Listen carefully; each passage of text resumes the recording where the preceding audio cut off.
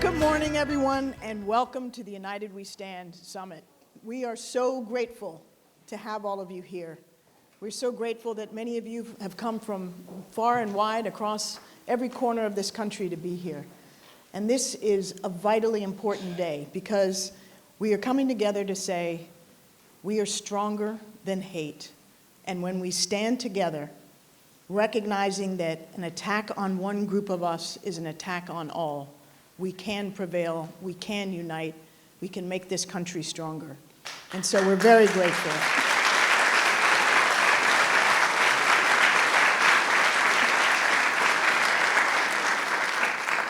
We're very grateful for all of you being here, and for those of you who will join us on stage, thank you for being so brave in contributing your thoughts, your experiences, and your wisdom. That noise was a good reminder for me to ask all of you to please silence your cell phones, and we will begin very shortly, and looking forward to today. Thank you all so much.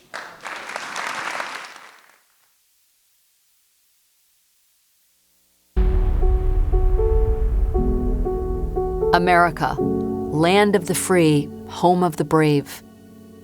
Founded on the idea almost 250 years ago and unique among nations that we are all created equal.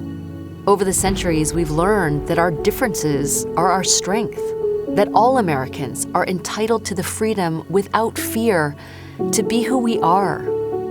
But too often, that freedom is under attack. You're looking at live pictures out of Charlottesville, Virginia. This is where violent clashes have broken out between white nationalists and counter-protests. Our nation has been rocked by a series of attacks motivated by hate-fueled violence, extremist attacks on grocery stores, houses of worship, and ordinary Americans just walking down the street, the most basic and sacred parts of American life. Everyday Americans forced to live with the fear that they may be attacked just because of who they are, how they worship, or whom they love. This hate-fueled violence puts our democracy at risk. And sometimes it leaves us feeling powerless. But we've been tested before. And we know America can rise. Our history proves that America can do anything when we do it together. I have a dream. All Americans are to be afforded equal rights and equal opportunities. We have never been held together by blood or background. We are bound by things of the spirit, by shared commitments to common ideals. Amazing grace. In spite of our many differences, Americans of all walks of life are overwhelmingly united in condemning and opposing hate-fueled violence. And from tragedy, we see healing. From cities and towns torn by violence, we marvel at their resilience, at the mending of that community fabric, ordinary Americans who turn pain into extraordinary purpose, renewing our democracy and strengthening our communities. Uniters who realize we are all responsible for building our more perfect union. That when we build civic bonds, when we include everyone, we strengthen our democracy. And that freedom, including the freedom to live without fear, is America's greatest strength. Together, we can meet this decisive moment. All of us are capable of becoming ordinary heroes, uniters who serve each other, protect each other, and lift this great nation. What makes America unique is this common covenant that we have. It's called the Constitution. United We Stand represents the very best of America. They're powerful words, and I believe in them. United We Stand is so in line with our Heal America principles, right? One of the things that has to happen for us to be united is people need to find that they have a role to play. There has to be work put in around building relationships. And to figure out what works best for our community. As we stand united, it's really important for us to remember we are still not all the same. The promise of democracy is not uniformity. It should be unity. That is the best of us. A sense of real oneness in its most transcendent sense. I think it's a two-part. I think united is coming together, and standing is, choosing to act as one. This is something that I always felt like I belonged to because I'm born here, so I was born in America.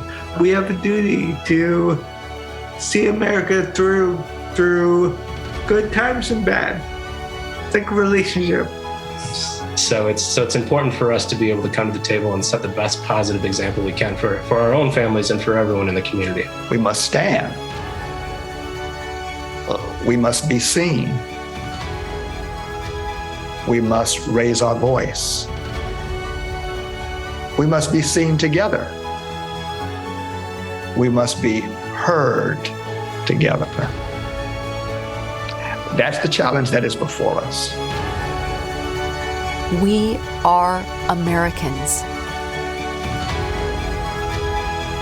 And united we stand.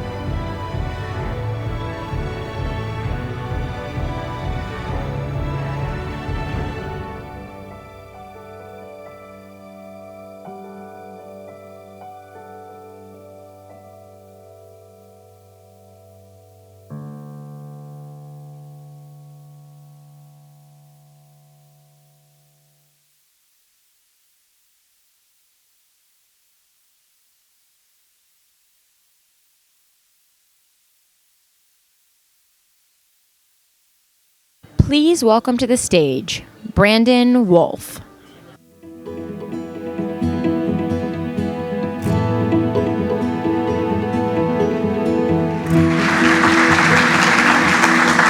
Well, good morning, and I want to first thank the White House team for having me here today. You know, I have to start by acknowledging my fellow survivors of hate-fueled violence, the families and friends of those who've been stolen from us, and everyone directly impacted who made the courageous decision to be here with us this morning. And I say courageous because it takes tremendous courage to get up and face the world every day again, let alone join this important conversation that will undoubtedly tear open wounds and leave them feeling fresh. Because that's what hate violence does. It shatters communities, it shreds lives, and it leaves deep, tangled scars in its wake. I will never forget the night that hate-fueled violence turned my life upside down. The moment an ordinary night with friends became an extraordinary tragedy that rocked the entire globe. In the early hours of June 12th, 2016, everything about my life was normal. It was just after 2 a.m. A night with friends was winding to a close. I was just washing my hands at a bathroom sink. I remember for some reason a poster on the wall, a drag queen's faces painted in vibrant colors. I remember this plastic cup teetering on the edge of the sink, looking like it might tumble to the floor. I remember how cold the water was from the faucet. And I remember gunshots. I remember the hair jolting up on the back of my neck. I remember panic, a sprint for the emergency exit. I remember willing myself to put one foot in front of the other, eyes locked on a sliver of light from a door left ajar. I remember wishing I got a chance to say goodbye to my parents, convinced that I would die right then and there. Some days I still feel like I can hear every one of the 110 rounds pumped into the club from an assault rifle. A man fueled by hate charged into Orlando's Pulse nightclub and opened fire that morning, murdering 49 mostly LGBTQ people of color. Among them were my best friends, Drew and Juan, who suffered 19 gunshot wounds. They never made it home to say goodbye. Those 49 people, my best friends, our stolen loved ones, they're not just numbers or statistics. They're missing faces at birthday parties. They're empty seats at dinner tables. They are the human cost of hate violence. Listen, rejecting extremism, combating violence, those things are not partisan issues. They're American issues. I have seen the power of hatred. It ripped my entire community apart, stole those I loved the most, and quite frankly, it still haunts me today. That's why I can say with confidence that we must combat hate and do everything in our power to push back against it. We must draw inspiration from today's summit to ask ourselves, how will we make our country better, safer, and freer from hate's grip? We have to decide today that we will no longer stand on the sideline. I'll be honest, it's going to take every single one of us to make good on our promise of creating a more perfect union. And that's why I am so honored to be working alongside each and every one of you toward a world, a country that we can all be proud of. And it's an honor to be in partnership with an administration who really understands the value of our voices and the importance of our stories.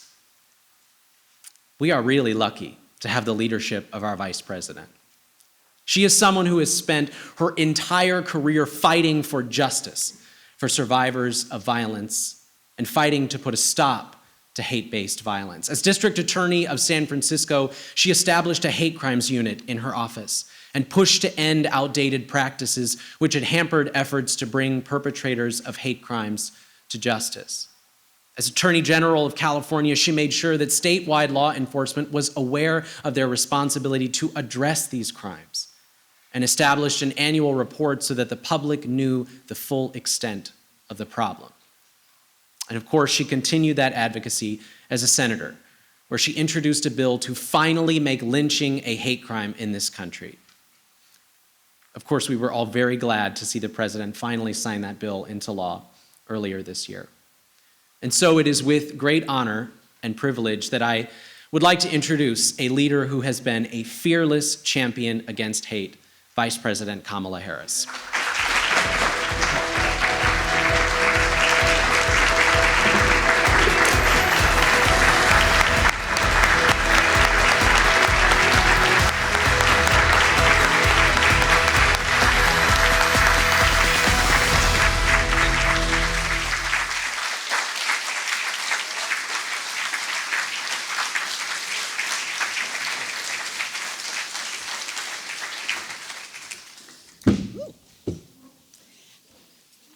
Good morning, everyone. Good morning. Brandon, I want to say to you publicly what I said to you privately. Your courage, born out of such a violent tragedy, has been consistent and enduring. Long after the cameras left the scene of that horrific crime, you have used your voice to represent the voices of so many. Consistently, you have been doing this work. You inspire so many of us, and I thank you for your leadership. You are a national leader. Thank you.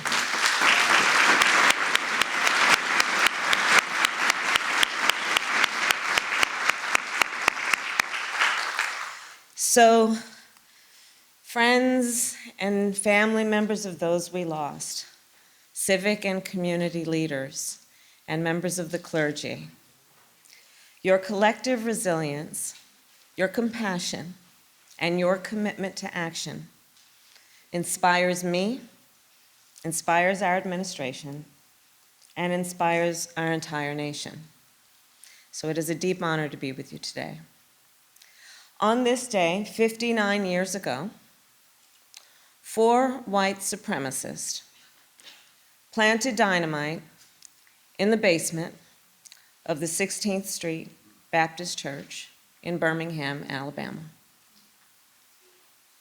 The blast took the lives of 4 beautiful little girls and injured over a dozen more people, including Sarah Collins Rudolph, who is with us here today.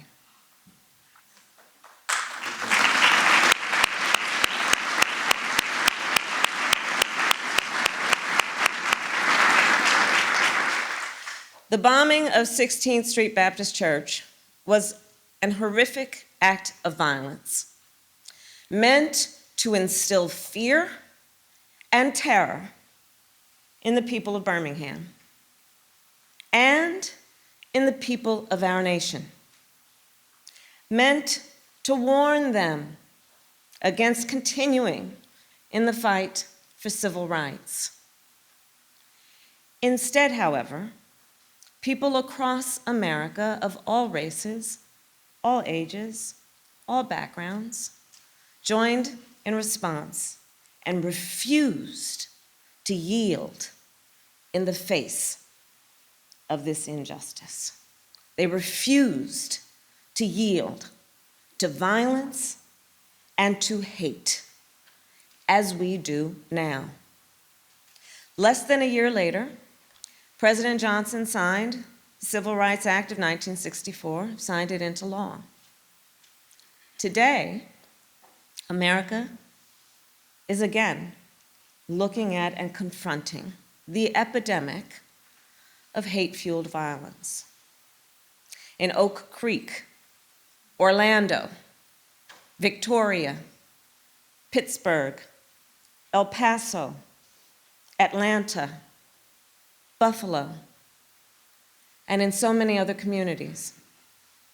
We have seen our neighbors, our friends, our loved ones attacked simply because of who they are or where they pray. In 2020, hate crimes in the United States surged to the highest rate in over a decade. As you have heard, as a former prosecutor, as a former United States Senator, and now as Vice President of the United States, I know the horror, and the pain that these attacks cause. Earlier this year, I visited Buffalo to attend the memorial service of Mrs. Ruth Whitfield. And yesterday I returned there to meet again with the families, those families who lost loved ones in that tragedy. During both of my visits to Buffalo, I saw heartbreak and pain. And I also saw incredible determination. The determination to find hope in the midst of despair. The determination to meet darkness with light, to meet division with unity. It is a spirit that is shared by so many in this room. And it is the spirit our nation must summon today.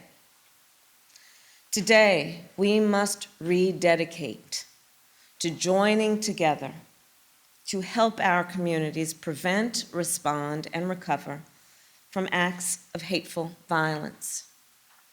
And our administration is committed to lead in this effort by investing resources in violence prevention programs to stop these horrific acts, and by strengthening how we support communities after the unimaginable has happened. Earlier this year, after speaking with families in Buffalo, I began working with leaders in our administration to identify ways the federal government can better provide coordinated and on-the-ground support in the wake of these tragedies. Later today, our president will announce our work to develop and strengthen our coordinated federal response to support communities that have been touched, that have been hurt by this violence. As we will discuss during the day, this federal support must be just one piece of a whole of society effort to address hate-fueled violence. I strongly believe no one should ever be made to fight alone. Not on this.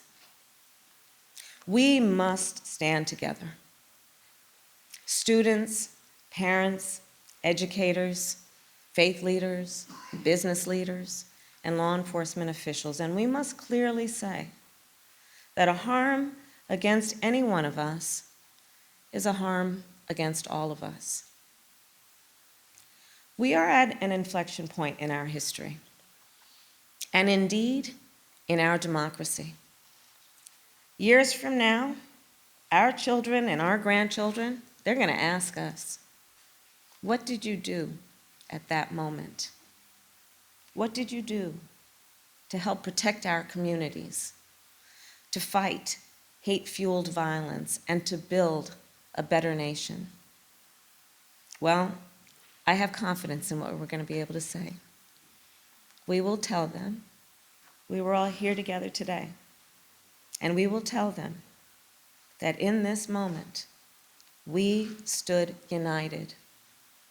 We stood firm in our belief that we all have so much more in common than what separates us. We stood firm in our belief that out of many, we are one. May God bless you, and may God bless America. Thank you.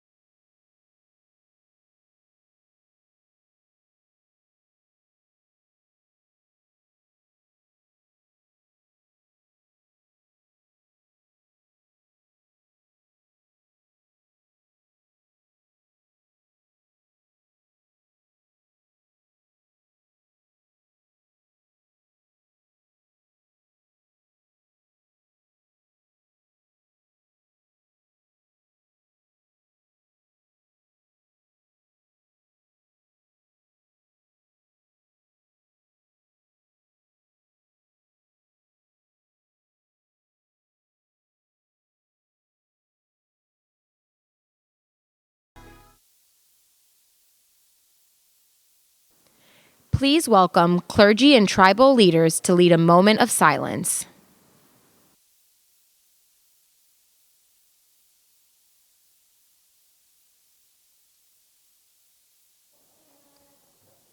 I am Reverend Eric S.C. Manning, the senior pastor of Mother Emanuel African Methodist Episcopal Church in Charleston, South Carolina, where on June 17th, 2015, during the evening Bible study, a lone white supremacist murdered 9 congregation members and left 5 survivors. After this demonstration of hate and violence, the family members led a united community who responded with love and stated that love is stronger than hate. It reminds us then, as now, that there is more that unites us than divides us, never forgetting that love is stronger than hate and that we can always celebrate each other for being a part of humanity. My name is Rabbi Charlie Citron Walker. On January 15th of this year, 3 of my congregants and I were held hostage during services at Congregation Beth Israel in Colleyville, Texas, in an act of blatant anti-Semitism. During the ordeal, the Colleyville community came together, from the Catholic Church that opened their doors to our families, to our Muslim friends who brought them food and hugs. After we escaped, we were overwhelmed with love and support. We all need that love and support when tragedy strikes, and we need that love and support, each and every one of us, every day. We all need safety and acceptance. We all need compassion and kindness. We all need wholeness and peace. My name is Mandeep Kaur. I represent the Sikh community of Oak Creek, Wisconsin. 10 years ago, a man barged into my Gurdwara, the Sikh temple, and began a shooting spree that ultimately ended 7 lives. Later, we learned that the killer was a white supremacist, and that the attack was one of the worst in the American house of worship in decades. Sadly, Oak Creek is just one of the many places that have been affected by gun violence and hate. In Oak Creek, we have deepened community care, raised awareness about our faith and traditions, and built bridges between people. We want Oak Creek to be remembered not just a place of hate violence, where hate violence happened, but a community where neighbors work together every day to end a cycle of hate and biography. Today, let's carry the spirit of Oak Creek to every part of the United States and the world. It has been an honor to be here today. My name is Usama Hassan. I am the Imam of Victoria Islamic Center in Victoria, Texas. About 6 years ago, our beloved mosque was destroyed completely and burned down to the ground as a result of a hate crime. It has been a long journey to recover, and we still have painful memories. And we miss our special mosque. It has never been the same, but with the love and support, exceptional interfaith community and neighbors, we'll be able to build our new mosque and stand again in worship. We all pray for unity, safety, salvation. I'm Reverend Walter Kim, and I serve as president of the National Association of Evangelicals. And today, I stand along with clergy and tribal leaders in an expression of solidarity as allies of those who have been attacked in sacred spaces of worship. These brief testimonies that we've just heard are a hint of the terrible tragedy and trauma that befell these houses of worship and communities. Yet, we have also heard of the powerful and redemptive embrace of love. We, the clergy and tribal leaders, represent the faith tradition of millions in America. And despite the profound differences of creed, we stand in the solidarity of grief and lament for all the victims of violence. We also stand in the solidarity of resolve that hate must not be met by indifference or isolation, but by courage and compassion as God's creation. And that solidarity has been beautifully demonstrated today in these cases and in many others. Religious communities and people of conscience and conviction gathering together to heal wounds, to comfort the afflicted, and to rebuild. As an expression of such solidarity, I invite us all to a moment of silence for all the victims of hate-motivated violence in their communities.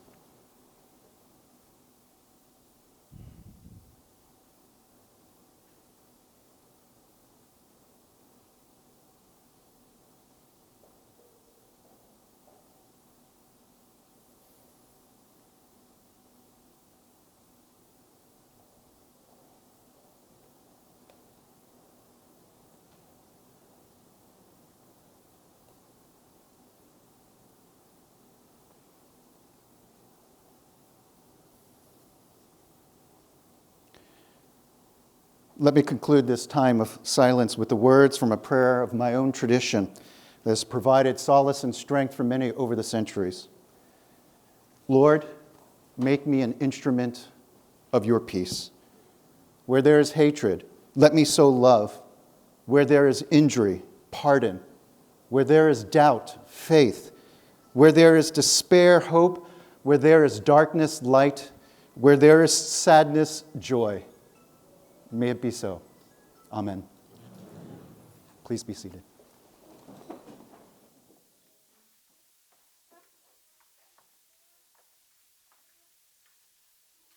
Please welcome our MC for the day, Anna Navarro.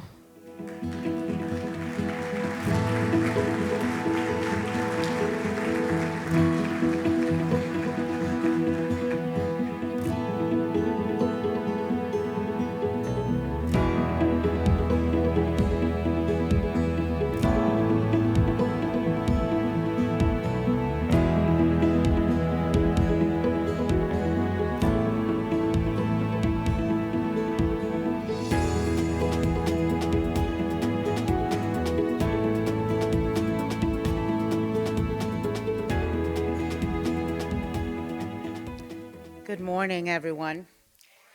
And since it's the first day of Hispanic Heritage Month, buenos días.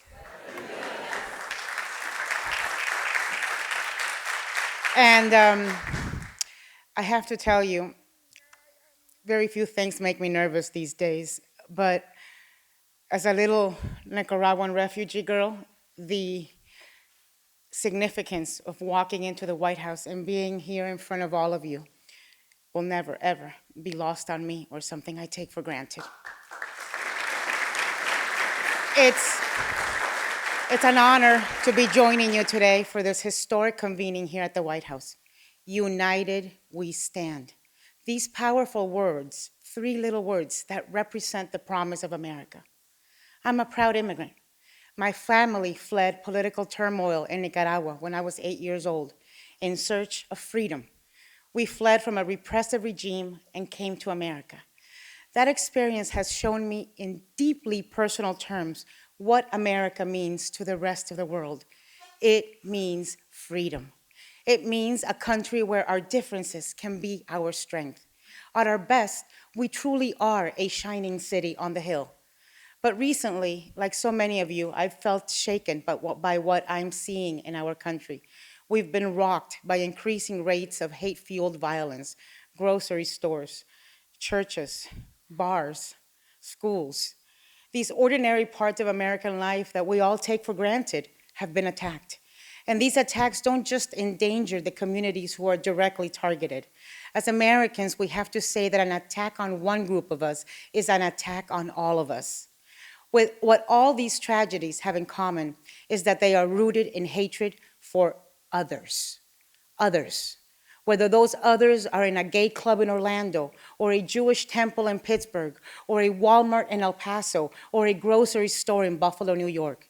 Hate violence does not care whether it's a blue state or a red state, and neither should we as we embark on combating hatred. I've been a Republican since before I could vote. It's what you did when you came as a Nicaraguan exile to Miami in the 80s. And I believe that it's going to take all Americans of goodwill, working hard, regardless of our party or our politics, to come together to denounce violence, stand up for our freedom, and reject hate. Because the truth is that hate-fueled violence doesn't stop to ask for your voter registration before an attack. I know this.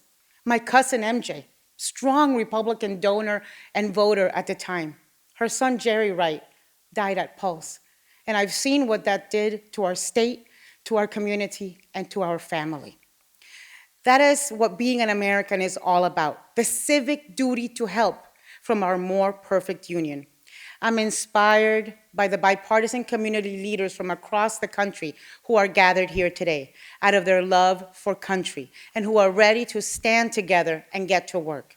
Unity is not about red or blue. It's not about Republican or Democrat, rural or urban, rich or poor. It's not about skin color. None of that protects us or those we love from hate-filled violence. Unity means understanding that and coalescing around a common purpose of confronting and eradicating hate. Let me say that again. Unity means standing with a common purpose of confronting and eradicating hate.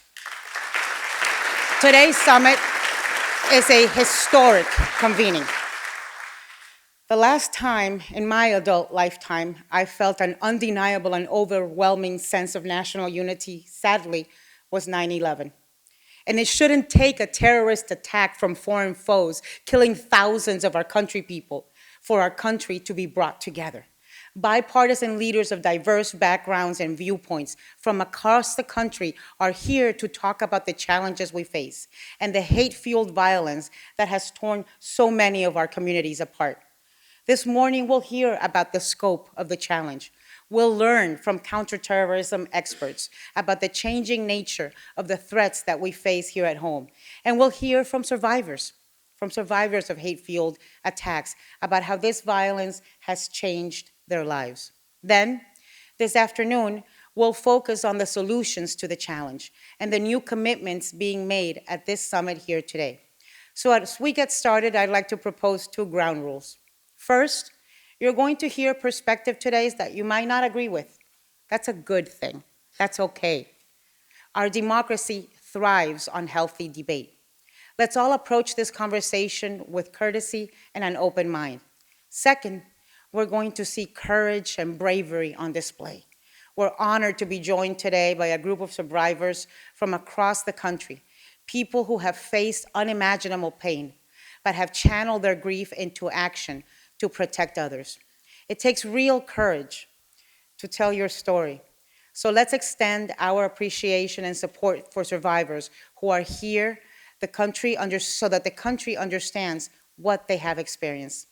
It is my honor next to help open the program with a message from leaders of 5 civil rights organizations who are seated here before me. Hi, Cindy. Following the horrific and racist massacre in Buffalo targeting African Americans, they wrote a letter to the president calling for a national summit hate-fueled violence on hate-fueled violence, and here we are. They helped make this happen. So thank you for your leadership. We're going to hear from them about the crisis we face as a nation, as hate-fueled violence increases, and what our country can do to meet this challenge. Whether it is in Buffalo, whether it is in Charleston, whether it is in Atlanta for the Asian American community, obviously the LGBTQ community with the Pulse nightclub in Orlando, Tree of Life Synagogue in Pittsburgh, El Paso with the Hispanic community. The list goes on and on. So it was clear to us we need to do something more, to get together, to talk about our shared pain, but through that also our shared power. It's time for us to come together, a summit at the White House, a summit at the People's House, to exchange our experiences, to let each other first know that we are not alone in being victimized, and therefore we must not be alone in a victory over those that engage in hate-filled violence. This is the reason I'm here today, representing our communities that have been targeted again and again. So I'm hopeful because I see people on the ground in their communities stepping up, taking this threat seriously, and working together to strengthen those communities. I am personally hopeful because I think when people get together, when they get together in serious conversation and discussion and commit to action, powerful things happen, change happens, and transformation is the result. Our hope is that the United We Stand Summit will catalyze those conversations, will spark those conversations, and cause us to think differently both about each other and what we all represent together as Americans. I think it is imperative that we show a united front, that people understand whether they are anti-Semitic, anti-Asian American, anti-LGBTQ, anti-Latino, anti-Native American, that we are united. It's not just about what happened here. It's about what we do next. My hope is that this summit is an accelerant. It's a motivator, it's an initiator, it's an accelerator, and that it will inspire local communities.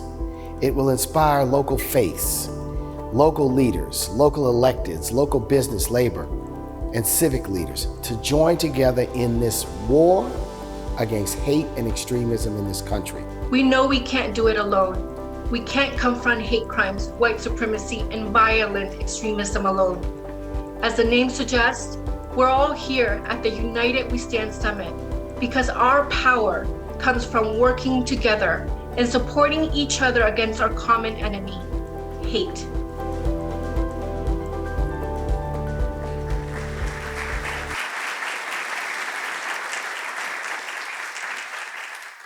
Let's hear another round of applause for the 5 civil rights leaders who called for this summit. And I think it shows us, and too often it doesn't happen, the strength and power that comes from getting together and in unity asking for something. So thank you for helping us come together today. Hate-fueled violence poses an existential risk to our democracy. It is the greatest threat facing our homeland, and it is corroding our civic life. This isn't just my opinion. It's the consensus view of numerous of our country's leading experts on counterterrorism. I'm pleased to introduce 2 distinguished experts on violent extremism, Dr. Cynthia Miller-Idriss and Bill Braniff. Dr. Miller-Idriss is the director of the Polarization and Extremism Research and Innovation Lab at American University Innovation Lab. Bill Braniff is the director of the National Consortium for the Study of Terrorism and Responses to Terrorism and a professor of the practice at the University of Maryland. Together, they will share their expertise to help us understand on a deeper level what we already innately know, that this rise in violent extremism is uniquely dangerous to the well-being of American democracy and the American people. Please join me in welcoming Dr. Miller-Idriss and Mr. Braniff.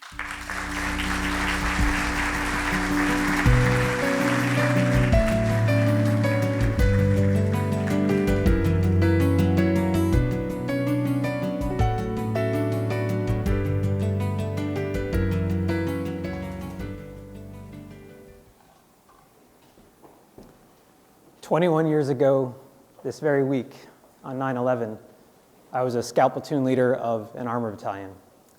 I thought I was going to get out, teach high school English, and coach a cross-country team. But like many others, I've dedicated my career to counterterrorism since then, working at the Combating Terrorism Center at West Point and at the University of Maryland at START, training FBI special agents and DoD special operators about international terrorism and testifying in federal terrorism cases. But in 2019, drawing upon 5 different START databases that look at terrorism and hate crime across ideologies, I testified before the Senate that over the last decade, perpetrators of domestic terrorism and hate crime were more numerous, more lethal, engaged in more plots and financial crimes, and had a higher success rate in their violent plots than foreign terrorist groups like Al-Qaeda or ISIS, or the homegrown violent extremists inspired by them, despite their continued threat to America. The data I was citing was authoritative and compelling, and I'll share some of it with you today. But I wasn't making a particularly unique point. By early 2020, I had participated in multiple meetings with senior leaders from the FBI, the intelligence community, even the State Department. These were the 9/11 generation of counterterrorism professionals, and they were all quietly raising the alarm about domestic terrorism, and the threat has only grown. In the 3 years since I testified, the number and lethality of terrorist attacks have generally continued on an upward trend, as you can see by the blue line, punctuated by spikes in highly lethal terrorism, represented by the yellow line, resulting in several years where 70 or more attacks have occurred, higher numbers than we've experienced since the early 1980s. We've seen a lethal attack targeting a Sikh temple in Wisconsin, a black church in Charleston, a sorority in Santa Barbara, an office Christmas party in San Bernardino, a synagogue in Pittsburgh, the Latino community at a Texas Walmart, a naval base in Pensacola, and a grocery store in Buffalo, among too many others. But hate-fueled violence doesn't just happen in high-profile terrorist attacks. It manifests in daily acts of hate crime too, and the numbers here are staggering. Conservatively, law enforcement organizations report well over 7,000 hate crimes to the FBI annually. That is, crimes motivated by bias against race, religion, disability, gender, sexual orientation, ethnicity, or gender identity. But we know the numbers are actually much higher due to low reporting rates. Hate crimes in the US are at the highest level in 12 years, with over 8,000 hate crimes reported to the FBI in 2020, affecting over 11,000 victims. Approximately 90% of hate crime perpetrators are motivated by biases consistent with white supremacy, male supremacy, or both. Hate incidents targeting people because of their race are the largest category of hate crimes, and over half are motivated by anti-Black racism. Anti-Semitic incidents are at an all-time high, according to the Anti-Defamation League. And while anti-Semitic perpetrators account for only 10% of the perpetrators in our data, they comprise the largest percentage of offenders who planned or committed mass casualty attacks, more than 1 in 3. And we should note that 11% of hate crime perpetrators plan or commit mass casualty attacks, and 60% plan or commit attacks targeting 1 to 3 people. Therefore, nonviolent hate crimes reflect a true threat that can't just be minimized as vandalism or intimidation. Xenophobic conspiracy theories aimed at perceived immigrants and foreigners are driving hate-fueled violence as well. During the COVID-19 pandemic, we've suffered a surge in hate-fueled violence against Asian Americans and Pacific Islanders. The FBI documents a 77% increase in anti-Asian hate from 2019 to 2020 alone, and that's just the first year of the pandemic. Hate crimes targeting victims perceived as Latino, Muslim, or Arab grew as a percentage of the total in our data, from less than 5% in the 1990s to over a quarter of all attacks over the last 2 decades, with a significant spike in anti-Latino motivations starting in 2016. Similarly, anti-Muslim terrorist attacks have risen significantly, with 80% of the attacks that have occurred since 2000 happening after 2009. And that's even considering the backlash that occurred after 9/11 against the Muslim community. You can see the increase in crimes against people in blue and property in yellow. Hate, and especially violent hate crimes targeting the LGBTQ+ community, have spiked, as highlighted recently by the thwarted white supremacist violence at an Idaho Pride parade. In fact, hate crime offenders were 2.5 times more likely to commit violent crimes against people they targeted on the basis of sexual orientation or gender identity than hate crime perpetrators motivated by other biases. And we've seen repeated male supremacist attacks against women, such as at a Florida yoga studio and the targeting of a federal judge in New Jersey. In addition to serving as a primary motivation in many violent attacks, misogynistic ideas are being incorporated into other violent ideologies, creating a toxic mix. What does all this mean? As domestic violent extremists use hate-fueled violence to drive wedge issues deeper and deeper into our social fabric, and hateful narratives and conspiracy theories get absorbed into our partisanship and our culture wars, hostile foreign governments throw gasoline on the fire, stoking us with righteous anger towards one another manipulating and dividing us through hate and weakening our democratic institutions. In addition to being a moral issue and a public safety issue, hate-fueled violence is a national security issue. But if policymakers focus only on the 70 or so terrorist attacks that occur in a given year, and not the 7,000 plus hate crimes, they'll make national security and public safety decisions based on less than 1% of the ideologically motivated crime that occurs in this country. This fails the victims of hate crime and their communities. It minimizes the national security implications of hate. If we're honest, it's not just policymakers. There's roughly one print news story for every 10 hate crimes reported to the FBI. We barely acknowledge them in our national discourse. In fact, this event is the first time in our careers that we've seen hate-fueled violence approached in a way that addresses the harms caused both by terrorism and hate crime. And this more holistic approach makes it more obvious that no community is spared from the implications of hate-fueled violence, and we must act. Nearly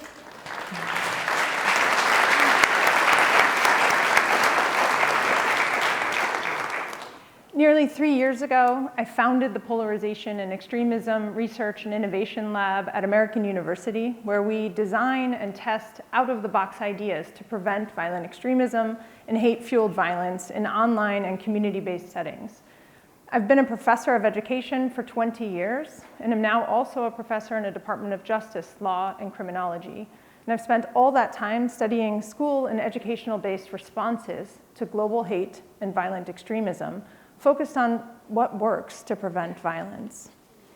Why is this happening? Hate-fueled violence is nothing new in the United States, and nearly every group in America has been a victim of it. The legacy of mass violence against Native Americans is foundational to our nation's story. From the Ku Klux Klan to the Tulsa Race Massacre, there is a long history of brutal vigilante and mob violence against Black Americans. There was massive violence against Chinese migrants in the late 1800s, a period when we also had hate-fueled violence against Irish immigrants and mob violence and lynchings of Italians and Catholics. We've had repeated bombings and attacks on synagogues and mosques and other forms of lethal intimidation against Jews, Muslims, the Latino community, immigrants, and the LGBTQ+ community throughout history. But hate-fueled violence, as Bill just described, has recently surged. This growth has been driven by many factors, including a reactionary backlash to demographic changes and a rising belief in conspiracy theories, especially conspiracies that falsely claim there's an intentional plan orchestrated by national or global elites to replace white, Christian, or European civilizations and populations with non-white, non-Christian ones. These false conspiracy theories seek to create a sense of urgency and call whites to action to fight a common demographic threat. Americans' rising beliefs in these kinds of conspiracies are rooted in trends that began more than 20 years ago. In the wake of 9/11, well-resourced Islamophobic groups used a range of scare tactics to generate hysteria. Record-breaking numbers of hate groups emerged after the election of the first Black US president, topping 1,000 for the first time in 2010. And those hate groups quickly exploited social media and new online channels to share hate and propaganda, helping extremism seep into the mainstream. Meanwhile, law enforcement and intelligence services focused almost exclusively on the international threat, while making missteps in counterterrorism efforts that occasionally violated civil rights, especially for Muslims, and contributed to rising xenophobia. Hate group propaganda fostered a climate of fear that encouraged people to feel they lacked control, were under threat, and should fear outsiders. Opportunistic politicians, foreign governments, and media personalities have also deployed these tactics, further polarizing us and helping create conditions in which hate and violence could thrive. These trends affect us all. There was a time when hate was a destination you had to seek out by signing up for a racist newsletter or going through formal initiation rites to become a member of a neo-Nazi group. The broad landscape of internet communications has changed all of this. In the digital world, hate is commonplace. Hate finds you. In virtual gaming forums, chat rooms, and social media platforms, Hate is so common that after the Uvalde, Texas gunman's extreme misogyny and violent threats against teen girls online came to light, teenagers who had observed his digital rage said they didn't report it because it's just how online is. This isn't just the dark web of encrypted and anonymized platforms. It happens right in mainstream social media and online spaces, and on cable news and radio shows. Violent and hateful content often comes in the form of ironic memes and cartoons, which embed racist, misogynistic, and anti-Semitic content in ways that make it seem like it's just a joke or a game. And those memes don't just live online. They're shared in cell phone text chats, in jokes on sports teams, and in everyday life in the real world of our neighborhoods, our workplaces, and our communities. Online hate and the offline world are in a constant feedback loop. American teenagers today spend more than half their waking hours online, averaging 9 hours per day of screen time. And 64% of them report encountering hateful content on social media. The Center for Countering Digital Hate tracked 500 of the most viewed anti-LGBTQ+ tweets this year and found they were seen at least 72 million times in a matter of months. In this context, it's easy to see how people who do not espouse violence sometimes find themselves on platforms that traffic in dehumanizing content, which can desensitize them to the material. Some will follow hyperlink after hyperlink into an ever deeper rabbit hole of us versus them thinking that calls for violence. Some of these spaces are unregulated by design, while others have moderators who struggle to keep up with the volume of hateful and harmful content. Even with the vast resources at their disposal, the tech sector has not sufficiently responded to the high levels of online hate. Major social media platforms failed to take action on 84% of posts containing anti-Semitic conspiracies or abuse, and 89% of anti-Muslim hatred and Islamophobia, even when incidents are reported to moderators. It isn't only the online world that's a problem. Reports of white supremacist propaganda in the form of flyers, posters, banners, and stickers in places like dog parks and college campuses more than doubled recently, hitting an all-time high of more than 5,000 incidents. Just 5 years ago, neo-Nazi and white supremacists marched across the University of Virginia campus in Charlottesville, chanting, "Jews will not replace us," and fueling violence that injured dozens of people and killed anti-racist protester Heather Heyer. With that scale of a problem, it's no surprise to hear that communities across the country are struggling with the impact of hate-fueled violence. Over the past few years, my research lab has had a constant stream of requests for help. We've heard from a brewer in Vermont, a group of Christian pastors in Texas, retirees in Indiana, all unexpectedly grappling with extremism and conspiracy beliefs or hate groups in their congregations, their employees, and in their neighborhoods. They aren't the only ones. I've heard from librarians, teachers and school principals, veterans, parents and grandparents, and mayor's offices. People across the country are struggling to find a response to the rising hate and harm they are witnessing in their own communities. Daily acts of hate create the fertile ground that can radicalize and mobilize fringe actors to violence. But they also create tremendous fear and anxiety for targeted groups and undermine a sense of belonging and well-being in ways that echo far beyond their original victims. Hate-fueled violence undermines social cohesion at the family, community, and national level. This kind of violence leaves communities with tremendous emotional and physical trauma. Research on survivors and witnesses of hate-fueled violence, terrorism, and mass shootings has documented years-long physical and psychological effects that live in the body. In addition to physical injuries sustained in attacks, these impacts include post-traumatic stress disorder, alcohol and substance abuse, social phobia, hypertension, panic attacks, and major depression, alongside increased risks of suicidal behavior and ideation, and even chronic dysfunction. Millions of Americans from targeted groups report high levels of fear because of their experiences with hate and violence, especially in the wake of attacks against their identity group, when they experience heightened stress and anxiety about their personal safety and the well-being of their communities and loved ones. After the Orlando Pulse nightclub shooting, researchers found that people who shared the Latino or LGBTQ+ identities of the victims experienced greater acute stress than people who do not hold those identities. In one survey last year, only half of Asian American and Pacific Islanders said they feel safe going out. So what do we do about all of this? Through our work, Cynthia and I have seen vicious cycles in which acts of hate foster a hostile culture that leads to more acts of hate. But we've also seen virtuous cycles in which civil society builds on its strengths and crowds out vulnerabilities to hateful, manipulative, and divisive appeals. This resilience increases our ability to prevent hate-fueled violence from taking root, recover after a tragedy when one does occur, and renew our commitment to American civic culture in order to crowd out that hate. Prevention is not just a security issue. It needs to include deep investments in public civic education and media literacy.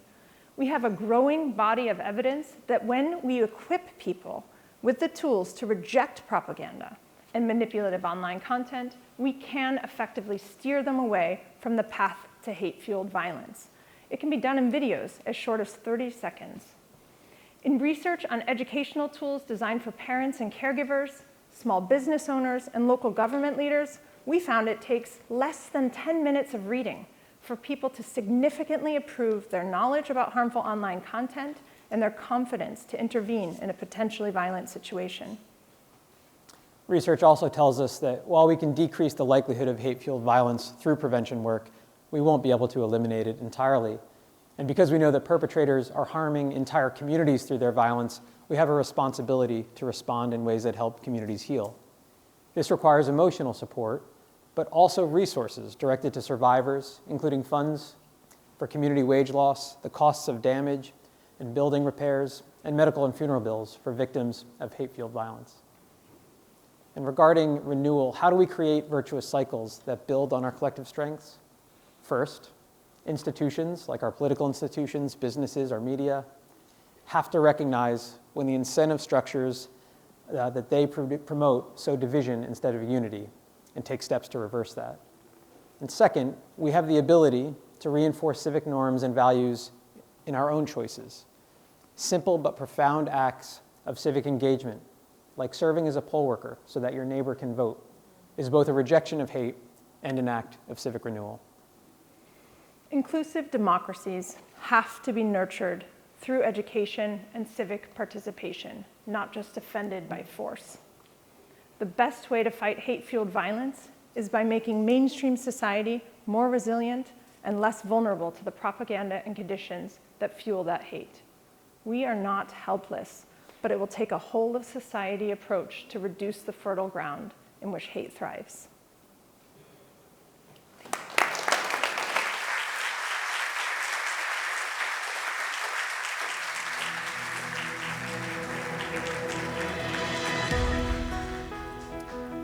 Thank you, Dr. Miller Idris and Mr. Braniff, for that sobering overview. Our nation truly is at a decisive moment as we confront this increasing violence. We've heard so far about the changing threat landscape that the United States faces and the ways that extremist violence puts our nation at risk. But sometimes it can be hard to understand what this increasing extremism means on a more personal level. I'm thrilled to introduce my friend, our next moderator, Lisa Ling. Lisa is a skilled journalist and a trusted storyteller who has spent years bringing to life the stories of ordinary Americans and the impact that hate and racism has had on their lives. Please welcome to the stage, Lisa Ling.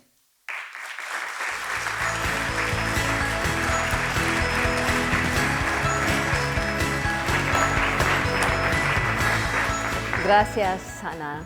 So great to see you. It is an inexplicable honor to be here with all of you today. As a journalist for over 30 years, I have tried so hard in my work to bridge divides and allow people to better know and understand their fellow Americans. And never has there been a more important time to do that than right now, during these deeply divided times that are being exacerbated, as we just heard, by the fact that algorithms are thinking for us and pushing all of us to extremes.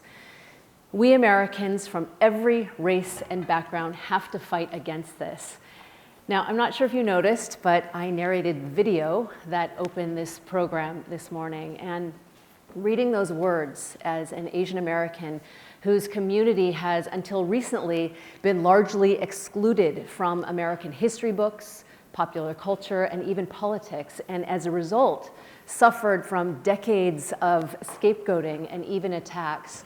But this moment, being part of this summit that recognizes our shared history and our shared responsibility to uphold our American values, means everything to me. And today is all about us Americans standing up in the face of hate together. And to help us better understand the crisis of hate-fueled violence, we're going to hear from somebody who has experienced firsthand how harmful and dangerous extremist organizations can be. Please join me in welcoming the extraordinary Christian Piccolini to the stage.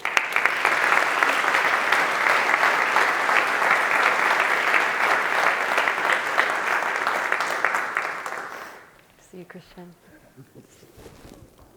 Welcome to the White House, Christian. Thank you. So I don't know if you all know this, but Christian was once a leader in a white supremacist organization fueled by hate and violence. And I wonder, Christian, if you could just briefly tell us about how that path started, what propelled you onto it. Yeah. Well, first I want to say I'm incredibly humbled to be here. It's an honor, but I would be remiss if I didn't point out my privilege in being here. Given my past, we still live in a country where black and brown Americans often aren't getting second chances or even first chances in many cases. So I'm just very grateful to be here. For me, it started in 1987. It was 2 months before I was 14 years old. And I was standing in an alley smoking a joint, and a man with a shaved head walked up to me, pulled the joint from my mouth, looked me in the eyes, and said, "That's what the communists and the Jews want you to do to keep you docile." Of course, at 14, I didn't really know what a communist or know if I'd even met a Jewish person or even know what the word docile meant, to be quite honest. But it was the first time in my life that I felt as though somebody was paying attention to me. I wasn't raised a racist. My parents are Italian immigrants that emigrated to the United States in the mid-1960s, and I wasn't raised that way at home. In fact, I was raised around people who were different. But unfortunately, because my parents were immigrants, they had to work extremely hard. So I didn't see my parents sometimes 6 or 7 days a week. 14 hours a day, they were off working. So I was raised by grandparents and aunts and uncles. And I felt abandoned by my parents. Of course, I know now that they didn't abandon me, they were just working hard. But I was searching for 3 really important things that I think we all search for in our lives, and that was a sense of identity, community, and purpose. And the first people to really show me anything like that was, unfortunately, a group of neo-Nazi skinheads in Chicago. And the man who walked up to me that day in the alley was America's first neo-Nazi skinhead leader, and saw very directly in me a young man who was searching for something, and made some promises that were false, and kind of reeled me in hook, line, and sinker, because I started to feel that camaraderie before the racism started to register. But then, of course, the racism was kind of the cost of admission. So I swallowed it, and I believed it. And in the course of 8 years, until I was 23 years old, was a leader. I was a propagandist. I wrote racist music and sang songs that were meant to radicalize people, and also to intimidate people. And I found myself for 8 years willingly part of this movement. And as part of that, I was perpetrating violence. I was recruiting other people. It didn't really register with me until I started to have some things happen in my life that really woke me up to a new sense of identity, community, and purpose. And so you got out when you were 23 years old? Yes.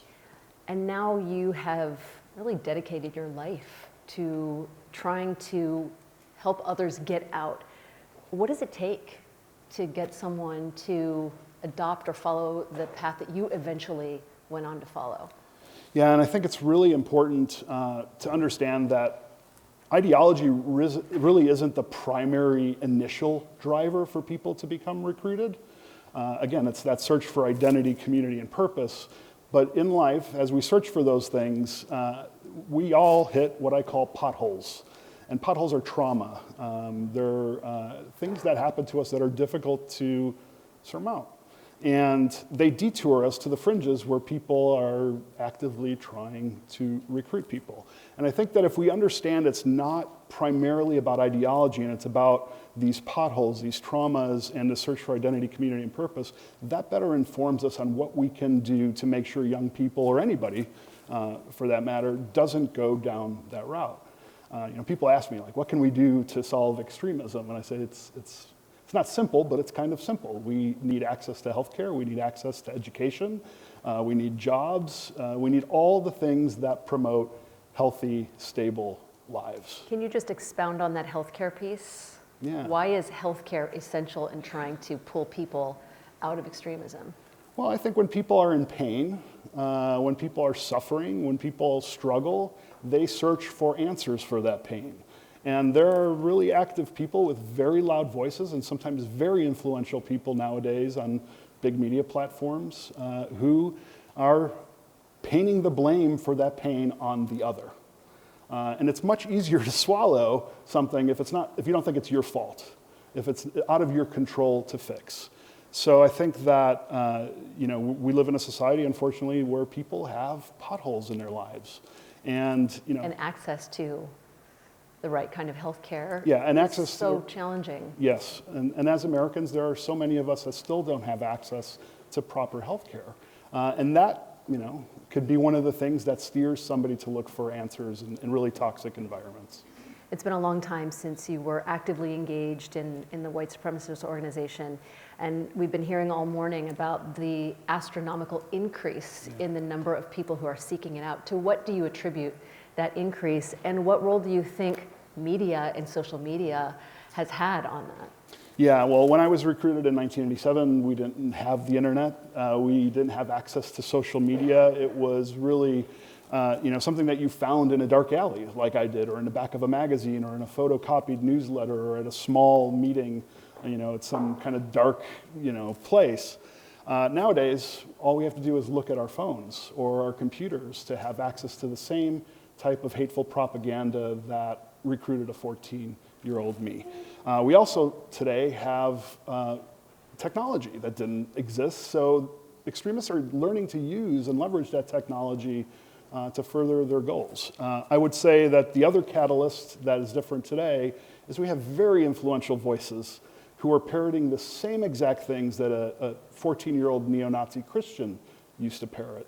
And that's disturbing and that's dangerous. When people who have agency, who have power, and have people that listen to them are spouting, this hateful rhetoric, it is going to, unfortunately, I think, fool some Americans into believing that that's the right way, and it's not. Well, and it's also just validating that way of thinking.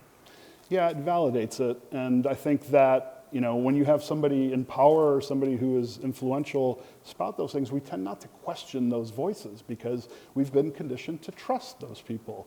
And I'm not saying we shouldn't trust people who have power, who have influence, but I think that words matter, and I think we have to very carefully choose our words.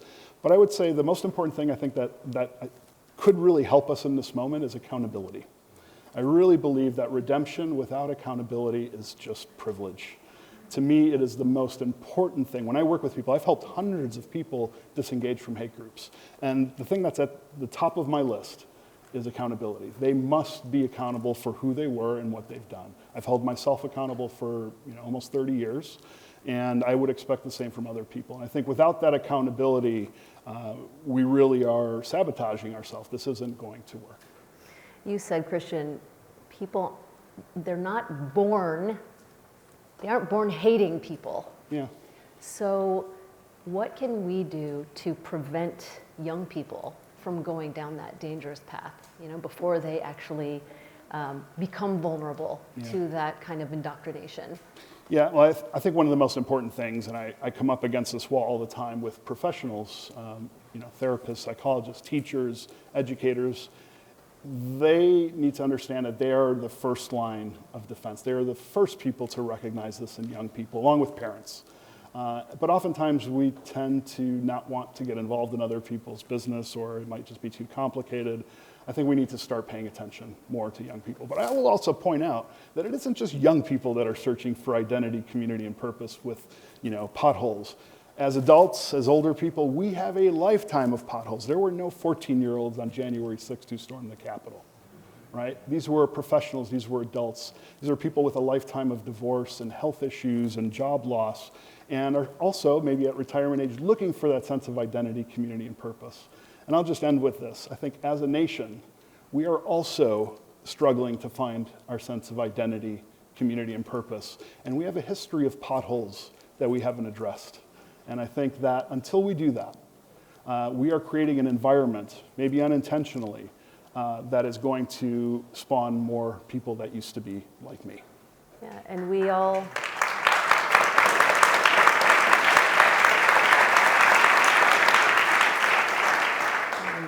We all have a responsibility to help each other pick up those pieces as well. Christian Piccolini, thank you for sharing your story, your insights, and thank you for your incredible work. It's so great to see you. It's my honor.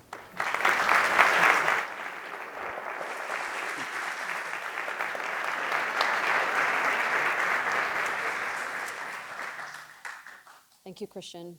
So we've heard this morning about the threats that hate-fueled violence poses for our democracy, our civic life, and for our safety.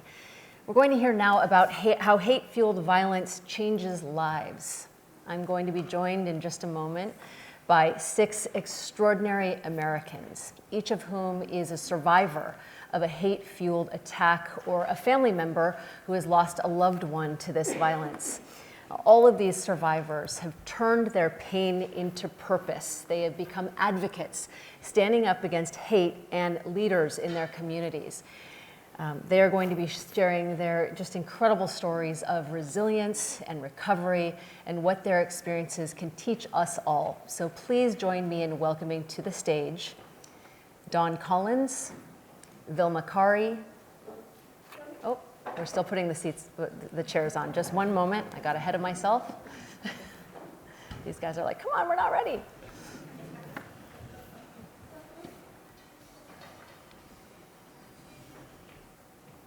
Hasn't this been incredible, though?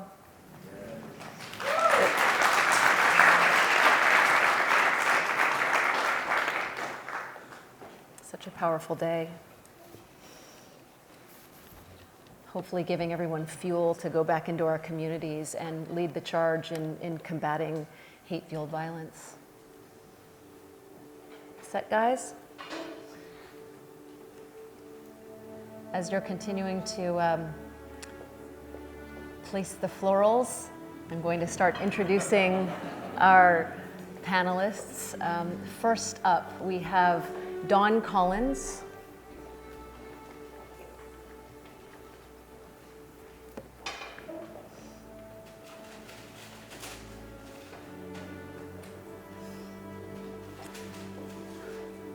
We also have, oh, Dawn, are you coming onto the stage? Here she is. Come on up, Dawn. Vilma Kari, Joseph Borgen, Race Guyan, Pardeep Kaleka, and Myra Albiar.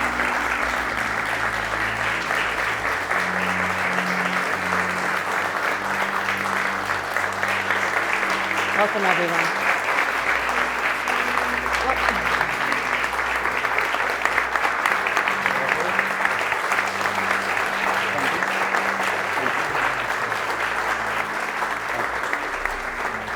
You need one more chair? I tell you what, we could move this way and I could stand at the podium if that's okay, because I don't know if can we fit another chair up here? Yeah, okay, that works. There you go.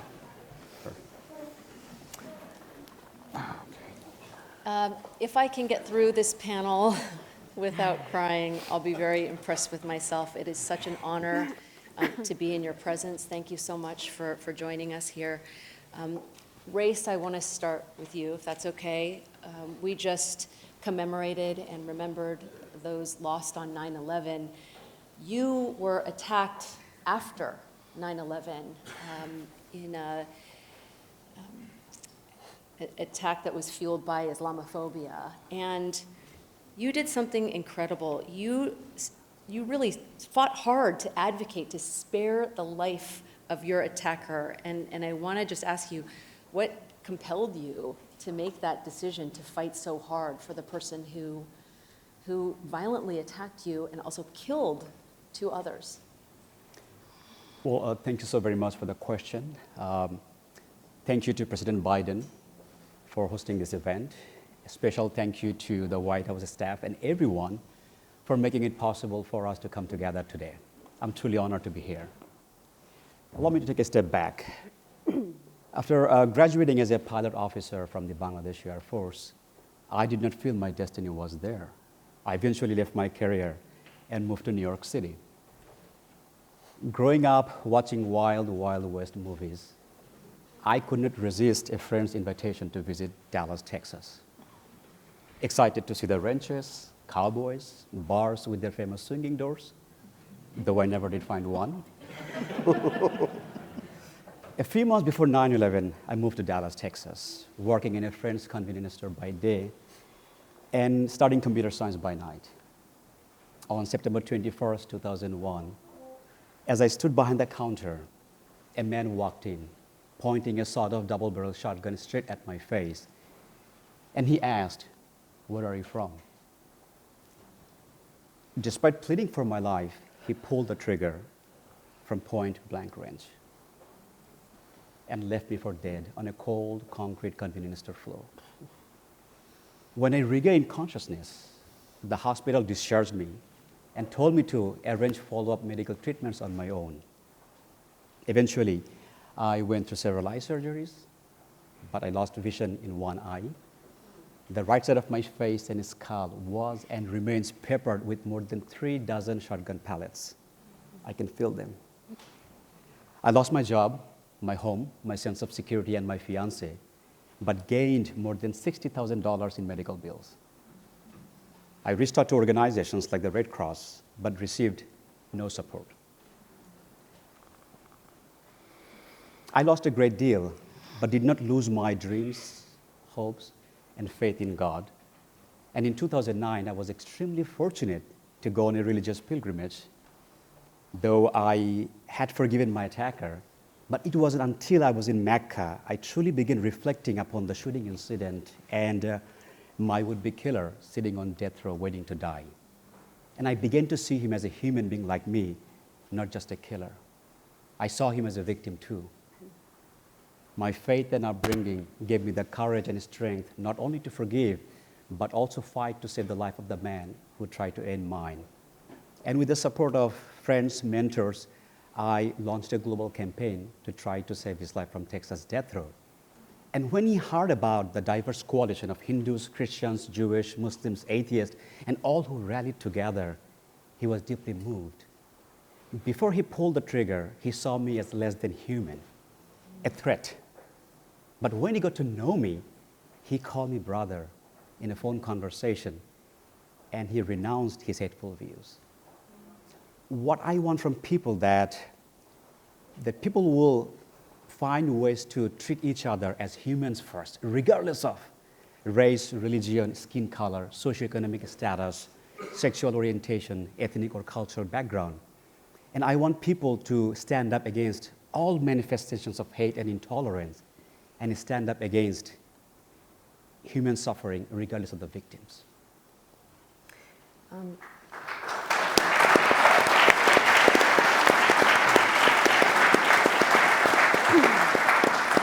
I also just want to point out that the man who attacked race, he was eventually executed, but he went on to tell race that he loved him, and he thanked the Muslim community as well.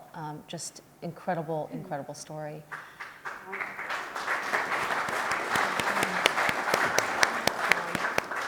You ready? Good. So Dawn, you lost your son, Second Lieutenant Richard Collins III, in a racially motivated shooting not far from here on the campus of the University of Maryland. And before he was taken, he told you that he believed that the world would know his name. Yes, he did. Here we are in the White House. Wow. Saying his name. What does that mean to you? It means that the Almighty has heard my prayers, that a change is going to come, and that his death is not in vain.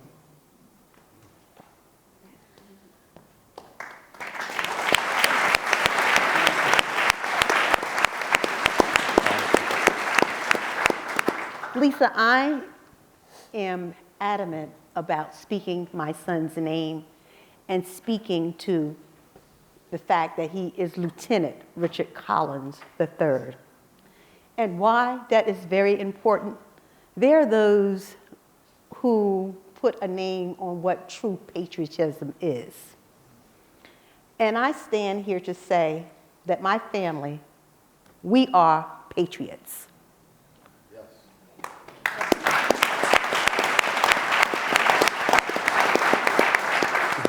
My son would have been third-generation military.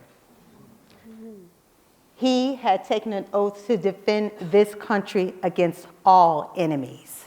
Not Black America, white America, but all enemies. And when he took that oath, that was the proudest day of his life. I remember after dinner that evening, he came and said, "Mom, I made it. And I believe one day I will be that general." And I said, "Son, you can do it." So when this individual put that knife in my son's chest, he didn't know that he was a defender of this nation. He didn't care. All he saw was a Black man. And I tell people that my son created or committed the ultimate sin in that he told this individual, "No, I will not step left." And that's when he put the knife in his chest. So what I say, my son may not be here in body, but he's here in spirit. Amen. And his mom is not asking what others can do. I'm doing it. My husband and I are doing it.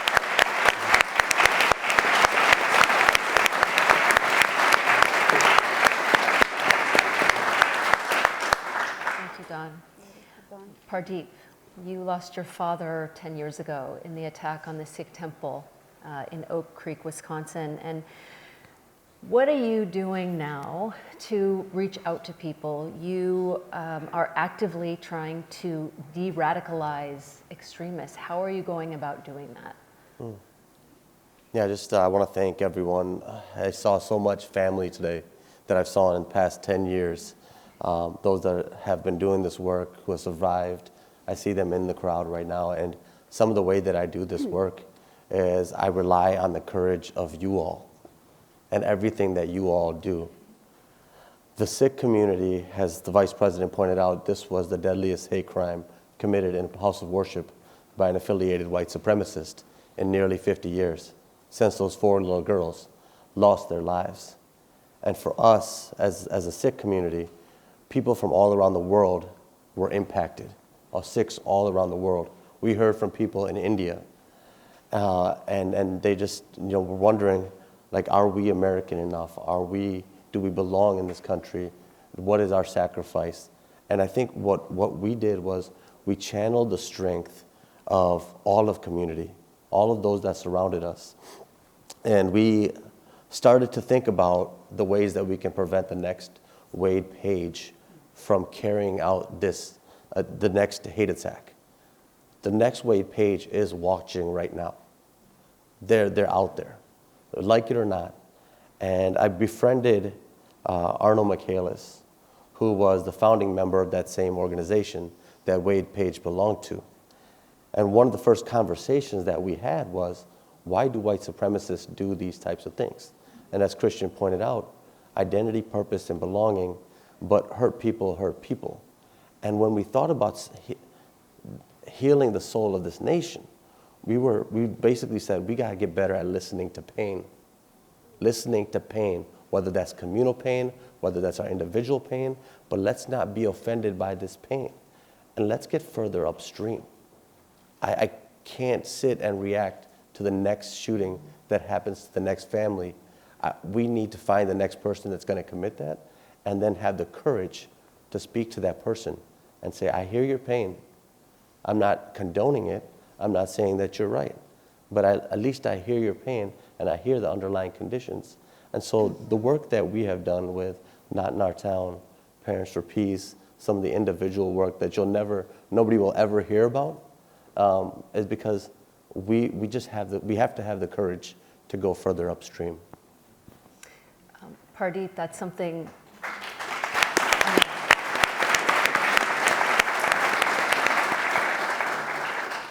It really strikes me. Here we're talking about statistics, why there has been this increase. And what you said is so powerful. We have to do a better job at listening to pain, and that includes the pain of those who are exhibiting or even perpetrating hate and violence. Yes. We have to. We can't continue to just talk over it. We have to listen to those individuals as well and seek them out. Yeah, and we incorporate most of the time that if we're working together, faith-based law enforcement, all of our coalitions built together, 99% of people you will be able to reach and have some prevention plans for. But there's just that 1% of people that communal programs will not get to. So these whole of society approaches, they will work for the most part. But then every once in a while, you will need people who are able to kind of go further upstream and get those folks, so yeah. Thank you. Vilma, your story is very personal to me. You were the victim of a terrible anti-Asian crime last year in New York City, and you have said that you forgive your attacker. For those of you who don't know, Vilma is a woman of very strong faith. Yes. And I wonder if your faith has changed and how you have used your faith to overcome this horrific incident. My name is Vilma Carey. I was the victim in Times Square. Maybe you've seen the video that became viral where the doorman closed the door on me while I was being attacked. And after that incident, I sort of questioned my faith. I have moments where I just cried and I said, why me? Why me, God? What have I done wrong to you? What sins I committed? And weeks and weeks, I could not find answer. Then suddenly, I got a call from a good friend of mine who's a priest. I'm Catholic. So he said to me, Vilma, do not question your faith. You have to remember that all of us are born or created with free will. And at that moment of your attack, that man exercised his free will in a bad way, in a wrong way. So it's not you. You have not done anything wrong. It's his free will that let him commit that act. And after he said that, enlightenment came on my mind, and I said, God, I'm so sorry why I question you. And so, on my birthday, after the incident, I went to church, and I prayed. And I prayed for the blessings that I was spared. I prayed for my attacker, because at that moment, that's the only way I can do for him. I prayed that he finds help, that through prayers, I believe in the power of prayers, and I know that somehow my prayer will be answered, that he will find help. So from that time on, with that kind of feeling, it's like a catharsis for me, and I felt like I have a strong faith, I can go on. And that faith helped me heal myself, heal me physically, heal me emotionally, heal me mentally. Although I am physically healed now, I still suffer from a little bit of fear, walking the streets of New York. I could not do it alone. I need my daughter to be with me, walking the streets of New York. But eventually, I think I will overcome that fear. Because I think we have to be courageous. We have to stand up, or we have to overcome that fear. Because courage should be each and every one of us, especially for me as a victim and as a survivor.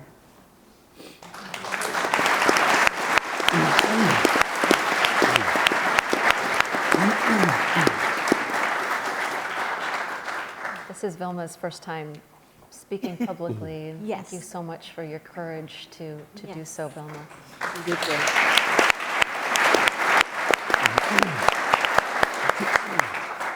Joseph, you are also a survivor of an anti-Semitic hate attack that happened just this year in New York. And you have said that that attack helped you understand and empathize with what Asian Americans have been going through. And I wonder for you, if you can talk about ways that communities can work together and be allies in this fight against hate. Of course. First off, Lisa, the White House, Biden administration, thank you for having this event and hosting all of us. It's very, very important that we discuss these issues now more than ever. And you just heard Vilma speak. Vilma was attacked not far from me, same area, same city, same everything essentially. And we're from two totally different backgrounds. And as a result of my attack, I've had the opportunity to work with the Asian American community, I've worked with the Muslim community, I've worked with Christian organizations, et cetera, et cetera. And unfortunately, it really took my incident to really see that the attack that I suffered is not exclusive to just my community. It really takes place across all facets, all minority groups.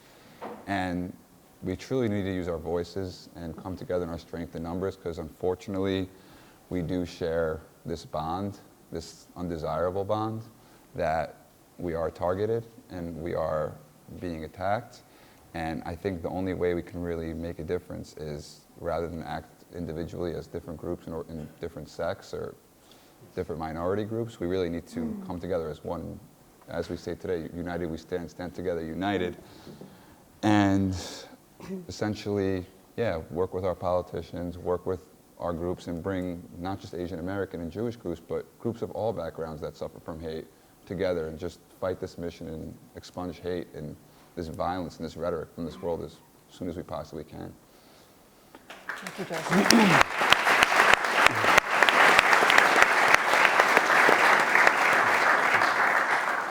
Mayra. Hi.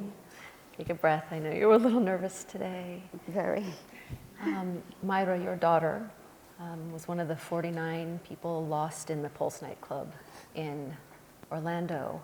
And there's no greater loss than the loss of a child, as Dawn can attest. How have you turned that deep pain into purpose? And why have you chosen this path? I turned the hate into purpose days before her funeral. My son came into the room And he says, Mom, what are we going to do for Amanda? What are we going to do for the funeral? How are we going to dress up? And I said, you know what? I just have this message that came to me. And it says, love, not hate. I didn't want hate, bitterness, angriness to take over of our lives. And he says, you know, let's do some t-shirts. And we chose a graphic art from an artist from Germany that he drew our daughter beautifully.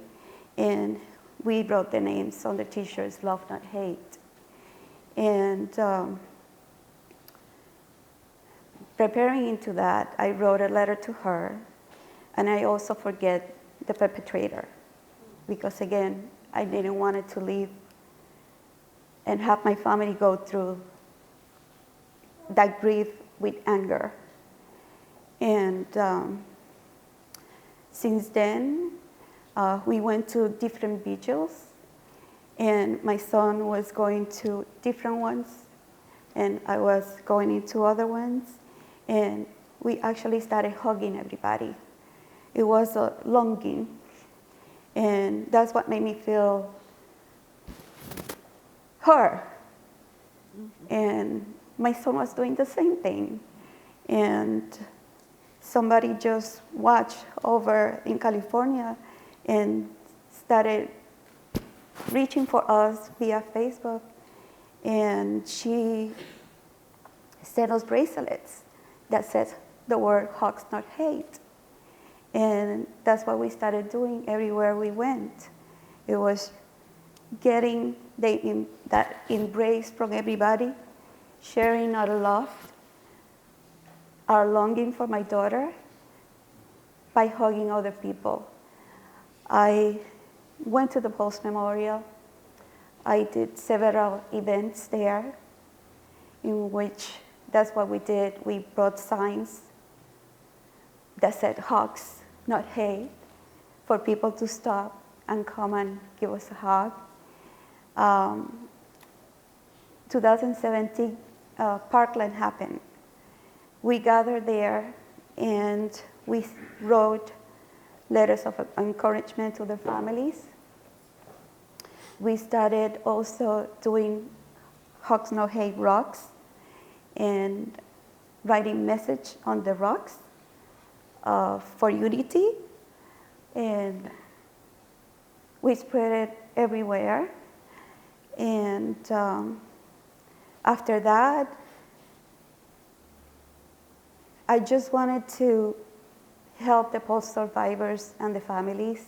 I wanted to find a way to heal. And I guess that's the way that God's, allowed me to heal my pain, through helping others, through helping other families. And even though I was going through the same pain, and I created Amanda's Angels Legacy of Love, Hugs Not Hate. And every December 12th is her birthday. And now for 6 years, we are doing in her honor, in the honor of Mercedes Marisol Flores, which was her best friend, in honor of the 47 other beautiful souls and angels. We celebrate her birthday on December 12th, and also that happens to be the 6 months since June 12th tragedy. So I honor them on her birthday. I honor her birthday, and that's what keeps me going. And I've been advocating for gun violence, from banning assault weapons. And all this work is just what fills my heart and what helps me, I guess, to become a better person and trying to spread more love around. Can I just ask you?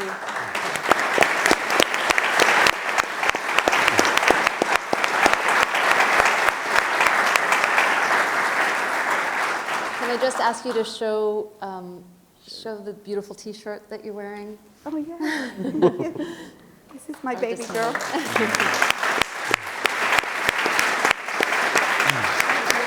you, Maida. Thank you. Race, I talked about what your attacker said before he died. He expressed his love for you, his tremendous remorse, thanked the Muslim community, and then you went on to mentor his child. Tell me about some of those important ripple effects that have happened since you started advocating for your attacker. Well,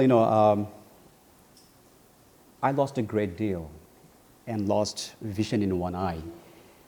But this tragedy gave me a different vision in my heart, a vision to help create a world based upon mutual respect, dignity, and understanding, where we and our next generations can coexist peacefully. I did not see his children as my enemy. When I met them, I told them that you lost your father, but you gained an uncle. I'm always there for you. And I kept my promise. When his son was in prison, he asked me if I could show support and write to the parole board for his early release. And me and my wife, we did that. And thank God he got early parole. He came out. This painful tragedy, and in addition to this painful tragedy and the journey and the tremendous support I received during my campaign, in addition to my deathbed promise to God that if He gave me a chance to live, I would help others. I would dedicate my life for others, led me to establish the nonprofit World Without Hate, to inspire, encourage people to be more compassionate, empathetic, understanding, and accepting and forgiving. We are on a mission to promote personal narrative and empathy education to prevent and disrupt hate and violence. And I found my calling. I never imagined that I would dedicate my life to transform the human heart, especially in my dream country, America. As a peacemaker, bridge builder, and uniter, I am on a mission to help change the world through empathy, understanding, and inclusion.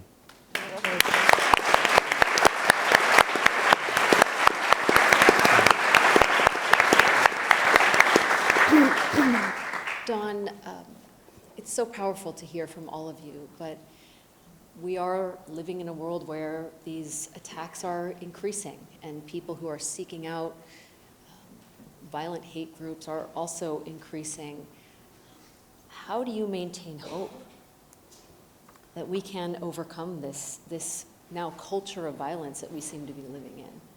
Well, Lisa, my hope comes from some of the things that my husband and I have been able to do in the state of Maryland. When my son was murdered and at his homegoing service, Senator Mike Miller passed us, and I said to him, please, Senator, don't let my son's death be in vain. And he promised me, Mrs. Collins, it will not happen. And before he died, the state of Maryland now has a $1 million scholarship that is annually given to ROTC students in the state of Maryland. So therefore, I have seen over 200 men and women take that oath of office to become officers in the United States military because of that.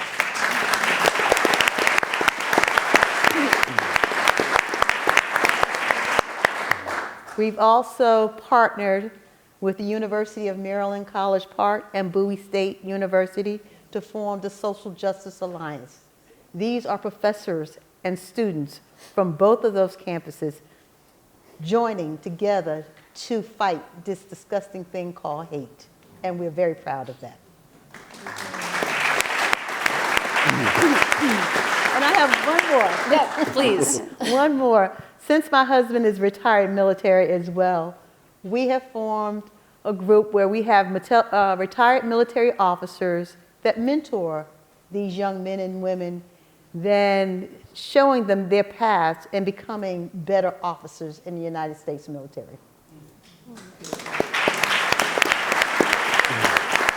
And last but not least, we changed that law in the state of Maryland. There was a hate crime law, and the individual that murdered my son was not convicted because of the law and how it read at that time.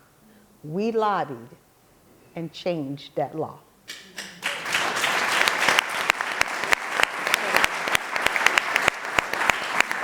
Pardeep, as I mentioned, you now are in the business in some respects of helping people become de-radicalized. What is the message that you want to convey to young people who may be feeling lost, may not have the kind of guidance or mentorship, may not have resources to be able to talk about their pain? Yeah, I just think, when I think back to some of the scariest days of my life, and I think all of our parents, all the parents in here will kind of understand, every time that, and I have 4 beautiful children, but the scariest day of my life was when they were born. And, right? It was like, what am I going to do? How am I going to figure this out? And the other scary day, believe it or not, was not August 5th, 2012. It was when we walked back into the Sikh temple of Wisconsin and had to clean up the blood and had to get the bullets out of the drywall and all of these other things. And I saw the look on our young generation's face. And they felt dejected. I could feel it. And this was, again, like as we talked about, this was a communal trauma. And all of these kids were feeling it. Not only did they not feel like they were American enough, right, that somebody felt like they didn't belong to this country, but somebody took it upon themselves to say, you don't even belong on the face of this earth, and did that to their loved ones. And now they were feeling it, and that was scary to me, of like, now, what America promises, right, is the beautiful diversity that we see in this room. Our children to become the next leaders. And if they exist in this trauma, and they were all right to exist in this trauma. I can say, you're okay to cry, you're okay to feel sad, but I can't let you stay here. Because if you stay here, the world would not see your brilliance. And I will say that to every person, whether it's a person who is hurting, whether it's a person who has been hurt, that you are brilliant. Let us remind you of that brilliance. And over the past, really the 10 years, I've been able to use, my background as a law enforcement officer. I've been able to use my background as an educator, as a clinician, as an organizer, and all of that effort just to kind of rally and say, listen, we can do this work. We can do this whole of society work. And sometimes it starts with whole of nations, sometimes it starts with whole of locality, but this work is possible if we all just commit to it. And so I've been blessed to be able to travel with Arno, with other folks, and really just utilize our work at Not in Our Town, and just to say, hey, like, let's do this communal work together. And I would say the difficulty of that work was sustaining the momentum. And so we need to develop infrastructures that are much more sustainable than if Pardeep or somebody else comes to town and inspires 30 people to say, hey, let's build this coalition. But we need infrastructure.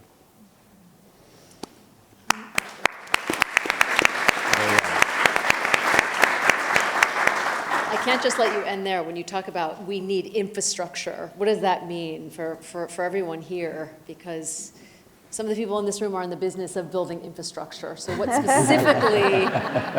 specifically do you mean? So one of the best models that I saw when I was traveling around was the Michigan Alliance Against Hate. And what they did was the Civil Rights Commission worked with them to say, okay, let's convene. And we were at some of those convenings, right? 60 to 90 people that would be in charge of the entire state. So when something's happening in a remote part of Michigan, you would know about it, and that community would be attuned to it. A store owner, a gas station owner, somebody else, we get to hear about some of the things that are happening within our community, and they might not bring it to other people. And then we're kind of equipped with, what do I do with this information now So I think just building those infrastructures, and I think the Department of Justice has to be a big, big partner in all of that as that goes forward. To come back to those kids really quickly, 10 years later, my daughter was able to deliver a keynote at the 10-year remembrance. And I knew by the spark in her that we are winning. And that doesn't mean we as a beloved, as a loving community are winning, and that love will win. We have to commit to that work.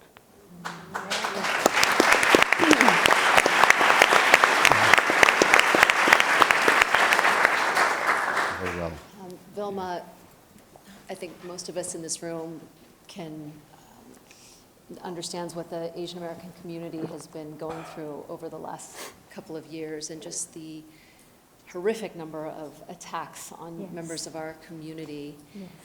Ours is one whose history hasn't been told. One could go through their entire educational life without learning about the contributions of a single Asian American in this country. Your attacker didn't see you.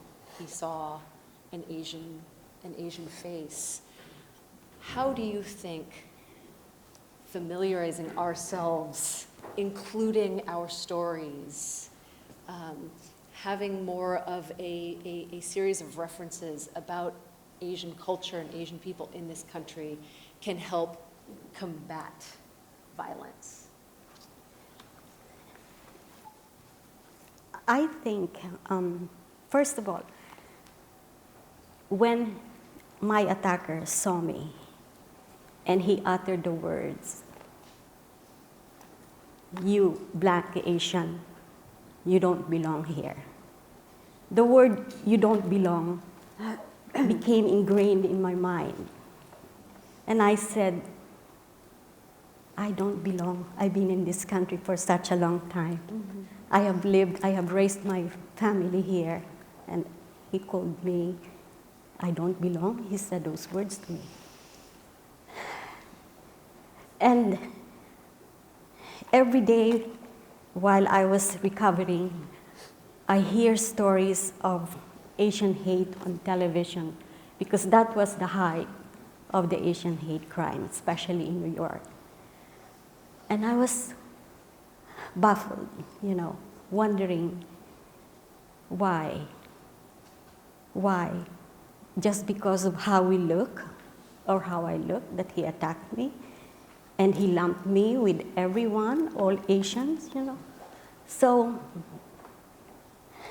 I start thinking, and thankfully my daughter, who took time from her work to help me heal, took care of me, encouraged me, and say, "Mom, you have to stand up, share your story.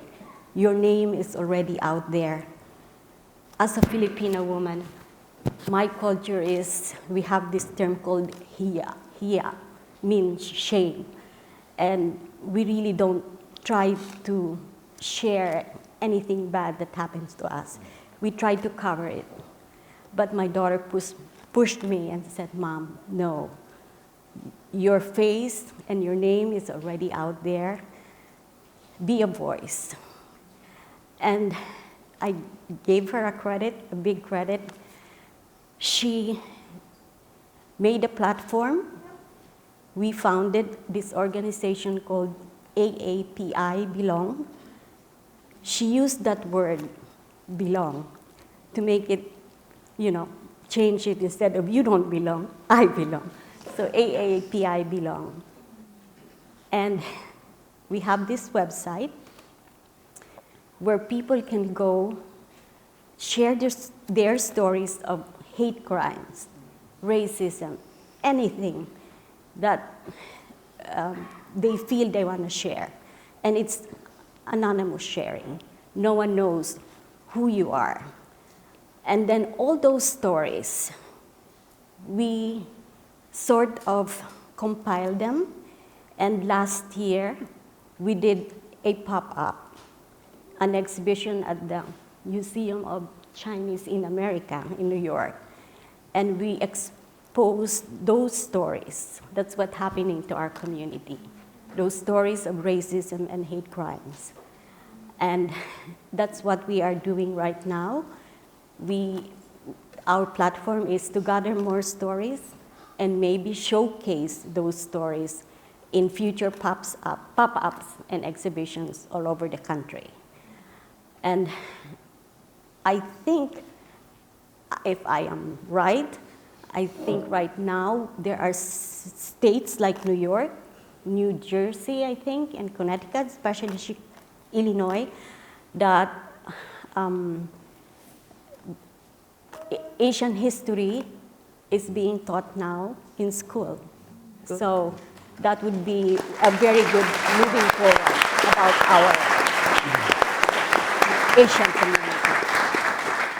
Yeah, I mean, when there's no reference for an entire community's inclusion in our history books, it becomes so easy to overlook an entire community of people who look like us, or even dehumanize us, which again is what has been happening over the last couple of years. Joseph, what can we do as bystanders? If we see someone who is being targeted or harassed, what can we do to try and prevent it before it happens? It's a really, really tough question to answer, because in the midst or in the moments of an attack, individuals have said to me, if I was there, we could have helped you. I would have, fought them off, or, why is this guy recording a video and not helping you? I mean, I would have been tremendously scared if I saw that happening. I don't blame anyone for not physically intervening. And I mean, for example, I invited my brothers to join me at the rally that morning. And Lord only knows, if they were with me and they also got attacked, I would not be able to live with myself, because the pain and trauma I went through, if I inflicted that upon, already my family and friends, everyone, but if I had a physical trauma as a result of my actions because of my brothers, I would never, I don't know, that would have been the worst thing ever.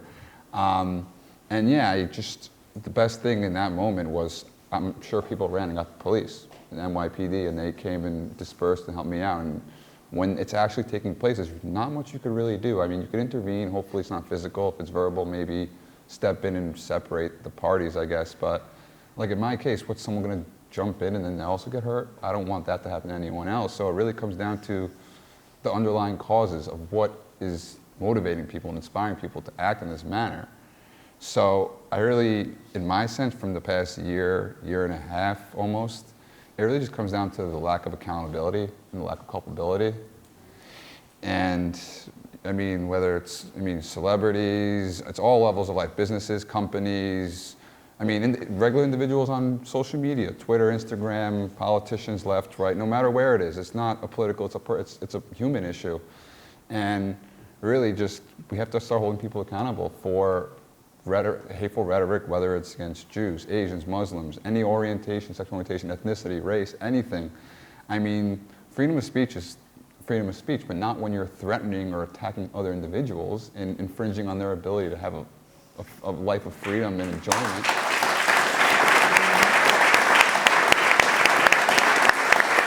So, yeah, one of my goals was to work on the hate crime statute in New York. An individual in my case was released the next day on minimal bail when he said he would do it again to another individual just like me. Mm-hmm. And it's just unfathomable for me that someone in this situation can just be let out to, God forbid, do what he did to someone else. And we're just waiting and, waiting and waiting. And I get there's a legal process and a legal system and stuff like that. But in a sense, if people have bad intentions and they're bad actors and, they're going to go out and say they're going to go do it again, why are they allowed to just go out and walk freely in the streets? Mm-hmm. Yeah.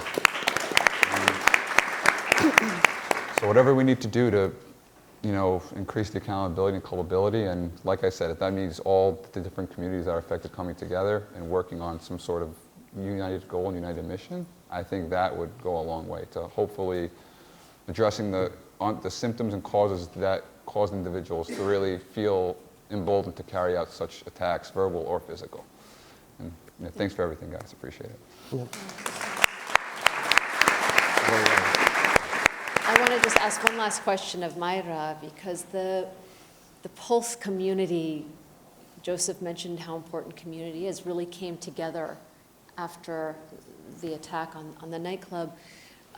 How can communities learn from what happened there in an effort to prevent attacks from happening in their own communities? To prevent attacks, Lisa, that's a great question. I think other communities, should be doing to prevent hate-filled violence, having more rallies, more gatherings. I believe it starts in our home, educating our children, show them how to respect differences, taking it to schools, showing about non-bullying.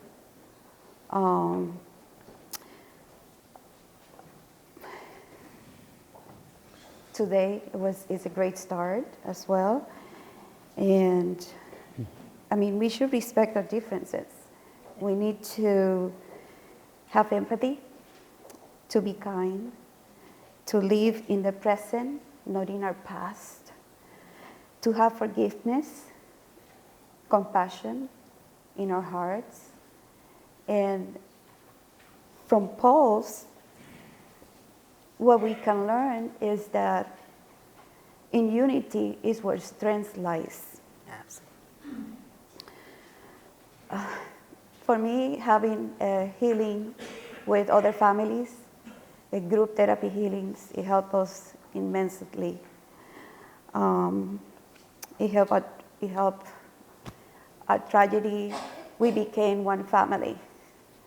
And that it's okay for everyone not to be in the same page, that we all grieve differently, and that we would not let hate win, that we have to outlove hate. That's the thing. It's okay to think differently, right? But I think one of the things that seems to have happened in so many communities across this country is we're not engaging anymore. Kids aren't engaging with each other. They're engaging with their friends, with their thumbs, but they're not engaging as much and interacting with human beings. And they're seeking validation more, again, with their thumbs and on screens than in person. And so I want to thank all of you for sharing your stories, but also encouraging investment in our communities and our young people in our communities, and listening to those who are hurting in an effort to combat acts of violence and terror before they even happen. So Mayra, Pardeep, Race, Joseph, Vilma, Dawn, thank you for sharing your incredible resilient stories, and thank you for the work that you are going on to do to prevent hate in America. Thank you.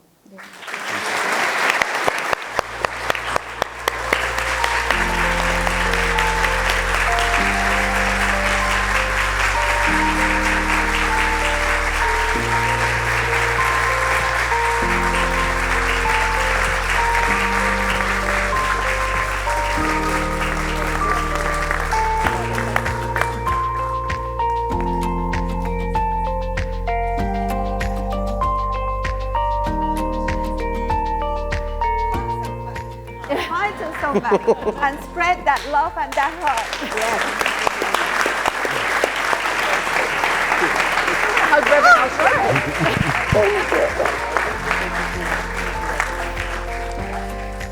Okay, so before we go into a huge hug fest, which I have a feeling we're all about to go into, please join me in thanking again Lisa Ling. She did a wonderful job.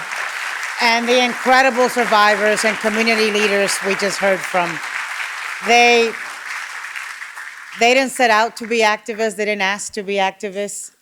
They were compelled to be activists, and it's such an inspiring way to honor those that we've lost. The stories are sobering, and their resilience and leadership is so inspiring. Now, I feel like my soul, my heart has been fed today, but I bet you we're also hungry. So the White House is also about to feed our stomach. So we will now take a break in this amazing programming, and I'd like to welcome all of you to join us for lunch at the State Dining Room. You'll be asked to return to your seats, and I'm not talking Latin time, okay? I know it's Hispanic heritage, but we're at the White House, show up punctual, so you'll be asked to return to your seats at 1:20. Welcome back, everyone. I hope you're feeling re-energized and feeling good after lunch, had time to talk to each other and with each other, and just keep these important conversations going. This morning, we heard very powerful testimony about the rising threat of hate-filled violence in our country and the devastating toll that this violence has on our security and our civic life.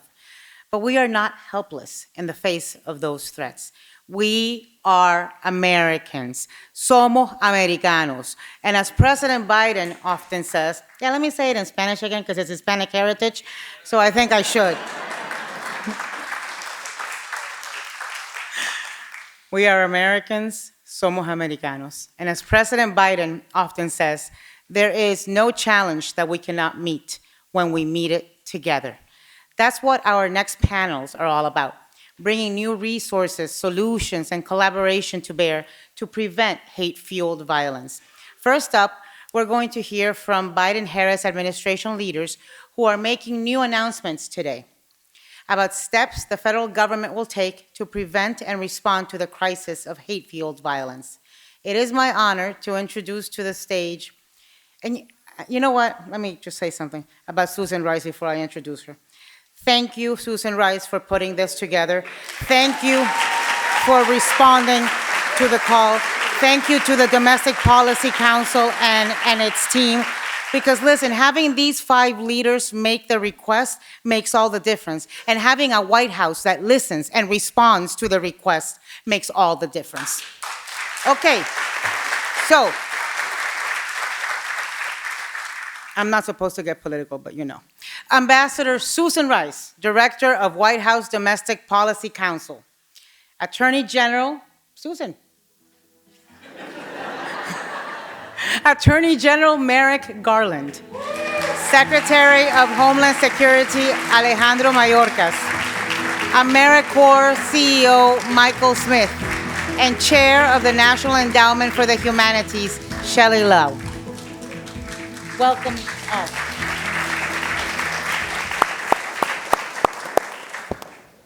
Good afternoon, everyone, and thank you so much. It's great to be here with all of you again for the afternoon session of the United We Stand Summit. This morning, we heard from experts, from faith leaders and survivors. I don't know about you, but I felt like I'd gone to church.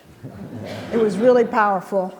We heard from Americans who've studied hate-fueled violence for decades from different perspectives, and from Americans who've been deeply impacted by such violence and are now working to turn their pain into purpose. We're grateful to them for sharing their stories. And as Anna said, this afternoon we're focused on the solutions to this crisis. It will take an all-of-society effort to meet this moment. That includes community leaders and advocates, our rich tapestry of nonprofits and organizers, elected officials from both parties, and civil servants, philanthropic and business leaders across multiple sectors. And of course, we're making sure that the federal government does our part. I have the privilege today of joining with just a few of our exceptional leaders from across the federal government who are tirelessly pursuing this work. Attorney General Merrick Garland, leading our Department of Justice. Secretary Alejandro Mayorkas, leading the Department of Homeland Security. Shelley Lowe, Chair of the National Endowment for the Humanities. And CEO Michael Smith, leading our AmeriCorps. So we are so grateful for their participation, but I have to say there are other agencies as well, so many others that are engaged in this work. Not enough to give them all credit here and put them all on the stage. I do want to mention that we've released a detailed fact sheet that showcases the impressive new resources that our federal agencies are bringing to bear on this problem. on top of the significant work that they do every day. So let's get started with our panelists. And let me begin with you, Mr. Attorney General. When people think about hate-motivated violence and what we can do about it, of course, they think of the Justice Department. And you are doing extraordinary work on our front lines. Let me turn it to you to talk about the Justice Department's efforts. Thank you, Ambassador Rice, for bringing us all together. Thanks to the members of the panel. Thanks everyone out here for joining us. A little louder, okay. People are not shy in this room, that's excellent. I have often said, and I say often, that Justice Department was founded in 1870 with the first principal purpose of protecting the rights of Black Americans under the 13th, 14th, and 15th Amendment, and in particular, fighting against the Ku Klux Klan and white supremacists who were trying to deprive them of the right to vote. Now, 152 years later, the task of confronting hate-fueled violence remains central to the mission of the Justice Department. In one of my very first acts as Attorney General, I directed an expedited review to determine how the Justice Department could improve its efforts to fight against acts of hate that were unlawful, constituted crimes. While that review was nearing completion, Congress passed and the President signed into law the COVID-19 Hate Crimes Act and the Jabara Hire No Hate Act. Shortly after that, I directed the Justice Department to enhance our efforts to combat unlawful acts of hate, including by improving incident reporting, by increasing law enforcement training and coordination at all levels of government, by prioritizing community outreach, and by making better use of civil enforcement mechanisms. Over the past year and a half, the Justice Department has sharpened its tools to help us prevent, deter, investigate, and prosecute hate crimes. Earlier this year, we secured the convictions of 3 men who targeted and killed Ahmaud Arbery just because he was a Black man jogging on a public street.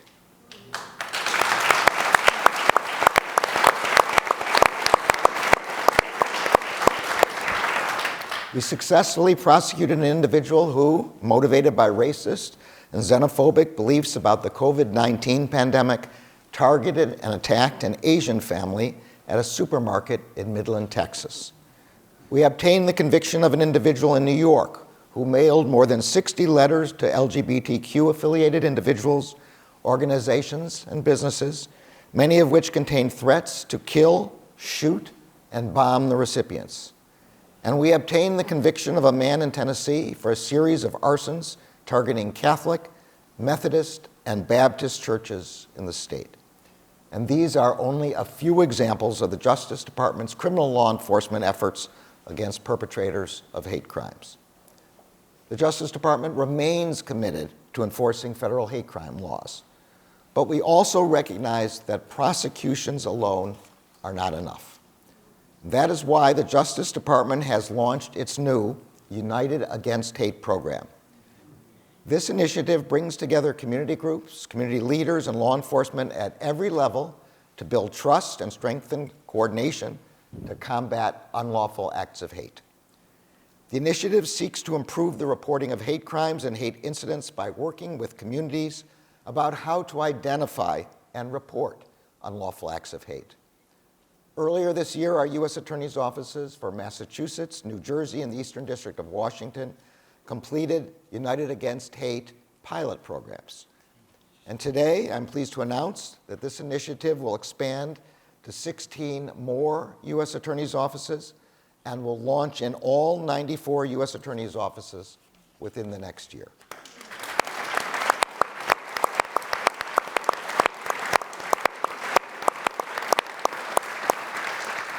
United Against Hate brings together community-focused resources from across the Justice Department, including from the Civil Rights Division and the FBI, which are both important parts of our United Against Hate initiative. The Community Relations Service and the Office for Victims of Crime are also expanding the resources and support that they offer to communities and individuals targeted against hate. Finally, over the time I have served as Attorney General, many in this audience who I'm looking at today have played a critical role in helping advance our efforts to combat hate. You helped to push the passage of the COVID-9 Hate Crimes Act and the Jabara Hire No Hate Act.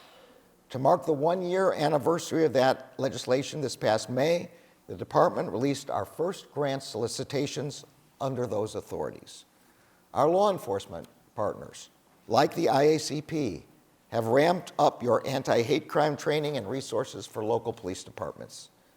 Many of you here provided important input for the guidance we issued with our partners at the Department of Health and Human Services to raise awareness of hate crimes during the pandemic. Earlier in my tenure, you underscored the importance of language access in the reporting of hate crimes and hate incidents. As a consequence, we hired the department's first ever full-time language access coordinator. Confronting unlawful acts of hate is complex and difficult work, but we are grateful for your advocacy and your partnership in this work. As I've said many times before, the Justice Department does not investigate or prosecute people because of their ideology or the views they hold. In our democracy, people are entitled to voice their opinions, to argue, and to debate. But in our democracy, people are not entitled to commit violent acts or make unlawful violent threats motivated by bias or hate. And the Justice Department will not hesitate to hold accountable people who do so. All people in this country should be able to live without fear of being attacked or harassed because of where they are from, what they look like, whom they love, how they worship, or what they believe. The Justice Department will never stop working toward that end.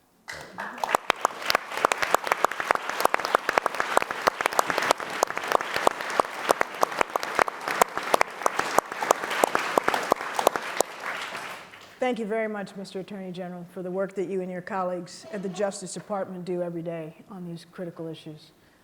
Secretary Mayorkas, you and your team at DHS are doing all you can to prevent targeted violence.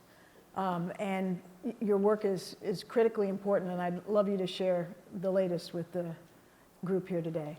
Thank you so much, Ambassador Rice. Susan, first of all, let me thank you for your tremendous leadership in all of our collective efforts. It's very inspiring to see so many friends and colleagues in this fight here today.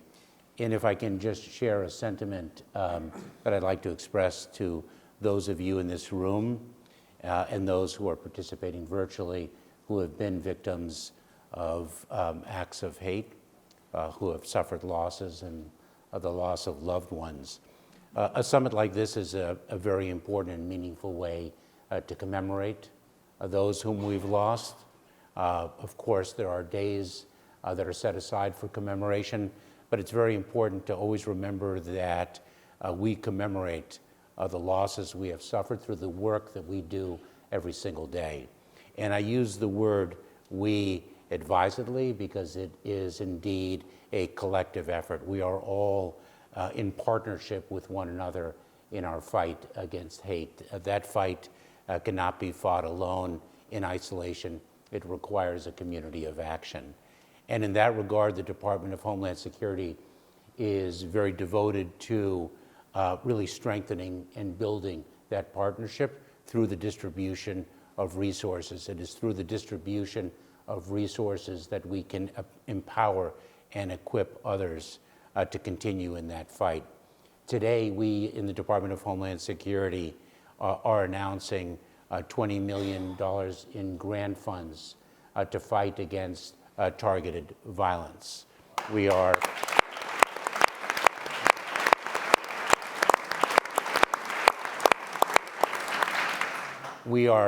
providing those funds to 43 local communities, local community organizations to either build the capacity or to strengthen their existing capacity to carry on that fight.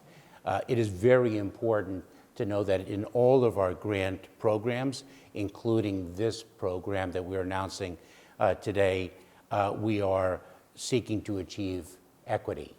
and to reach otherwise underserved communities. And for the first time, these grant funds are reaching historically Black colleges and universities, as well as service providers that reach the LGBTQ plus community. And it's something we take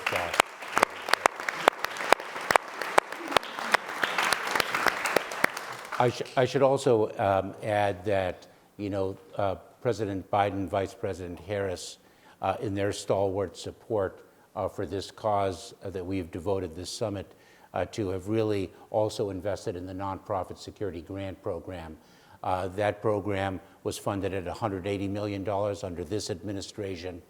It is now funded at $250 million, and the president's budget that was submitted to Congress calls for $360 million.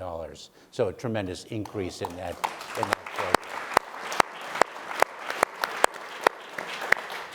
Secondly, Ambassador Rice and I and our respective teams have been very focused on the fact that local communities, organizations, residents within them don't really know of the resources that we across the federal government have to provide in support of the fight against hate.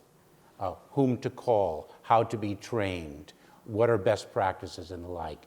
And we will be rolling out in short order, really a one-stop shop, a compendium of federal resources that will be made available to all so that they know what we can do for them and with them to continue in this fight. And the fight indeed will continue. And let me just say how honored I am to play a role in it and how grateful all of us are for everything that you do towards it. So thank you so much. Thank you.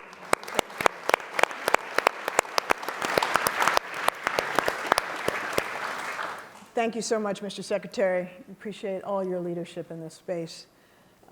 It's important for us to acknowledge, though, that law enforcement and security resources are not our only tools to address the challenge that has brought us here today. These events cause deep and lasting trauma with impacts that go far beyond the epicenter and radiate throughout the community. And so I really want to focus in the latter part of this discussion on the tools that we have to help recover from trauma and prevent these sorts of acts in the first place. So I'm now very pleased to turn it over to Shelley Lowe, who's chair of the National Endowment for the Humanities, to share her remarkable vision for the ways in which the arts and humanities can contribute to our ability to recover and rebuild from trauma. Thank you, Ambassador Rice. Yat e she Shelley Lowe yanisha belagana nishle nanestij chachini bashchi belagana dashache do trabaja dashanale do kantia de nasha. Good afternoon, everybody. My name is Shelley Lowe. I'm Navajo. I'm originally from Ganado, Arizona, and I'm chair of the National Endowment for the Humanities. It is my honor to be here to speak with you all today on behalf of NEH and our partners at the National Endowment for the Arts. And I want to give a special shout out to my partner and my fellow chair, Dr. Maria Rosario Jackson from the NEA, who is here. And I want to thank you, Ambassador Rice and the Biden-Harris administration for bringing us together. But I also want to thank the panel that was on before lunch, because that was extremely heartening and powerful to see the strength of the survivors and the family members who we heard from. And I don't know if you all have noticed, but what we've been doing all morning is humanities. We've been telling stories. We've been coming together. We've been making plans to figure out how to move forward. And I know that we will all leave here today being able to answer the question, what did you do? Because we are going to confront this and we're going to work together on it.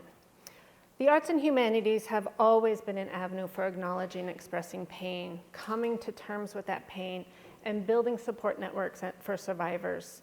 In moments of loss and tragedy, we come together to both create and turn to art, poetry, music, literature for solace and healing, and to the lessons of history for understanding, and to religion and philosophy for acceptance.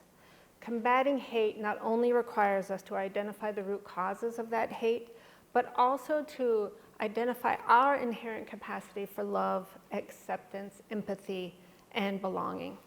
As my colleague, Dr. Jackson, points out, doing this work with head, hand, and heart and not hate, thank you, Mara. Also, thank you for that big hug. Allows us to draw upon arts and humanities to build resilience, strength, and harmony in our lives, in the spaces we live and work, in our homes, and with others. NEA and NEH have long recognized the role arts and humanities fill in combating violent extremism and hate-fueled violence. We have issued numerous grants to cultural and educational institutions who invest in this work, and we have awarded National Arts and Humanities medals in this room with the President of the United States to individuals like theater director Ping Chong and chef Jose Andres, who use the arts and humanities as vehicles to bring communities together, build empathy, and foster civic dialogue. Since the day we were sworn in, Chair Jackson and I have been working to identify ways we can use our agencies to channel resources to serve the needs of communities confronting hate-based trauma, to address prevention, recovery, and renewal. Today, NEH and NEA are honored to launch a new initiative that harnesses the power of the arts and humanities to build resilience and prevent radicalization and extremism before it takes hold. We will extend our work, the work of our agencies, in partnership with non-governmental organizations responding to community crises on the ground, such as libraries, theaters, museums, and galleries. We will offer emergency relief to local and educational institutions for programming that allows us to share community stories in the wake of hate-based incidents, and to create projects that provide opportunities to highlight community strength and cohesion. Ways to address identity, community, and purpose. What we heard earlier was so important. In the longer term, we will develop nationwide programs that promote civic engagement, social cohesion, and cross-cultural understanding through place-based programming. We are committed to filling those potholes. We know President Biden is determined to create a space for healing the soul of our nation, and we know the arts and humanities are essential in that role and in nourishing our nation's soul. They help us live artful lives, connected lives, so that we may walk in the beauty of our shared histories and our visions for the future. And I invite all of you to join us in the work that we are doing, and I look forward to hearing more about how we will move that forward.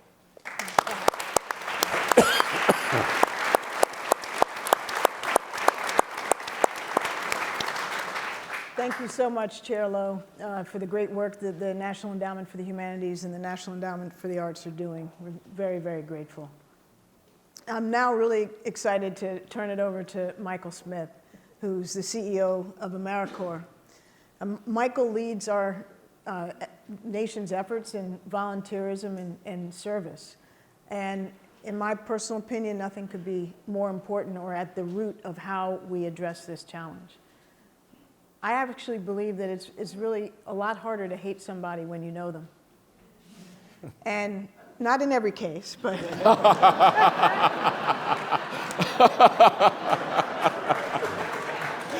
but most of the time. And everyone's thinking about that. And what better way for people, for Americans of all different backgrounds and races and religions and geographies and socioeconomic backgrounds to get to know one another than to do good works together. And so the work that you're doing, Michael, and the leadership you're providing is at the root of how we tackle this problem. So I'm very excited to hand it over to you. Thank you so much, Ambassador Rice, for your leadership, for your partnership, for your championship of this work.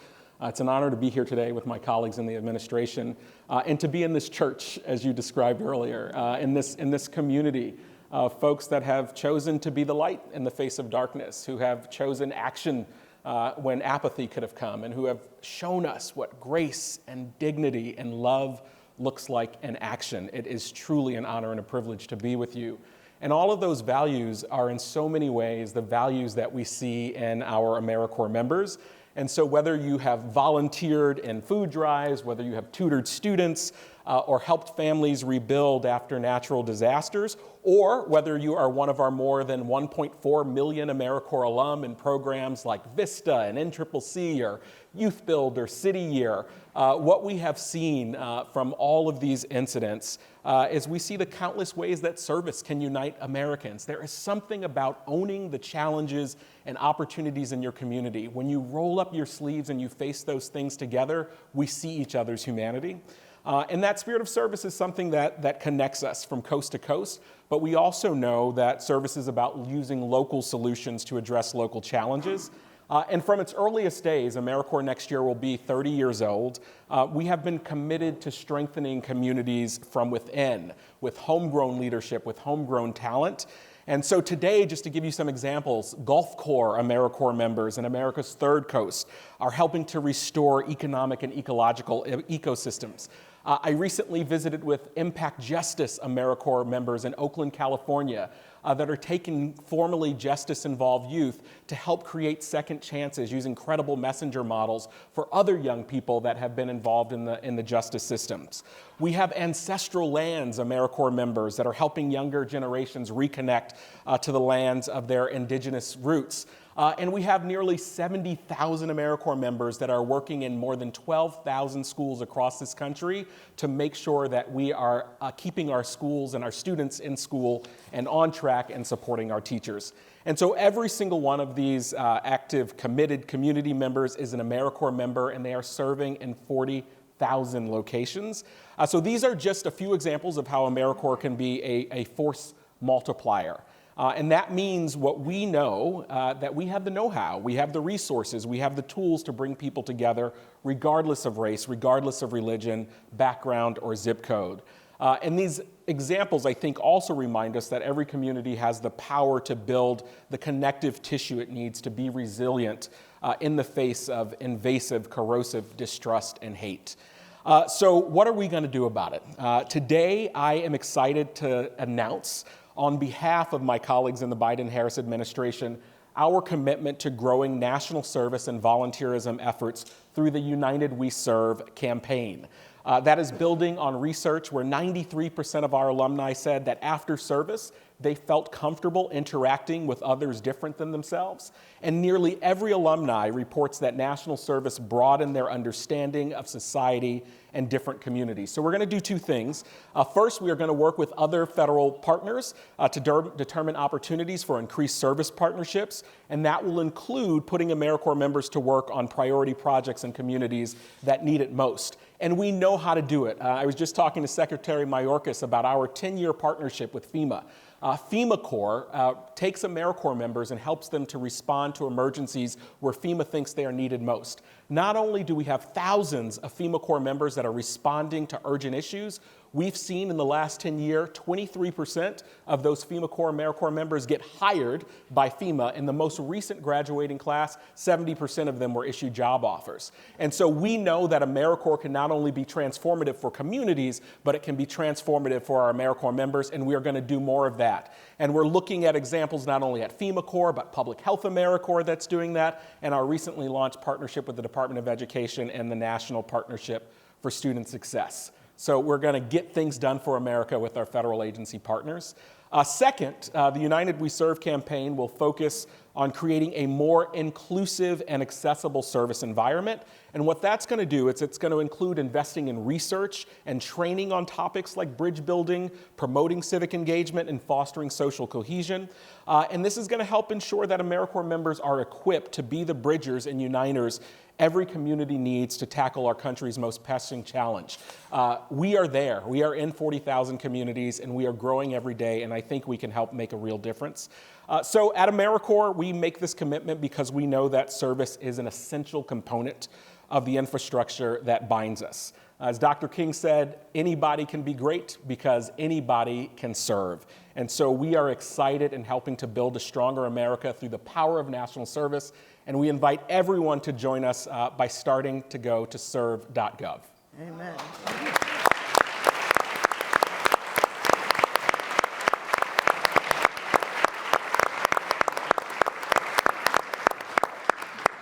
Thank you, Michael. That's great. And join me, please, in thanking all of our panelists for participating today, but most importantly, for the extraordinary work that they and their teams are doing on behalf of the American people. Thank you.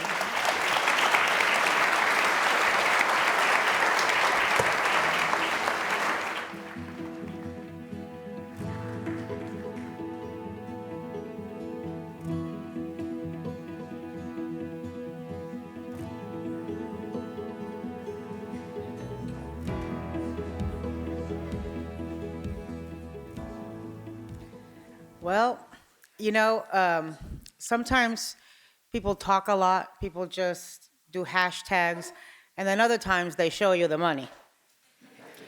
And so I think it's so important that the White House, that Ambassador Rice, the Vice President, the President, the Secretaries, the administration are elevating this issue, but they are also doing tangible things with dollar bills and people and programs and names attached to it. So thank you to our federal officials for the work they are doing to help keep our communities safe and rally the country to stand up against hateful attacks. Just as important as federal leadership is local leadership. We've seen time and again that it's local communities who bear the brunt of hate-fueled violence. Local leaders are also vitally important in bringing communities together and healing from hate-fueled attacks and preventing them from recurring. In our next panel, we'll hear from 4 amazing women from across the country who are leading the work in their communities to rebuild and recover after hate. These inspiring women are working on the ground in El Paso, Buffalo, Pittsburgh, and Atlanta to help heal those communities from recent attacks. We're going to learn more about what's working in their communities and what all of us can be doing in our own cities and towns to prevent hate-fueled attacks. Please join me in welcoming to the stage our moderator, Ibu Patel, founder and president of Interfaith America, Dr. Lavone Ansari, executive director and CEO of the Community Health Center of Buffalo, Maggie Feinstein, director of the 1027 Healing Project in Pittsburgh, Idalhi Huizar Mendoza, director of the El Paso Family Resiliency Center, and Phi Nhu Young, executive director of Asian Americans Advancing Justice in Atlanta.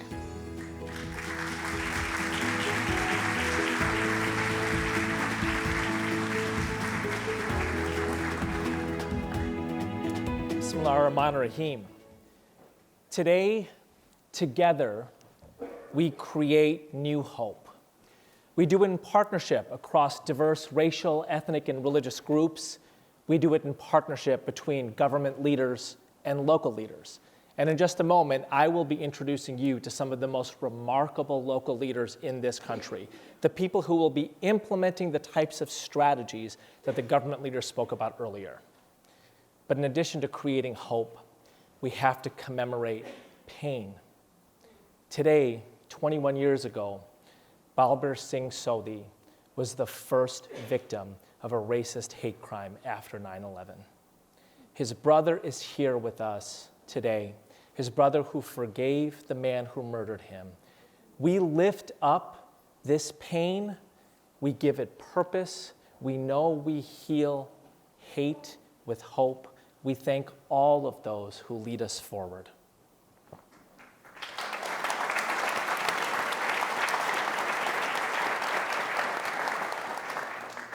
We've heard stories today of how people have been targeted by their faiths. But we've also heard stories of how diverse people's diverse faiths have inspired them, how faith is a source of inspiration and a bridge of cooperation. The United States is the most religiously diverse nation in human history, the most religiously devout nation in the Western Hemisphere, the world's first attempt at religiously diverse democracy. Faith cannot be a bomb of destruction in this country. It cannot be a barrier of division. It has to be a bridge of cooperation. But bridges do not fall from the sky. They do not rise from the ground. People build them. And today, I am proud that my organization, Interfaith America, will be in a new partnership with Suzanne McCormick of the YMCA and Jonathan Reckford of Habitat for Humanity to dramatically expand the bridge building capacity of this nation. In an initiative we are calling A Nation of Bridge Builders, we will be training 10,000 people to be builders of American pluralism, architects of a new America of hope and bridges in over 1,000 events in 300 communities. And we will be following the leadership of women like these, people who have experienced what it is like to respond to hate with hope, and who have been doing the work for year over year, who have a century-long vision of what a nation that welcomes us all might be. I want to go ahead and introduce them to you today and ask them to share with you the lessons that they have learned, and ask you to think how their example might guide all of us in building this nation to be a true city on a hill. Dr. Ansari, Assalamu alaikum. So nice to be with you today. So you are a citizen of the community of Buffalo, experienced an enormously ugly hate crime at the Tops grocery store, and also have this long-term vision of building equity, pluralism, and justice. Tell us how a local leader is able to focus on a long-term vision of equity and pluralism, and at the same time respond to the acute trauma of a racist hate crime. Good afternoon, everyone. Let me just say that the tragedy on 5/14 changed everything the way we think. My health center is 2.8 miles away from the Tops Market. When we got the call, it was the Saturday we got the call, and you really just don't comprehend it. By Sunday, we had a crisis team. I had to put a crisis team together. Let me just explain. We're not trained in domestic terrorism. So we had to put a crisis team together. I brought my MDs, my nurses, my counselors. We brought them all to the Tops employees that they had on Monday. We are still in complex trauma. People don't realize that, I get emotional. People don't realize that when we were massacred, those Tops employees left their purses, their medication, their everything they could possibly personal, they left in there. So what do we have to do? I said to the community, we need leadership. We need leadership. We're only 4 months out from 5/14. And if you don't know where Buffalo is, we're the second largest city in New York State. We're the third poorest in the country and the sixth most segregated in the country. But we're known as the city of good neighbors. But the shooter came 200 miles to massacre us.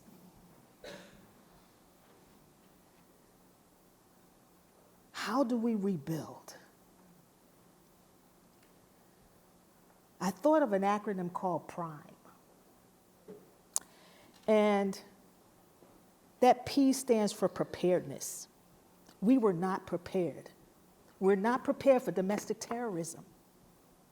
We have to know that we missed all the signs. Our instinct, when I talk to the Tops employees, our patients, our community,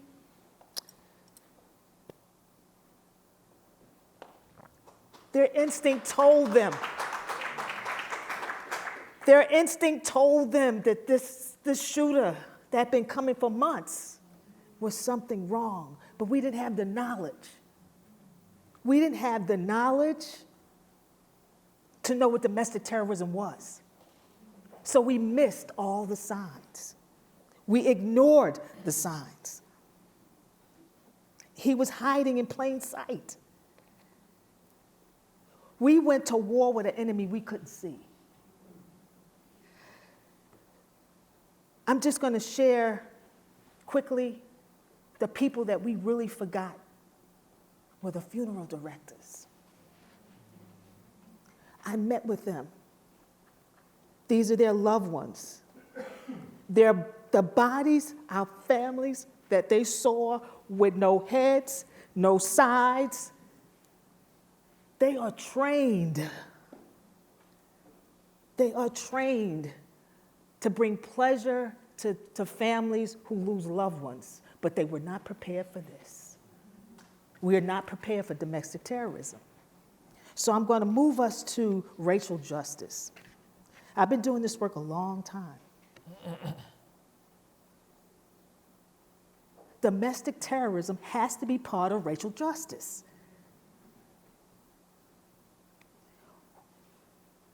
How do we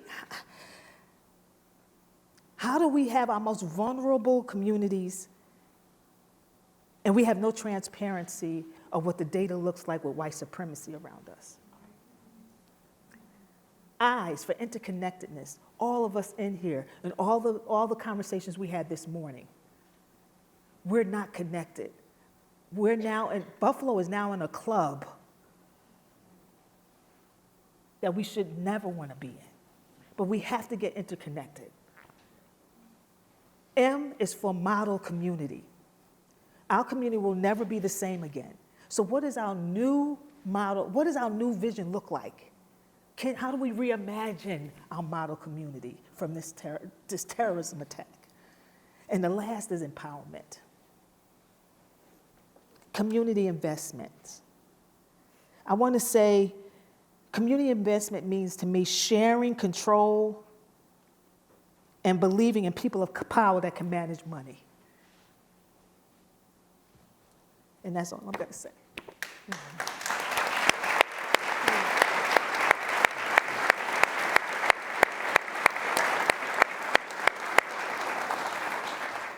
Thank you. You became the leader you called for. Thank you. Fee, unfortunately, you're a part of this club also, a club that nobody should ever have to be in, and yet here we are. You also had to respond to the needs of the people who were immediately impacted by the racist spa attacks in Atlanta, but also the broader community who felt traumatized. Can you take us through your leadership in that moment? Sure. Good afternoon, everybody. Well, in responding to the spa shootings that killed 8 of our community members, including 6 Asian women migrants who were massage workers, it was important for us to first and foremost center the needs of those who were most directly impacted. So the first thing that we did the very next morning was we convened a call with over 25 community members and leaders both in Georgia and across the country so that we could mobilize a collective response. And in the following days, weeks, and months, we wrapped community care around the survivors and their families to address their immediate needs. And they had a lot of needs. We secured lawyers to help the families and survivors navigate immigration and probate matters. We created a victims compensation fund so that we could give them money for immediate and longer term needs. We also organized mental health services in their languages and in their cultures. And in doing all of this work, what we realized and what we were confronted with is that the survivors really had to heal from wounds beyond just the terrifying shootings. There were layers of economic pain, physical pain, and emotional pain, not just from the shootings, but also from various forms of systemic violence. And so it was incredibly powerful and moving for us to witness the way that our community came together to create a community of care for the survivors, for the families, and for each other. And it's also been very moving today to see how other communities around the country have come together in moments of crisis and in tragedy. But at the end of the day, our communities alone cannot meet the long-term needs of anyone who is impacted by or at risk of white supremacist violence. We need entire systems of care we need governments of care to also do that work.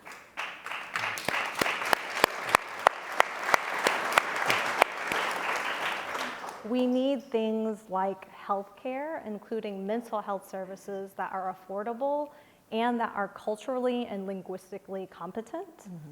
We need robust worker protections, including for massage workers and for sex workers. We need generous victims' compensation funds and other public services and benefits that are accessible to everyone, regardless of immigration status. And we need, in general, solutions that are intersectional and that strive to address the root causes of violence in our communities. Thank you.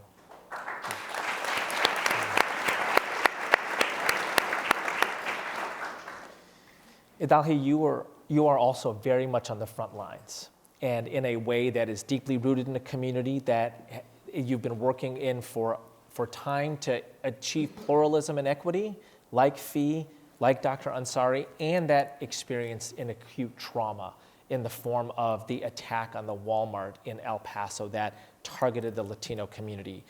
Tell us about how you use trauma-informed support responses to engage with that particular situation as you kept this long-term vision of what your community could be. Good afternoon, everyone. So there were a couple of things that we had to do.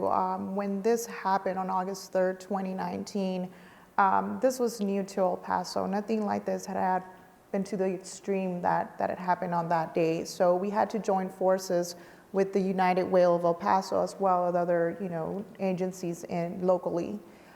We came about with the center and we decided to navigate and connect individuals and families that had been tragically impacted by this mass casualty to services that they were needing at the time. A lot of people that were not affected directly, but more so indirectly, because El Paso is a big city, little town feeling. So everyone knows everyone and they knew of someone. And so we had to make sure that those people were the ones that were taken care of as well. Our staff is the heart and soul of our center, and we're really careful about having that trauma-informed system where we connect them on a personalized case management basis. We provide the services that they need specifically. We don't recommend and we don't try to implement anything that they're not wanting. We are really good about also providing the traditional mental health services as well as non-traditional mental health services. El Paso being a predominantly Latino community, there's still a lot of stigma with mental health. So we need to make sure that we follow their lead, we provide that opportunity for them to decide when they're ready and if they're ready to receive traditional mental health services, or if not, go a different route. So that was also something that we were wanting to be very sensitive about. We wanted to make sure we reached out to our community leaders to break those stigmas, providing education, outreach, presentations, letting them know this is what we're needing. Can you help us with this? Corporations, of course, such as Walmart, have been a tremendous help, not only financially, but assisting in that, creating that awareness and education. So we're very grateful for that as well. One of the other things that we've also tried incorporating moving forward is a day of remembrance. It is very important for us to come together as a community and let the community know that we can grieve together. You know, I was not affected directly, but I was very much affected indirectly, and I want to make sure I have the opportunity to remember those that we lost, but also those that were impacted. So Day of Remembrance has been a huge success, and knowing that as a community, as the slogan says, together we heal, juntos sanamos. This can only be done as a team. This can only and will continue to be done as a team. And it's a long-term process, and we'll definitely be continuing with that. I love it. Together we heal. Thank you.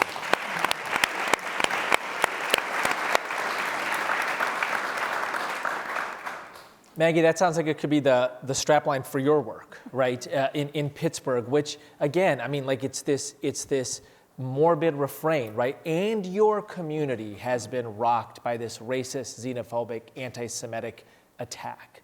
And my heart goes out to every single person here who had to experience this and who had to lead in that moment. And you were one of these people in the face of the anti-Semitic attack at the Tree of Life Synagogue in Pittsburgh. One of your responses has been to launch the 1027 Healing Partnership, which really centers commemoration as a part of the healing process. Tell us what you do and what we all should learn from the importance of commemoration. Sure, thank you. So my name is Maggie Feinstein, and the 1027 Healing Partnership was started about 7 months after the shooting. 1027 is October 27th, 2018, when the shooting happened.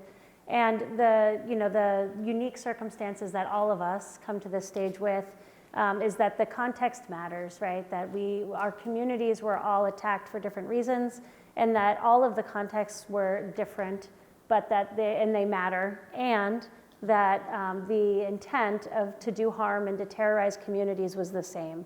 And so I think around this piece, around commemorating, it's sort of a core part of the work that we do, to do that in an authentically Jewish way. The 11 people who were taken from us in our community on that day, those 11 people were worshiping the way that they do every Saturday. They're key members of our 3 congregations, which were Dor Hadash, Tree of Life, and New Light, who were all worshiping there that day like they did every Saturday.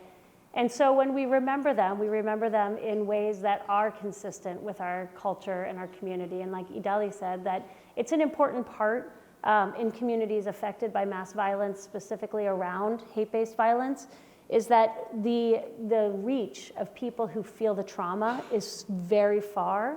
And so we actually spend a lot of time around the time of commemoration of protecting the victim-centered nature. How do we make sure that those whose loved ones were murdered that day, how do we center their voices? How do we center the experience of what was authentic to them and authentic to their families?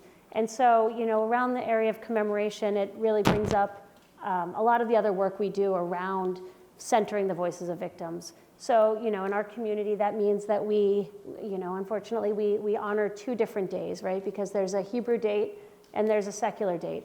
And so that is something that we do, and we make a very public commemoration on the secular date because our city showed up.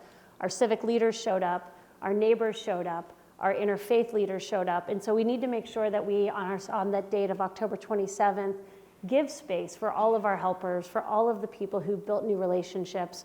And then on the Hebrew date, we do usually a more private and a more intimate way of remembering. And that both of those are meant to be authentic. So in our community, we really spent a lot of time wrestling through what is authentic, and that we found that in the Jewish faith that we honor the memories of people through service, through learning, and through saying their names and saying a prayer together. And so I think as we all are gathered here in I believe the 59th commemoration from the bombing at the 16th Street Baptist Church, that we say, may their memories be for a blessing, and may the memories of the 4 people who were taken that day be for a blessing. And every year when we commemorate in our community in an authentic way, we remember those lives, and we remember that their lives are for a blessing. So I think that the communities, when they've been impacted by hate-based violence, really need to figure out what can they do to surround the victims who are most directly impacted, raise up their voices so that they feel cared for and they feel honored. And then also remember that we all have to know that feeling of strength that happens when we come together in response. Thank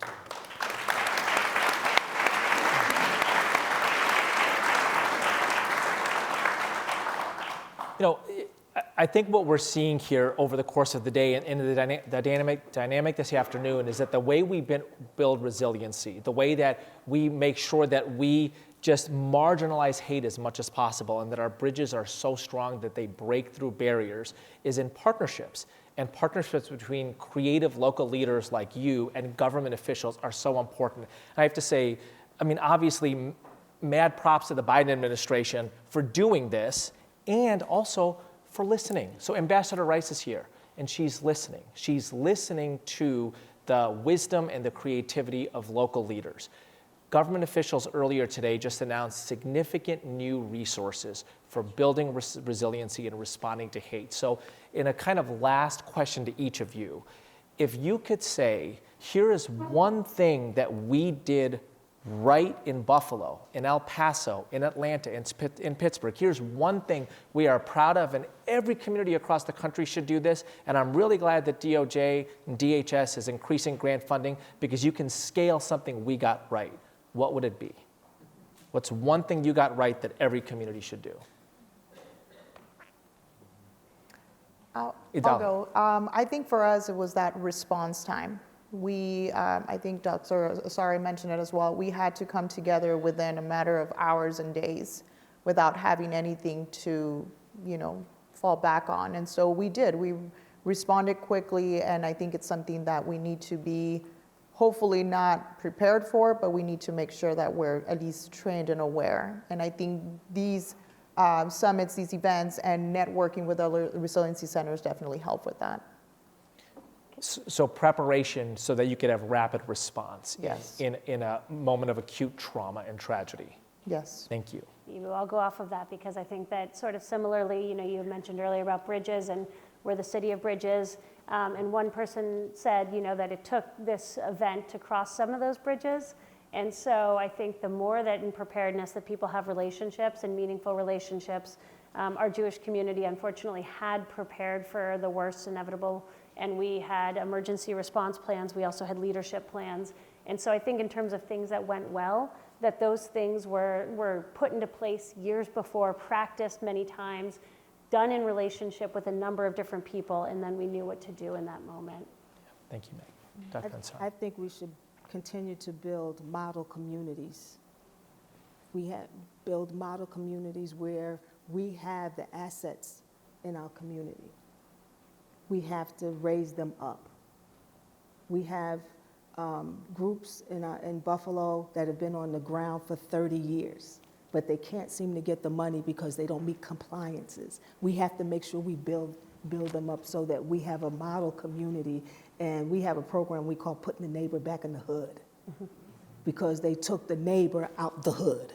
So we have it, it's our 25th year, and we have, it's diverse. The mayor, he's here every year, and we clean the neighborhood, but putting the neighbor back in the hood is one of the programs. I just use that, but it's really uplifting and pulling on the resources that we have.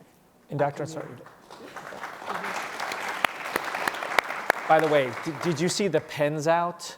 I hope you've copyrighted that title, because there's going to be 1,000 Putting the Neighbor Back in the Hood programs in the country. Okay, good. Yeah, that's right. It'll be like the Philly cheesesteak, it'll be like the Buffalo Putting the Neighbor Back in the Hood. So is that an example of a program started at the grassroots level that's just so effective that it just is not going to be able to do 100-page grant applications, et cetera? It's 25 years. The mayor's been there for 25 years, and we have no money. He's been there supporting us, but we built the playground again. The mayor helped us get sidewalks. We beautify the community. We give them awards. Because we want to be the model community.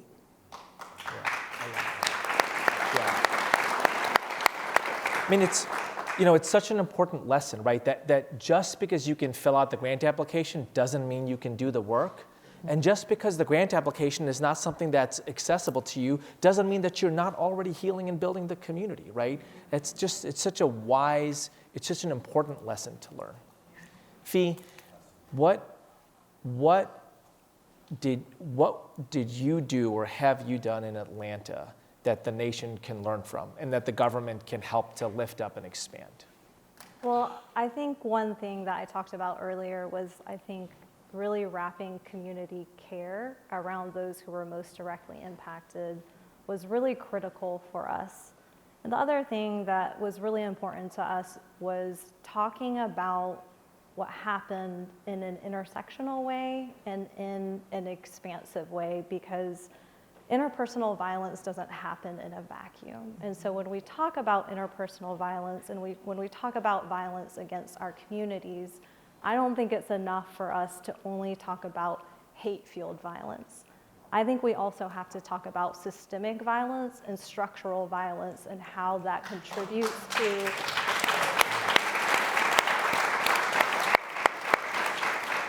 how that contributes to the conditions that lead to interpersonal violence. And one thing that I will never forget about the March shootings in Atlanta is that the day before the shootings happened, our community was grieving the deportation of 33 Vietnamese refugees back to a country they fled many years ago, before we had to quickly pivot to another type of violence against our communities.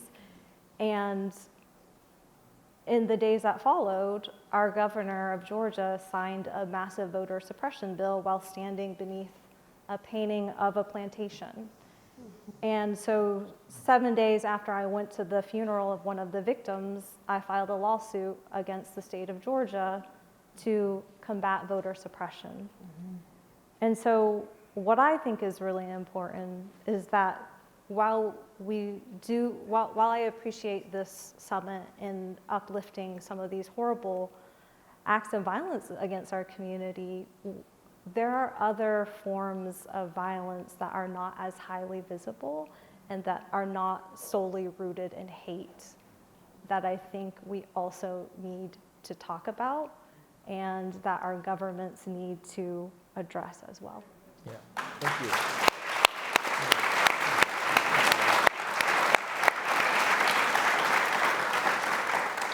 And that local leaders like you are on the front lines of doing the healing, doing the building, doing the expanding, doing the resiliency work. So listen, I want to thank this panel so much. There's this beautiful poem by the poet Edwin Markham. You drew a circle that drew me out, heretic rebel, a thing to flout, but love and I had the wit to win. We drew a circle that drew you in. You're the people who have been drawing circles wider and building the bridges stronger. We want to thank you for your work and thank you for serving on this panel and sharing your wisdom with us.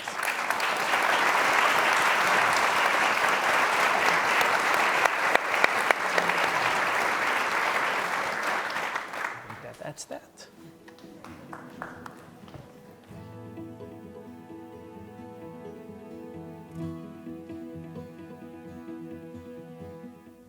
Hi friends, I'm Arthur Brooks. I'm a professor at Harvard University, and formerly I was the president of the American Enterprise Institute in Washington, D.C. I'm delighted to speak on behalf of the President's United We Stand Summit. I'm a social scientist interested in all sorts of human behavior. One of the things that I see that explains a lot of intractable conflict between people, conflicts that go on for year after year after year, is what we call in my profession motive attribution asymmetry. That sounds complicated and really academic, but it's actually quite simple. Here's how it works. When two people can't understand each other and conflict can't be resolved, usually it's because both sides believe that they love, but the other side hates. I love my country, they hate our country. I love that person, but that person hates me. This lies behind ideological battles, behind political struggles, even behind a lot of couples that get divorced. Now, that's an interesting academic idea, but it has real world implications, and I believe that's the biggest problem that we face in the United States today. Why do I care about it? Well, not as an academic.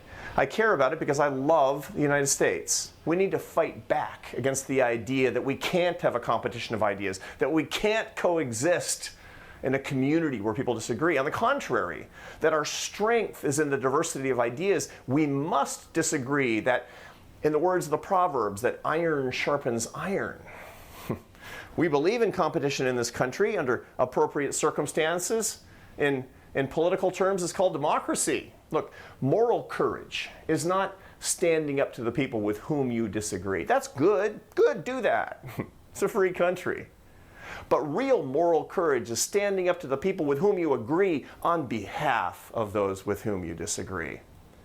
If you want to solve this problem with me, if we want to be united we stand, we need to start doing that. We need to start loving our enemies. We need to start having common cause with the people with whom we disagree.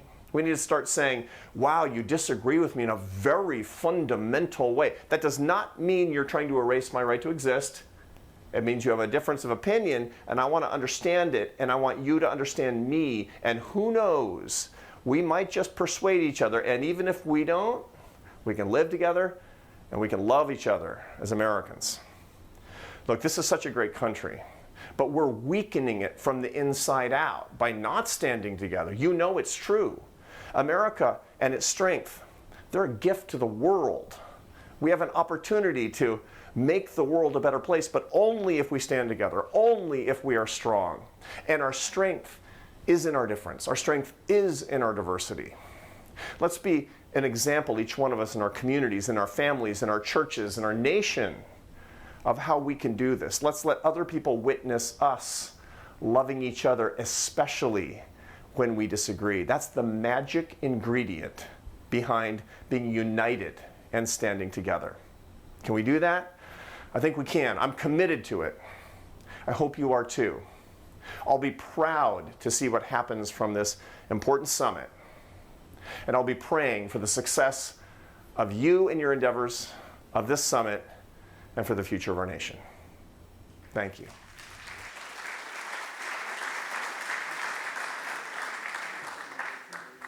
Thank you to Arthur Brooks for those inspiring remarks, for calling us to be able to, as Americans, to respect and even love our enemies and political opponents. I'm glad he's going to be praying because I'm going to need a little prayer. One of the core ideas of this summit is that we're not going to solve the crisis of hate-fueled violence by looking only at the extreme fringes of our society. Instead, we have to look right at the heart of our civic life and address the toxic divisions in our society that allow hate and extremism to fester and become mainstream. Our local leaders, the nation's mayors, are on the front lines of that work to renew our civic life and search for common ground. Mayors across the country are standing together against hate-fueled violence. Please join me in welcoming our moderator and a group of 4 mayors to the stage for an armchair conversation on how, as Americans, we can come together to bridge divides. Mayor Keisha Lance Bottoms, Director of the White House Office of Public Engagement. Mayor David Holt of Oklahoma City, Oklahoma. Mayor John Giles of Mesa, Arizona. Mayor Todd Gloria of San Diego, California, and Mayor Sharon Weston Broome of Baton Rouge, Louisiana.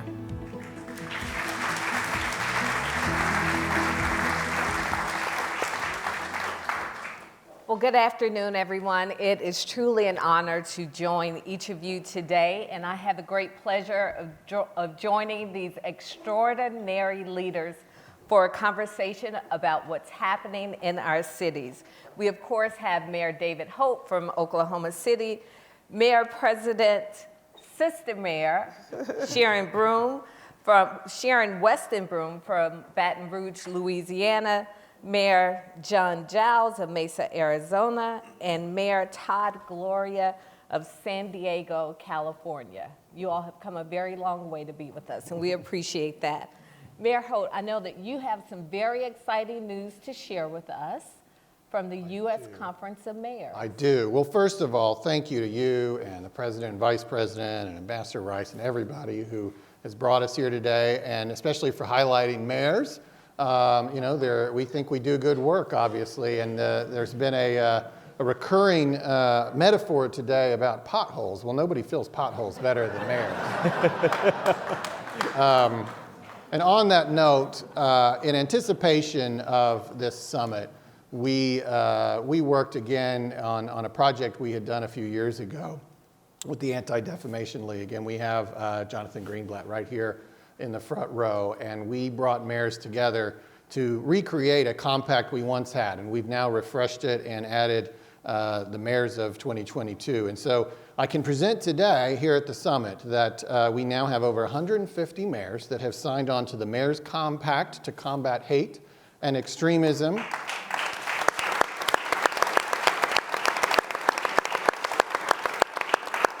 There are there are 10 action items here. I won't read them all. I know we're rushed on time, but I would certainly invite you all to go to the U.S. Conference of Mayors website to see what we've each committed to. And maybe the most important thing to point out is that it's very bipartisan. And in fact, there's 2 registered Republicans sitting on the stage right now, and many more are signed on to this compact. And I think that that's obviously vital to this conversation, that we recognize this isn't about partisan differences or political differences. It's about our basic shared humanity and our basic shared status as Americans. And we certainly wanted to stand strongly for all of that today. And that's why we were pleased to deliver this today to the summit.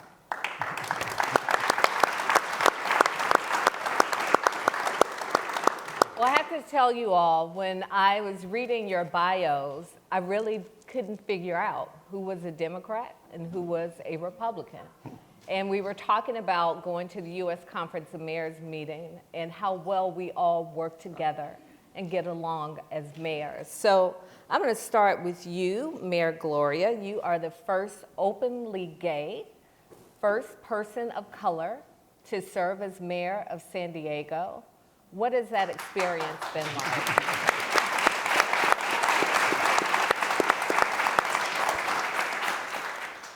Well, it's incredibly humbling, and the goal, of course, is not to be only the first. And the goal is to have others follow behind, right? And to do a good enough job to do that.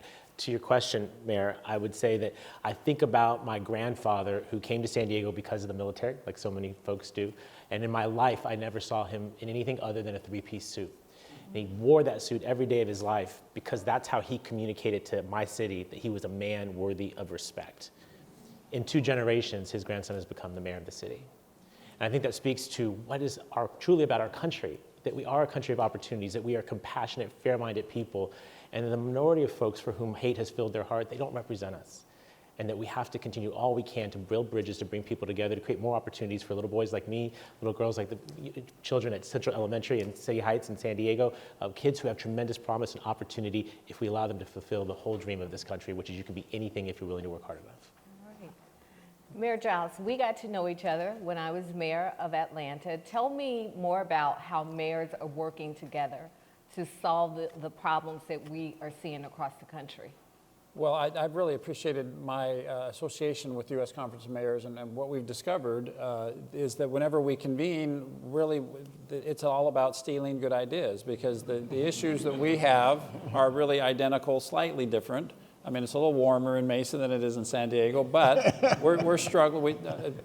10 seconds ago, we were commiserating over shared challenges. So this really is, it's a great resource for us to come together. And I've really appreciated the opportunity to be here today. Mesa is much like all of the wonderful and terrible stories that I heard this morning. It was a little bit of PTSD, I think, for all of us who have had this experience. Mesa, Arizona is a very compassionate city, but I'm a little ashamed to tell you that we are the city that had the first hate crime following 9/11. A wonderful Sikh gentleman that was out in front of his convenience store planting flowers for a unity summit was shot and killed by someone because he was wearing a turban. And so for 21 years since that horrible event, you know, the Sikh community and that family has been teaching us as a community very valuable lessons. And I heard that story repeated over and over again today, so I appreciate that. Again, that's an opportunity for mayors to come and learn from each other and for us to share that experience. And I believe his brother is joining us here today. He is here today.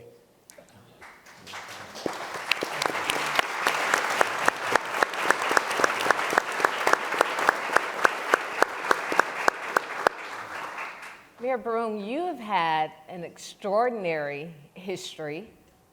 Your father took you to see Dr. King not once but twice on his shoulders.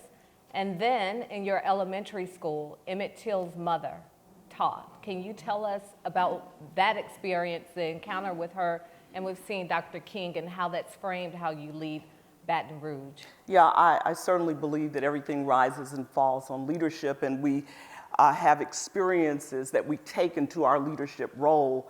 My parents were part of the first wave of the Great Migration, and my dad moved from Louisiana, my mom from Mississippi. They met in Chicago, married, and had me.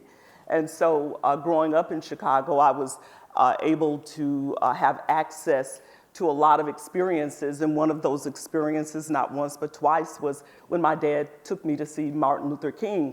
But one of my most memorable experiences was at a third grader at Carter Elementary School on the south side of Chicago, when my teacher, Mrs. Dozier, said, I'm sending you next door to Mrs. Mobley's class. She's going to talk to you. I'm going to take her class. We went over to Mrs. Mobley's class. Mrs. Mobley started unfolding the story of a young man that was killed tragically in Money, Mississippi, and the story climaxed with Mrs. Mobley telling us that that was her son. That was Mamie Till Mobley, who taught 4th grade at Carter Elementary School. So you can imagine that has stayed with me all of my life.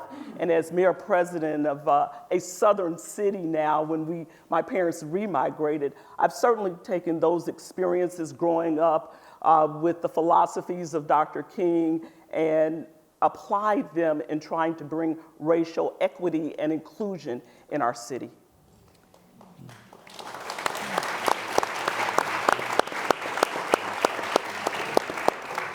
And I hope Ambassador Rice doesn't kill me after all this is over, because I'm going way off script. But I'm very curious, hearing that in 3rd grade, sometimes we think our kids are too young to expose them to the ugly side of life. Did you feel like that was too young for you to be exposed in that way?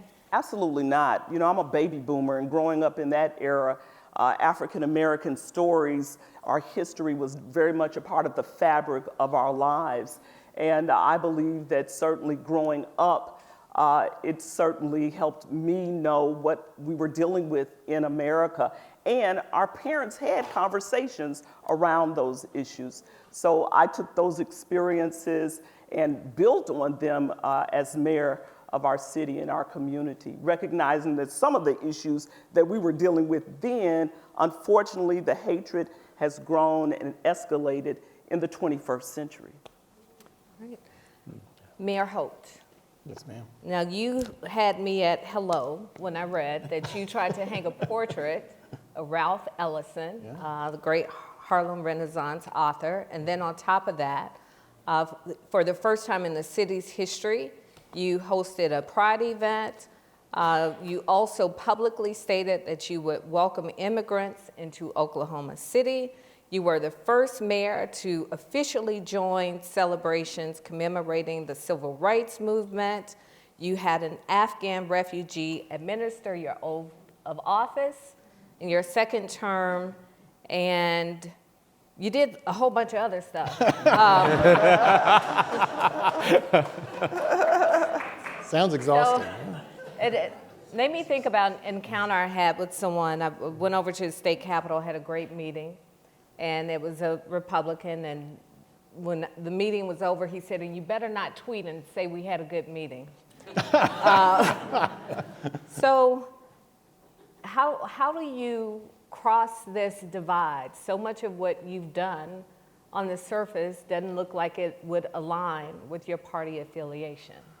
Well, you know, I'm an Oklahoma Cityan first. I'm a human even before that. And, you know, we have to be intentional about seeing everybody and hearing everybody and really fostering a pluralistic society if we want this 240-year-old experiment to endure. And I wear every single day a pin right here. It's the only reason I'm not wearing the United We Stand pins. They're lovely. But I stuck with my One OKC pin, which is basically my local version of United We Stand. And ever since I started running 5 years ago for mayor, I've used that mantra of One OKC with the idea that we can only succeed in Oklahoma City if we set aside the things that divide us and find common purpose. And all the things you just cited are just examples of bringing everybody into our story and making our LGBTQ community, our African American community, our Native American community, our Vietnamese community, our refugee and immigrant community, all the communities of Oklahoma City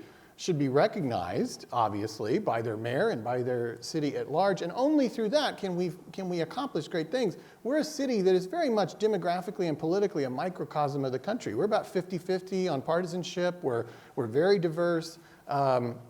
for us to get anything done, we have to find common ground. We have to be one OKC, and I, as a leader, have to be intentional about talking about that, which is why what you're doing here today is so important, because as much as we as political leaders talk about our policy outcomes we want, we also have to talk about how we're going to get there, especially in this toxic political environment. So just taking a moment to say, united we stand, one OKC, we're going to work together, we're going to find common purpose is really, really important.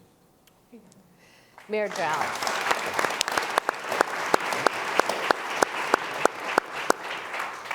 You said we are better when we lead with compassion and look to what we have in common rather than our differences.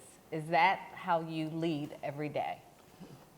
Absolutely. I aspire to, right? I mean, we all are facing the common challenge that Mayor Holt has described, which is we all come from very diverse cities. We all come from politically diverse cities.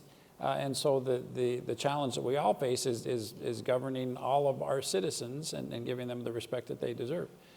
Much like David's efforts in Oklahoma City, Mesa is a very conservative city in a red state. And so we have tried to bring people along with us. The only way that we can accomplish things like David is doing in Oklahoma City is in coalitions. We have to have, we adopted our non-discrimination ordinance a year ago in March of 2021. So by most city standards, that's way late. But in an environment like ours, we had to put it on the shelf for a year or two, and we had to engage the LGBTQ community with the evangelical community, with every other community, because we knew we were going to face political pushback, and in fact we did. There was a referendum, but because of the coalitions that we had built together, the R's and the D's and the LGBTQs and everybody else in the alphabet got together, and we were successful in protecting and maintaining that ordinance. So that's a big deal in a red environment. And so we all are doing the best we can with the tools that we've got.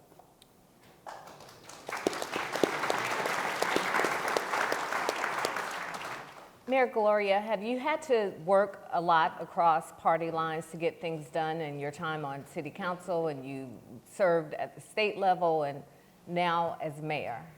Of course. I mean, and with the kinds of results that my colleagues here are talking about. When you bring people together, big and important things can get done. And I feel like the time in public office is limited, right? It's a temp gig on its best day, right? You only have a short amount of time.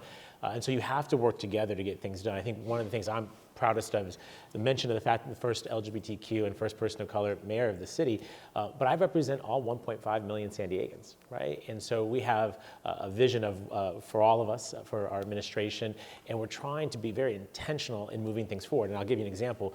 We created our first Office of Race and Equity at the city, a Chief Race and Equity Officer, recognizing that as we expect all San Diegans to treat each other with respect and courtesy, we have to do that internal too. We have to lead by example. And when we proposed this, I thought it would be somewhat edgy, but the fact is it was ratified on a unanimous vote. Our selection of a director, the funding of that office, the expansion of that office has been something that we've been able to do unanimously. And I think that speaks well for the future. I realize we're in Washington, D.C., where things seem so polarized. But the fact of the matter is where the rubber meets the road, at the pothole level, we are here doing the work of bringing people together to get this work done. And it is my fervent hope that what we're doing at the cities really incubates upward to our state and national levels so that we can reclaim what we are as Americans and stand united as the president is asking us to do. Amen. First time I met then Vice President Joe Biden, I was on city council, and he said, "You have the hardest job. It's harder than being vice president." And I said, "Why do you say that?" He said, "Because everybody knows where you live." So I'll go one step further. As mayor, they know where you live and they will show up at your house. Yeah. So can you all just talk briefly about what's been the toughest thing for you to accomplish in bringing people in your city together in this very heated and often hate-fueled climate? What's been the most difficult challenge? Well, I'll start. Yeah.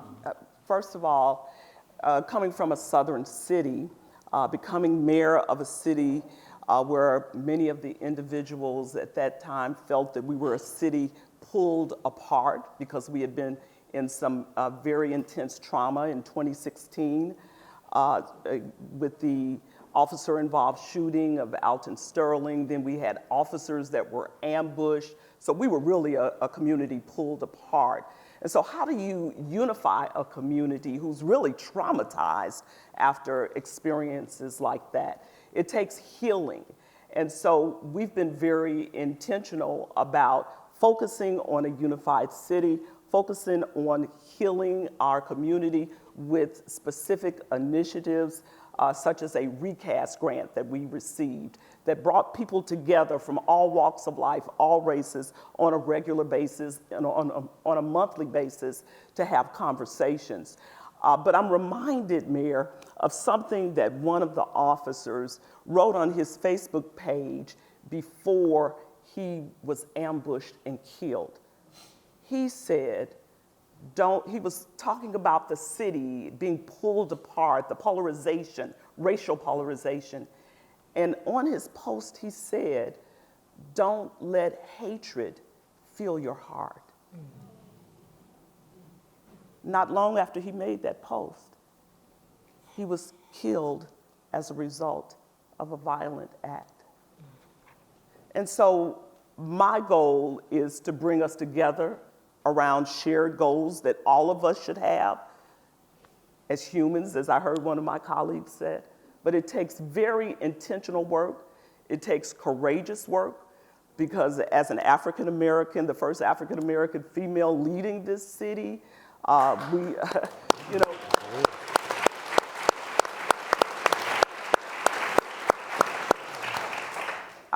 have to tell you that the unprecedented times that we live in certainly make it a challenge, but it's doable and it's not impossible. Mayor, I'll switch it up. What's your advice to leaders across the country on how we can work together across party lines to make our communities better? Okay. Get off social media. I mean, that's a flippant answer, but I mean, we're so much better than who we present ourselves in the digital world. Yeah, that's what I find. That's what was challenging about the pandemic, when so many of us were apart from one another. If your whole sole experience of one another is in a digital environment where you can be a keyboard cowboy and just say whatever you want with no accountability, that's not what our country is about. That's what tears us apart, and that's why this convening is important. But I think beyond that, I had a great mentor in my career, former Congresswoman Susan Davis. She's a social worker by profession. I know everyone thinks everyone becomes a politician by being attorneys. Some of us get here through social work, and I'd say that's a better path. And her message to me was always to listen more than you talk. That's how a leader should be, that you need to be a representative for your people. And I think what I was saying before, these hate-filled voices, these people that take their hatred and their vitriol and they turn it into violence, they are not the majority. They are the tiniest of minorities. And so, if we're only listening to social media and if we're talking more than we're listening, we're not going to move past this. But I believe so strongly, as the president does, that we are stronger and better than this. And that's why I appreciate being included today.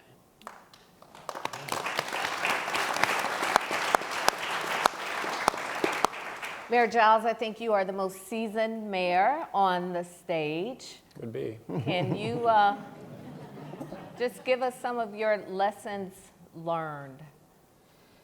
Leadership is very important. I hope everybody in this room appreciates the opportunity that you have to be a leader like us, or in some of you on a larger scale than us. And what a privilege that is, right? To be given this opportunity to have an impact. There's, in my estimation, there's nothing more impactful than government. But you're really only impactful, and you can really only be a leader if you do it in a courageous way. Leaders that shy away from challenges are not leaders.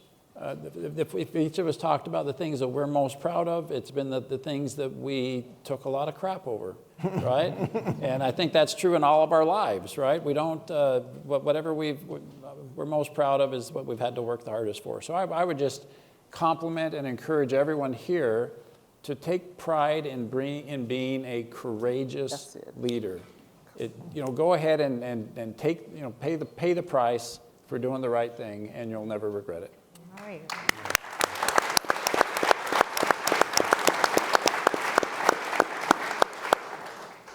Mayor Holt, I was so stuck on Ralph Ellison. I didn't mention that you are the first Native American to serve as the mayor of Oklahoma City. Tribal leaders here.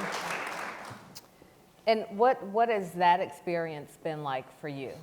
Well, we're the capital and largest city in a state with 39 Native tribes, but none of them are headquartered in Oklahoma City, so maybe that's why there's always been a little bit of a disconnect. But I've taken great pride in that and was honored a year ago, I think maybe today, to have cut the ribbon on our nearly $200 million First Americans Museum, which is really very unique. I certainly invite everybody, I'm sure all of us invite all of you to come to our cities, that's what mayors do, but I certainly invite you all to come and see it. I think it's even better than the one here in Washington, and I don't know why you're laughing, it didn't seem funny to me, it's dead serious. No, it's a fabulous facility, but it's really, obviously, as I said earlier, just so important that all of our history is told, and whether it be our civil rights movement, we were one of the first sit-ins in the country, but it wasn't a story we were telling in Oklahoma City, so it needed to be told, and this is similar. You know, obviously the Native American history in Oklahoma is very tortured, and a lot of it was buried down deep, and I'm Osage as well, and so there's don't have enough time for those stories, but go read Killers of the Flower Moon about that. But there's so many stories that need to be told, and by lifting those up, we learn a lot of important lessons, and maybe I'll leave with that. You know, I'm also the mayor of a city that has a scar in its downtown from April 19th, 1995, that is a reminder of what happens when you let dehumanization and hateful rhetoric reach its natural conclusion. And so there's a lot of stories in this room like that. They are all reminders of why we're doing this work. And I join Mayor Giles and everybody else in saluting everyone in this room for making something purposeful out of your pain. And that's certainly what we try to do in Oklahoma City in the aftermath of the Oklahoma City bombing. And it's why I'm proud to be here today. And I think we all can lead by example, and we're all leaders, and we can continue to shine a path towards a more united country that, sure, still has policy debates, but ultimately comes to a resolution in a peaceful way and then moves forward together. Mayor Morial, you know mayors can talk a long time, so I'm looking for the timekeeper to make sure we don't get in trouble. We got 5 more minutes. All right then. I kind of get the impression if Ambassador Rice says it's okay, it's okay. Just getting started here. I'll go back to you, Mayor Broome. Serving as the first woman, first African-American woman, what challenges have you seen? And does that play out across racial lines or gender lines or party lines? Or have you experienced any challenges? Yes, I have experienced challenges. Well, you don't look like you have. I will tell you that a lot of it has been along racial lines, and certainly it is part of the conversation that we're having here today. When I first started my journey of public service, of course, as I heard many of my colleagues said, you couldn't tell, who was a Republican, who was a Democrat. There was more civility existing, but now there's such a heightened level of disrespect, hatred, even towards elected officials. I do not go on social media to see what people are saying about me, but people will tell you from time to time what people are saying about you. And a lot of the comments have racial overtones. But I believe for me as a mayor, as we've heard from many of our colleagues here, it's incumbent upon me to set the standard and to set the tone. And I am committed that our city will be a city united. I'm committed that our city will break down the racial barriers that exist. But once again, it takes intentionality. It takes focus, courage. That's why in a time where many people did not want to see me move forward, with some of my initiatives like a commission on racial equity and inclusion, because my community was crying out for inclusion. They wanted to close that gap. We did that. And I'm proud to say we had people from all over our city, black and white, who wanted to be a part of it. And I'm always of the opinion that there are more who want to do the right thing. They don't always speak up or get involved. But these type of initiatives help people center around shared goals. I'll say one of the most sobering experiences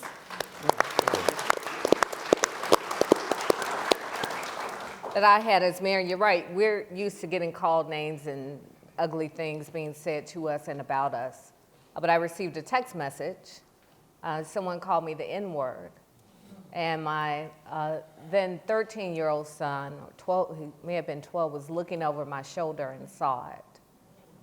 And I don't normally elevate bad and hateful behavior, but I put it on social media because the look on my son's face and the fear in his eyes was something I felt people needed to know what we were dealing with in 2020 and before and since, and how it was playing out, not just publicly, but privately as well.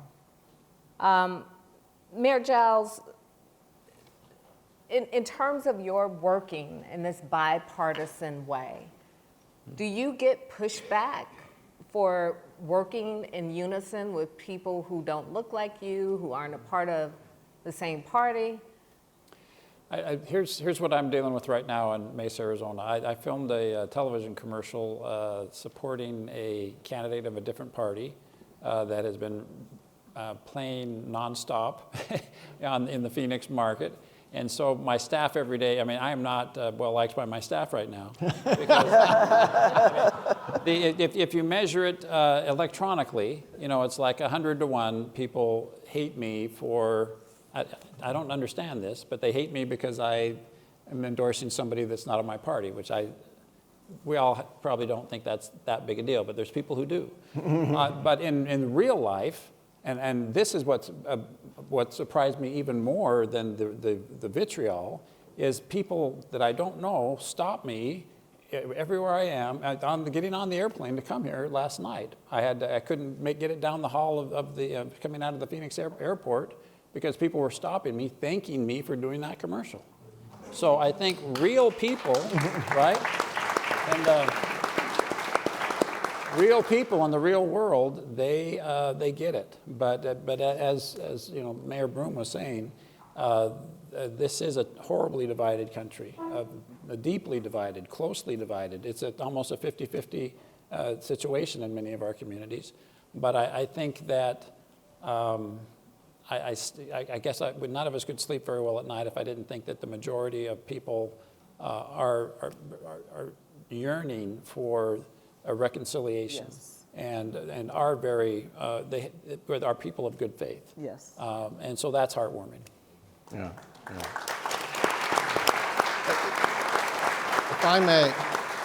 If I may add to that, I just, to really validate, I really believe that there's 60 to 70% of Americans who just, and they are different parties, so they may on paper appear to be divided, but they really just want to work together and get things done.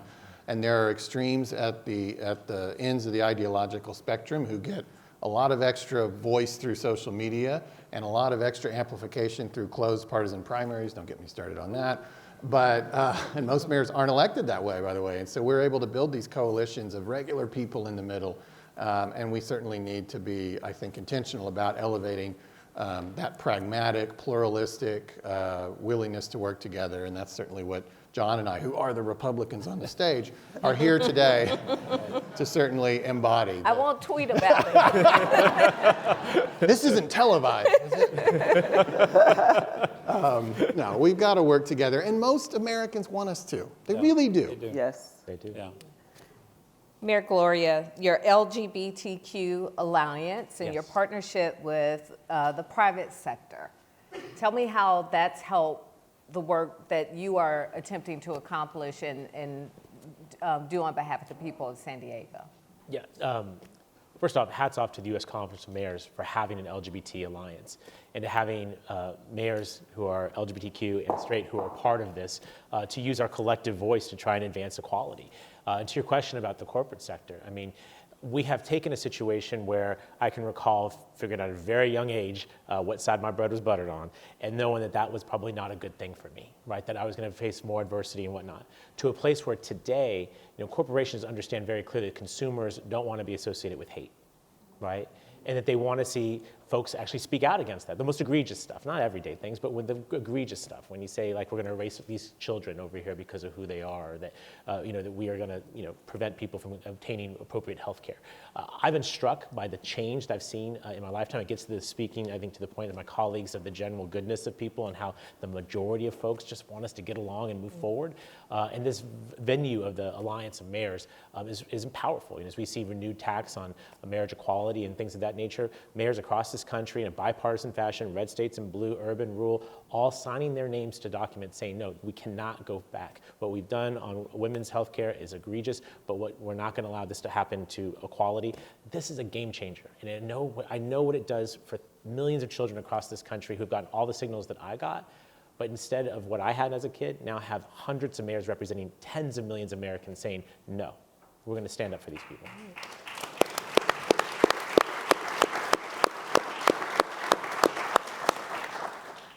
Mayor Byrne, leave us with something hopeful.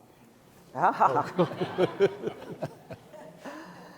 am very hopeful when I see everybody on a spirit of one accord here in this room today. I'm very hopeful with an administration, a president, and an administration that understands how vital it is to unite our community.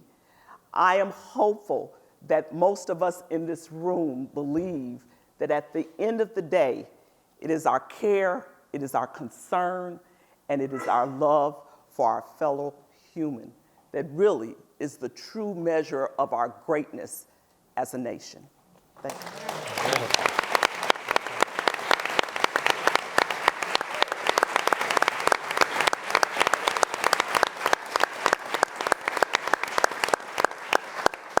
Well, it is great being in Washington, D.C., but you all see the real work gets done at home. Thank you all for joining us today, and thank you so much for your leadership. I am inspired by your leadership, and I know that the rest of the audience is as well. Thank you.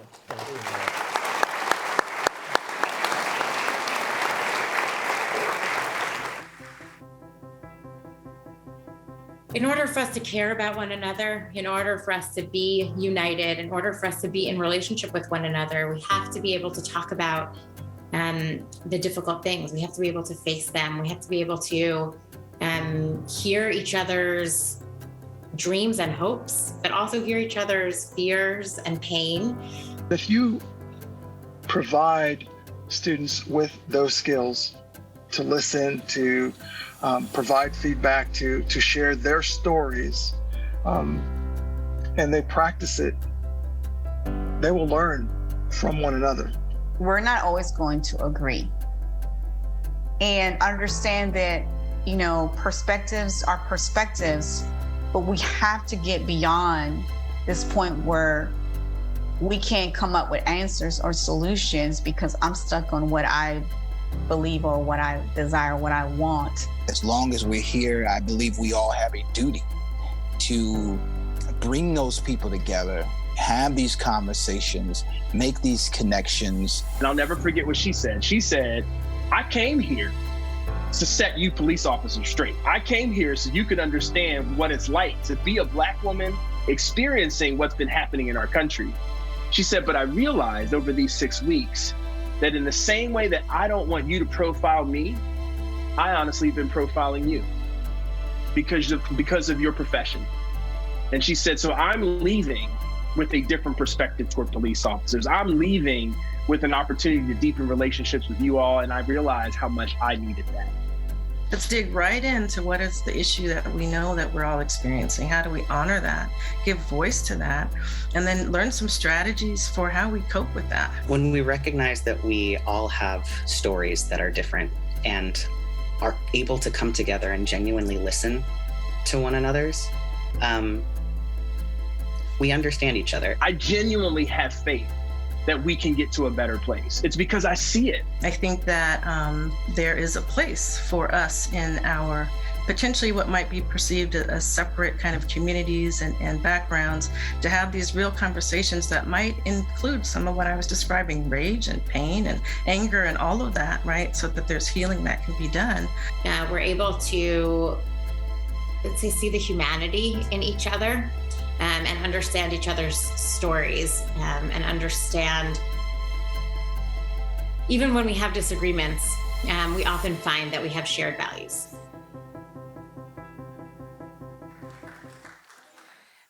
What a wonderful group of people those last two panels were. The women leaders, community leaders, and these mayors who will have me never looking at potholes the same way, which is a good thing because I live in Miami and work in New York, so I see a lot of potholes. But, you know, in spite of how polarized our country can feel, the reality is that the American people are overwhelmingly united in condemning hate-fueled violence. But learning to have meaningful conversations with folks we disagree with takes practice.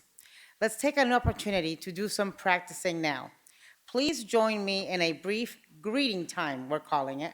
We want you to get up. We want you to go around the room, find somebody that you may not know, that you may want to know. We want you to get some blood flowing because it's after lunch and I saw some of you having cookies and the president is coming and you got to be on your A game.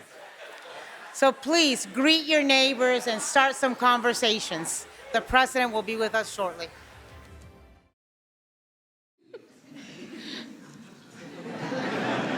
I can't see the teleprompter till you sit down.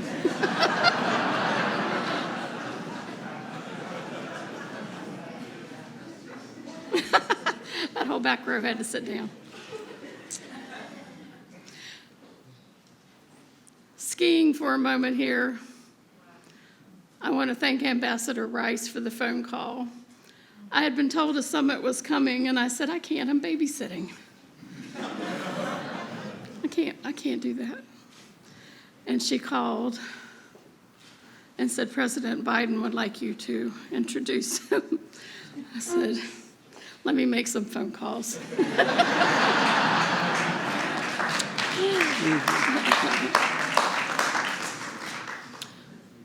On August 12th, 2017, I became a member of a club that reaches across all races, genders, and ages. And as my dear friend Dawn Collins points out, it's a club no one wants to belong to. The families of Matthew Shepard, James Byrd, Khalid Jabara, and Second Lieutenant Richard Collins III were already members. My membership was sealed in Charlottesville, Virginia, when a car drove into a crowd of counter-protesters. The driver admitted in court that it was a crime of hate, an attempted mass murder that only killed one person, and that person was my daughter, Heather Heyer. The car that struck her ruptured her abdominal aorta in 4 places at once. She was a paralegal and a waitress, unknown to anyone outside her family, friends, co-workers, and clients. Her murder resonated around the world, but the hate did not begin nor end there. White supremacist organizers had worked for months that year to create a culture of hate and dissonance with numerous rallies, marches, and visits in Charlottesville. In October 2017, another torch rally was held by some of the same organizers in that town. To this day, white supremacist stickers are often placed at the site of her murder and on the University of Virginia campus, along with recruitment flyers, as noted by Charlottesville racial justice anti-racism activists. Some of these same groups have also been active in Washington, D.C., Idaho, California, and more. The truth is that the loss my family has suffered is part of a bigger story. According to data from the ADL in 2021, anti-Semitic incidents reached an all-time high. And across the country, hate crimes are on the rise. And while my daughter's death received so much national and international attention, all too often these hateful attacks are committed against people of color with unacceptably little public attention. And that's why this summit is so important. We're here to share our experiences and our strategies to combat hate. But it must continue beyond today. Governments, corporations, communities, and organizations must continue to move forward in ways that pull us all together. We must shine the light of truth, justice, and equity on this issue and reject those who want us to live in fear of our fellow man. For as long as hate thrives, more parents will be inducted into that club. I want to thank the Arab American Institute, the Lawyers Committee, the Leadership Conference, and Southern Poverty Law Center who supported me and my family through this. And I want to thank the Anti-Defamation League, the National Urban League, Asian Americans Advancing Justice, LULAC, and the National Action Network for calling this summit. And I want to thank each and every one of you for taking the time to join the summit today, because you are proving that together we can come together to conquer hate. Finally, I would like to thank the man who has kept his promise to me to honor my daughter and the memory of so many to bring about change, President Joseph Biden.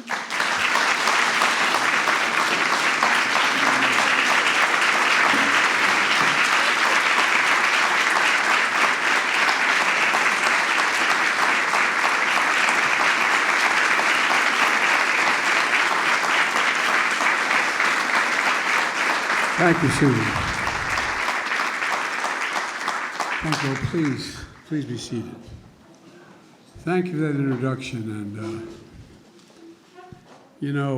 many of you have lost parts of your heart and soul yourselves, and you know that although moments like this, where we are working like the devil to see to it other people don't go through the same thing, as Susan knows, it just brings back everything. It's hard to stand up here and recall exactly what happened without it all flooding back as if it was happening again. So Susan, thank you not only for your words, but for your courage. I really mean it. Thank you, thank you, thank you.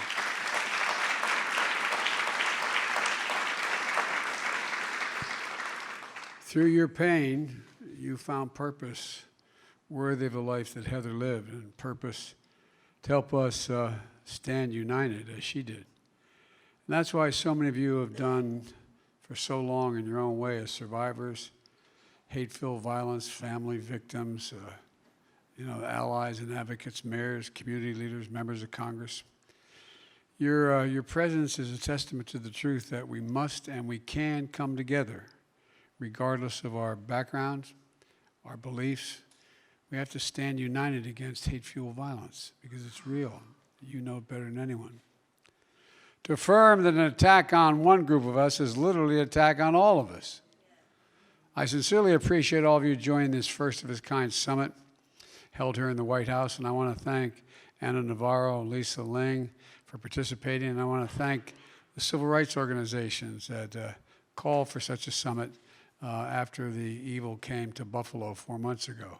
The National Urban League, the Anti-Defamation League, the Asian American Advancing Justice, the League of United Latin American Citizens, the National Action Network. Jill and I, my wife Jill and I, and she's teaching, that's why she's not here, traveled to Buffalo to grieve with families and deliver a message from deep in our nation's soul. In America, evil will not win. It will not prevail. And white supremacists will not have the last word, and this venom and violence cannot be the story of our time. So we convene this summit to make clear what the story of our time must be. It has to be a story in which each and every one of us has a vital role to play, a story with this message from the White House: united, united, united we stand. Look, I decided to run for president, as Susan knows, after Charlottesville. Literally, not figuratively. I had no intention of running. I give you my word. I was teaching, and I thought that was the best thing for me to do, as Chris knows, my colleague from Delaware. But Charlottesville changed everything, because I believed our story is to unite as people as one nation and one America. When those folks came out of that field carrying torches, the United States of America, carrying torches, chanting the same anti-Semitic bile that was chanted in Germany in the early 30s, accompanied by white supremacists holding Nazi flags. And I thought to myself, my God, this is the United States of America, Senator. How could it happen? No, I really mean it. As my friends in the movement, civil rights movement, know, I got involved in politics because of civil rights as a kid. But the idea that in the first quarter of the 20th century, we'd have people coming out of fields carrying torches, Nazi flags and banners, chanting the bile, accompanied by white supremacists, David Dukes and his crowd, and an innocent young woman is killed.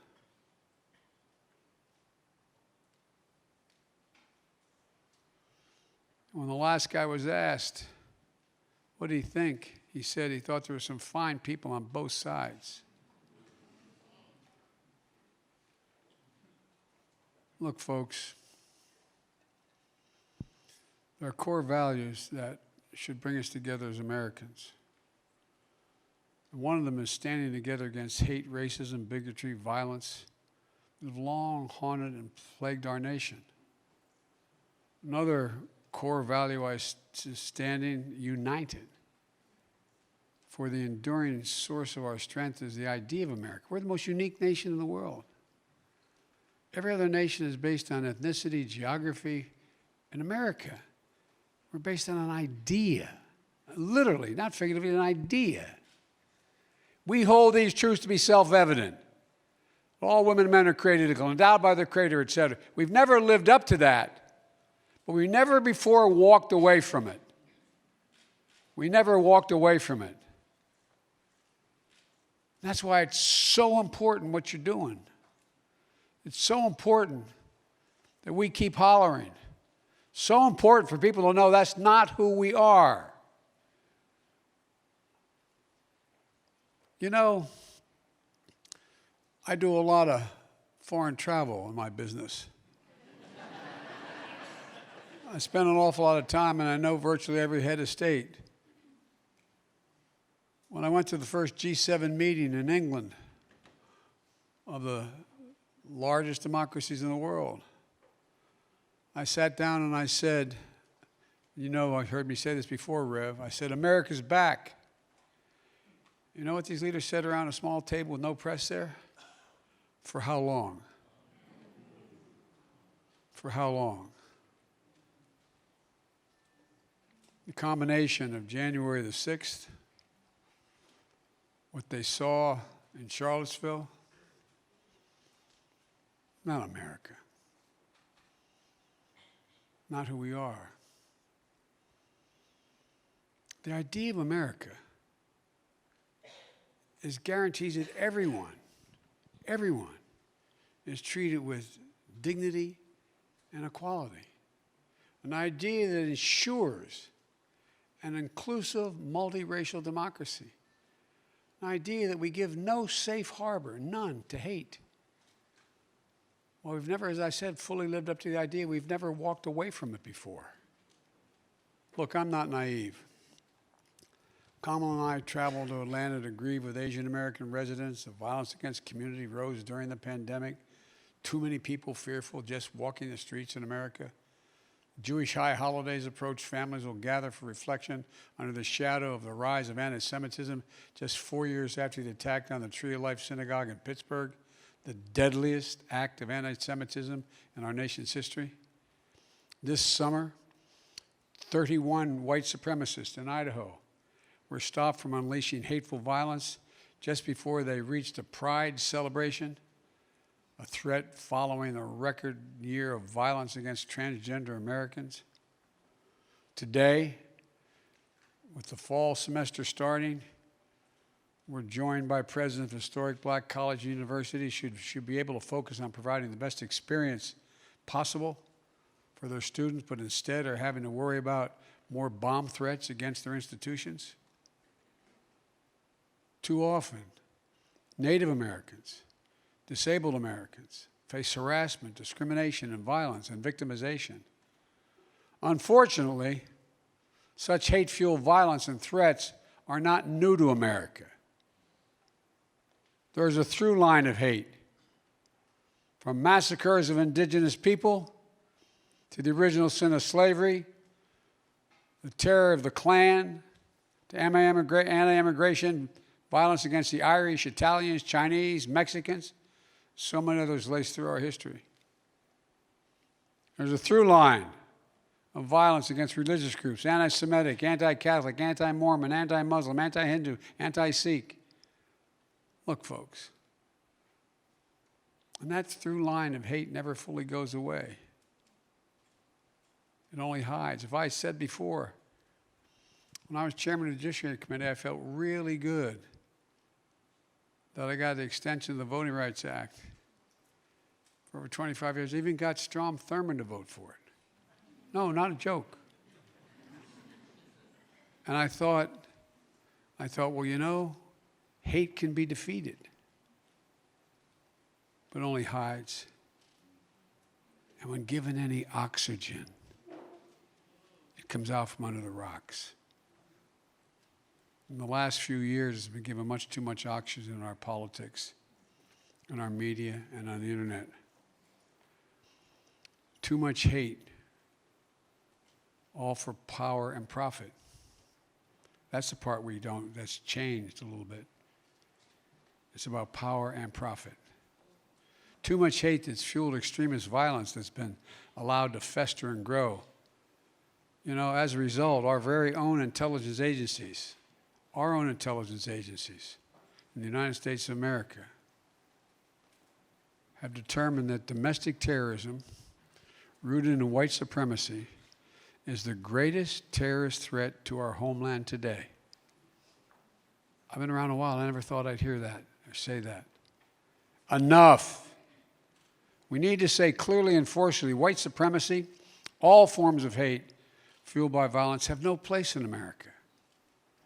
Failure to call it out is complicity, my dad would say. If your silence is complicity, we can't remain silent. There's those who say we bring this up, we just divide the country. Bring it up, we silence it, instead of remaining silent. For in silence, wounds deepen. We have to face the good, the bad, and the truth. That's what great nations do. And we're a great nation. So, we face at this moment, in my view, an inflection point. One of those moments that determine the shape of everything that's going to come after. Our great-grandchildren are going to look back and decide whether or not in this 2, 4, 6, 8 year period we stepped up. Because the world is changing. As the Irish poet said, all changed utterly. A terrible beauty has been born.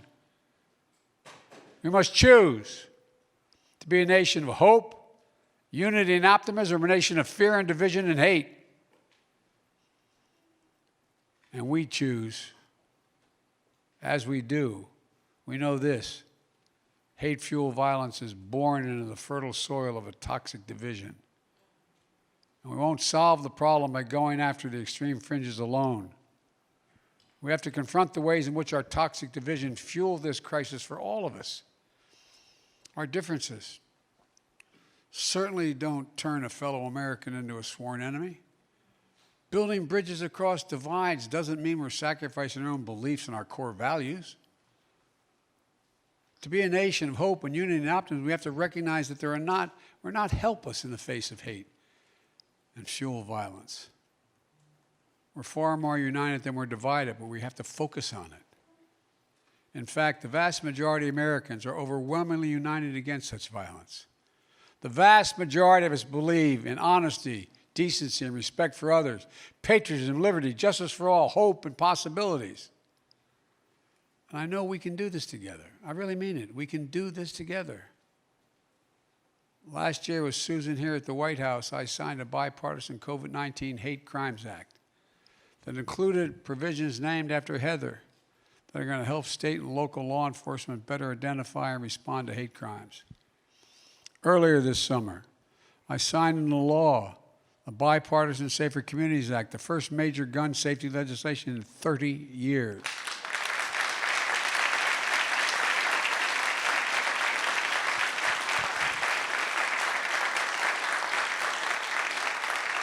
It will help keep weapons out of the hands of people who engage in hate and rage and make them dangerous to themselves and others.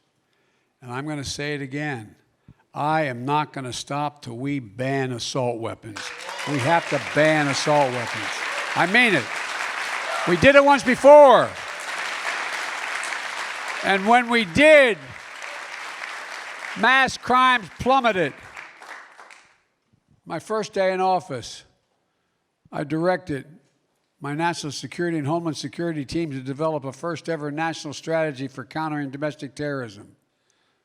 The goal is to improve and enhance our understanding of this growing threat within our country, prevent people from being mobilized to violence, to counter the relentless exploitation of the internet to recruit and mobilize domestic terrorism. And there's more we have to do together for the whole of government approach and a whole of nation approach. That's why today we're launching a new White House initiative on hate-motivated violence. We're going to use every federal resource available to help communities counter hate-fueled violence, build resilience, and foster greater national unity.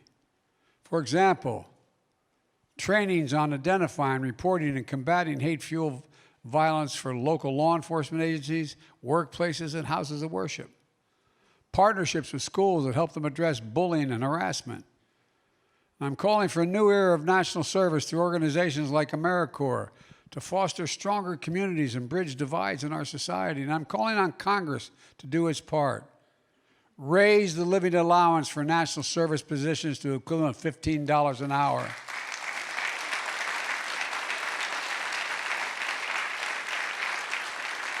This would make national service an accessible pathway to success for more Americans of all backgrounds.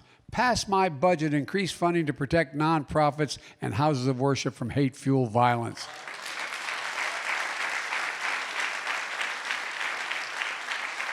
And hold social media platforms accountable for spreading hate and fuel violence.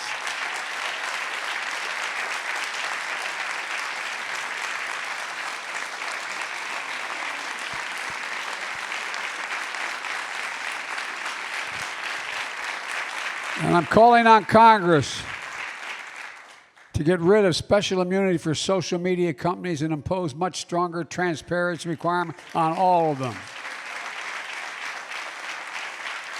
But folks, it's not just the federal government that can act. Everyone has a role to play in this story, whether you're a researcher seeking to understand the causes of hate-fueled violence, a philanthropist seeking to fund that research, or a concerned neighbor bearing witness to it and most collectively condemn those seeking mainstream violence or the threat of violence. Look, as part of this summit, nonprofit organizations like the Interfaith America, Habitat for Humanity, and the YMCA are launching new nationwide training to teach 10,000 Americans how to become bridge builders in their communities. And the U.S. Conference of Mayors is spearheading a compact with over 150 mayors, and Democrats, Republicans, and Independents to address hate-fueled violence in their communities. And today, a group of philanthropic leaders are announcing they'll mobilize $1 billion investment toward building a culture of respect, peace, and cooperation in our civic life. Folks, this is just the beginning. A new bipartisan initiative, Dignity.us, will take this nation in the national conversation we launched today on the road across all 50 states and the District of Columbia, territories, tribal lands, to listen and learn from the people doing this work and find ways to scale up the best ideas. Bipartisan Presidential Center, senior officials from prior Democratic and Republican administrations will all support this effort.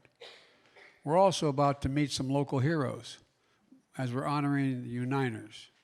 21 fellow Americans, pastors, rabbis, imams, building relationships across faiths, a police officer educating fellow law enforcement officers, a middle school student mobilizing her community, a filmmaker documenting the epidemic of missing and murdered indigenous people, and so many more who are taking a stand. That's what this summit is all about. We, the people, we have to stand united. We have to do more.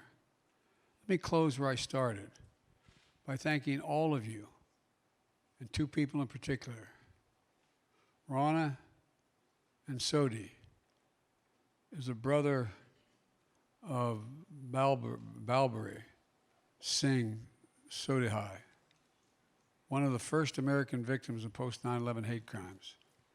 On this day in 2001, with Ground Zero smoldering, he was targeted, shot, and killed at work in Arizona by a white supremacist. To honor his memory, last year during the Asian American History Month, here at the White House, we displayed the turban he used to wear with pride. Miss Sarah Collins Randolph is also here today. On this day in 1963, her sister, Addie Mae, was one of 4 little girls preparing for Sunday school who were murdered by white supremacists in the 16th Baptist Church bombing in Birmingham, which I visited. Miss Collins Rudolph survived the bombing, but still carries the scars of that blast. Miss Collins Rudolph, I'm honored to see you here again. Thank you for being here. I visited the church on this day in 2019, and I'll visit it with you and always remember what happened. All these years later, Miss Randolph, Mr. Sodhai, providing the evidence that we need, proving that grief is universal, but so is hope and so is love. My fellow Americans, we remain in the battle for the soul of our nation. When I look around at all of you here today, I know we'll win that battle. I know we'll win it. The power is within each of us to transform the story of our time, to rise together against hate, to show who we are. We are the United States of America, and there's nothing beyond our capacity. And one of my reasons for optimism is the young people in this country. They're the least prejudiced, most volunteering, least, how can I say it, least likely to find blame, and most likely to get engaged. We have to organize them, just like our generation was organized in the civil rights days. And we can do this because the violence and the haters are in a minority. But unless we speak out, it's going to continue. It'll continue. And folks, we cannot be intimidated by those who are talking about this as somehow we're a bunch of wacko liberals who are engaged in this new. I mean, think about how it's characterized. We have to stand up. And I'm confident we will. Thank you all for being here. And Susan, thank you for organizing this.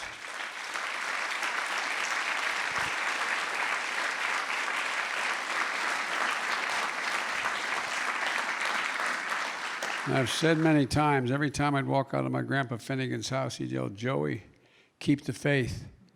My grandmother, "No, Joey, spread it. Let's go spread the faith." Thank you, thank you, thank you.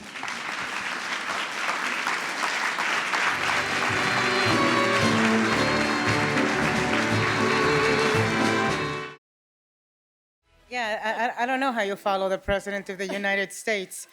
Do you know how to sing and dance? I don't. Fortunately, we have amazing people to introduce. Okay, that is wonderful. And let's get this started again. On behalf of the White House, Susan, you're going to let me talk on behalf of the White House? Okay. On behalf of the White House, Lisa and I have the distinct pleasure of honoring a group of uniters who embody the best of us and demonstrate a path forward out of division. These American heroes are working in their communities across the country to stand against hate, heal divides, and build unity. Uniters converge.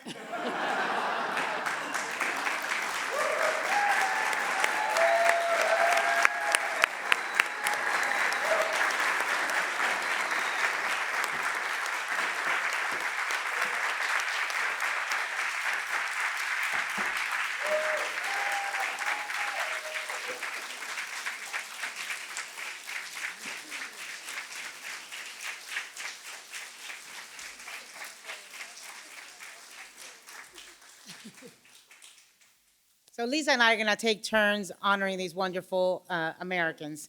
Pastor Bob Roberts, Imam Muhammad Magid, Rabbi David Sepperstein founded Multi-Faith Neighbors Network, an organization committed to building cross-cultural relationships and coordinating grassroots movements with religious leaders across Christian, Muslim, and Jewish faith. Their work is rooted in the idea that building stronger and more sustainable relationships with people from different religious, cultural, and social backgrounds is the key to dismantling hate and fostering unity.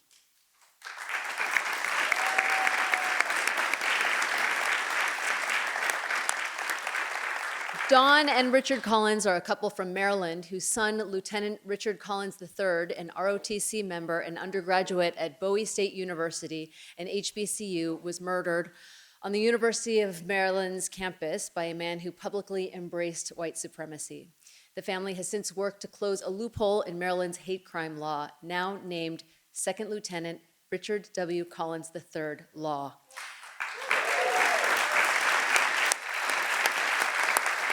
And has established a foundation in his name to combat hate and violence of all forms by forging relationships between educational institutions, military families, and local communities.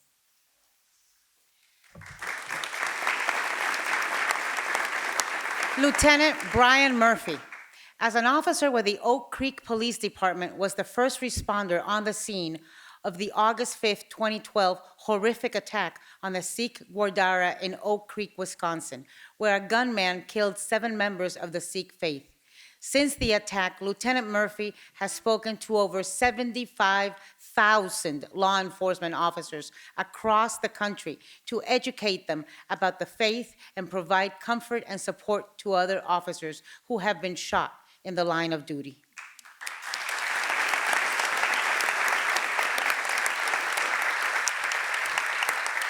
In October 1998, Dennis and Judy Shepard lost their 21-year-old son, Matthew, after he was brutally attacked in an anti-gay hate crime outside of Laramie, Wyoming. In the aftermath of Matthew's death, Judy and Dennis started the Matthew Shepard Foundation to share Matthew's story and educate communities about hate crimes against the LGBTQI+ community. Thanks to their tireless advocacy, federal hate crimes legislation was passed in their son's name.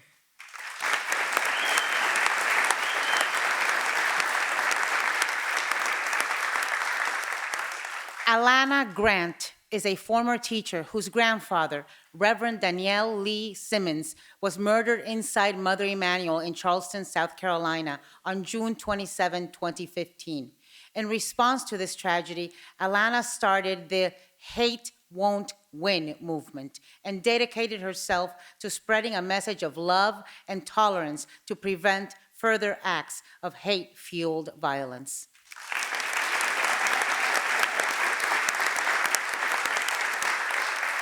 Masood Akhtar is an Indian-American Muslim activist and the founder of We Are Many United Against Hate, a nonpartisan organization using outreach and intervention to address the root causes of hate, bigotry, and racism. We Are Many United Against Hate to help heal divides by organizing community and school panels across Wisconsin with former white supremacists, religious leaders, educators, and law enforcement to focus on engaging middle and high school youth who are often targeted and recruited by hate groups.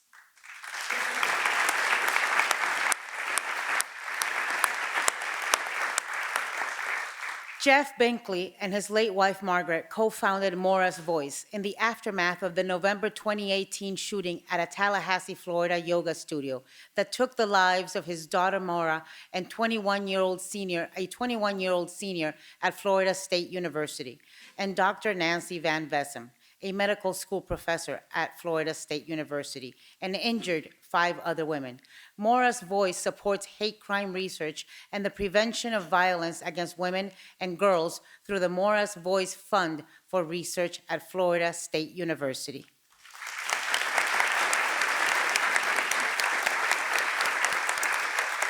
Valerie Kaur is a Sikh-American civil rights leader, lawyer, filmmaker, and author of See No Stranger, a memoir and manifesto of revolutionary love. She began chronicling racial violence when a family friend was murdered in hate after 9/11 21 years ago.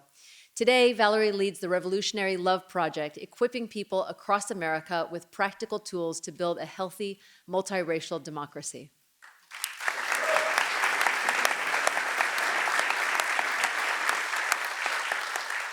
In the aftermath of the 2017 white supremacist riot in Charlottesville, Virginia, Rabbi Rachel Schmelkin and Pastor Tom Breeden began working through the One America movement to bring together other clergy and community leaders to help heal the divisions in the city. They work in Charlottesville and other communities across the country to inspire clergy to combat toxic polarization by engaging across religious, political, and racial divides.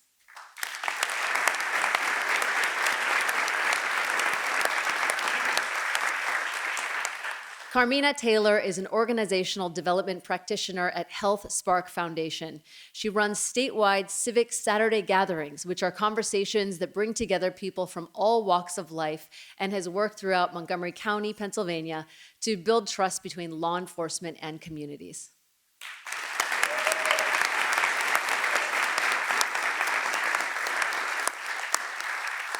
Jordan Dresser is the chairman of the Northern Arapaho Tribe of the Wind River Reservation, where he collaborates with federal, state, local, and tribal leaders on ways to make communities safer and to improve mutual understanding and respect between communities. Through a partnership with the Episcopal Church, he has brought Arapaho cultural items home to the reservation for community members to access. He shares his community's stories about loss, love, and perseverance through documentary filmmaking.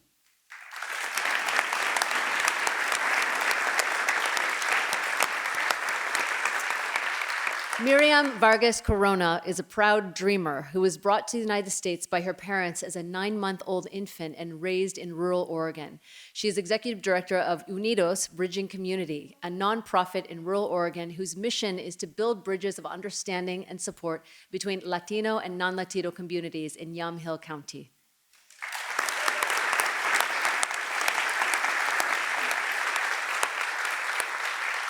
Reverend Dr. Darren Chesky has dedicated his life to building bridges between diverse communities.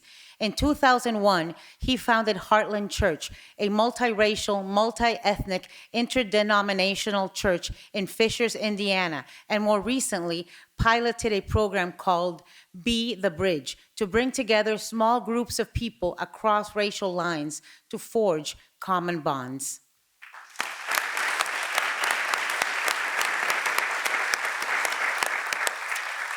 On Taylor Dumpson's first day in office as the first Black woman student body president at American University, a masked individual hung bananas from nooses around campus and in her sorority. A neo-Nazi website also targeted her for vicious abuse and harassment. She settled a lawsuit against one of her harassers who apologized and agreed to undertake anti-hate trainings and complete 2 hours of community service. 200 hours. She now uses her experience to promote conversations about how everyday Americans can stop hate in their communities.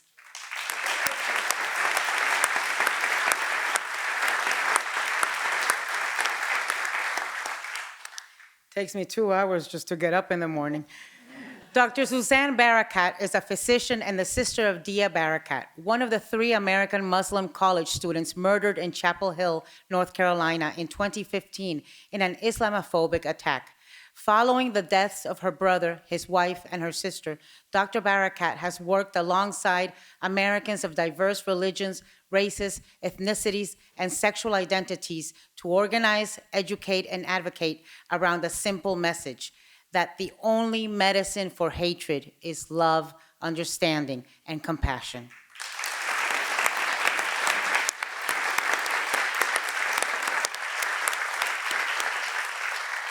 And last but certainly not least, our youngest uniter. Mina Fedor is a student from Piedmont, California, who founded AAPI Youth Rising when she was 13, an organization dedicated to educating the public on AAPI American history and mobilizing Americans to stop violent racist attacks against the AAPI community. Please join me in giving all of our uniters a huge round of applause for their work in communities across the country.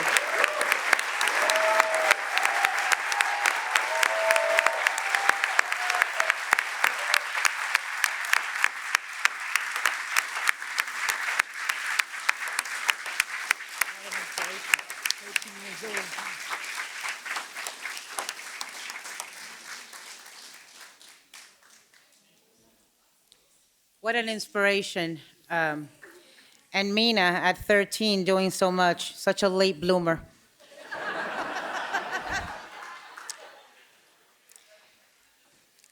Finally, the day is not over, and we have a very special surprise because since Lisa and I can't sing or dance, we thought we'd bring people who actually can.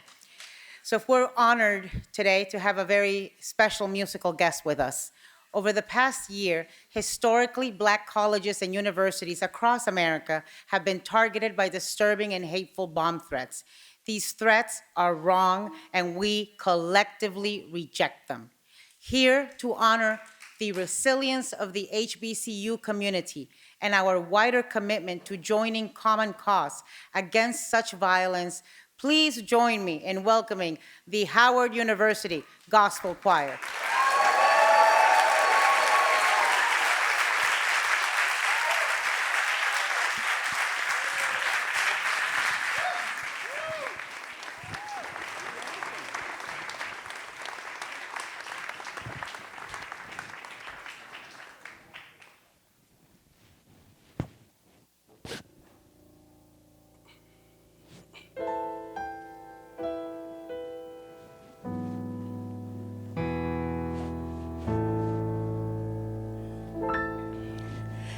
Ain't gonna let nobody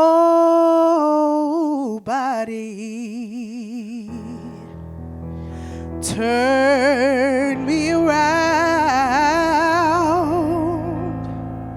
turn me around, turn me around.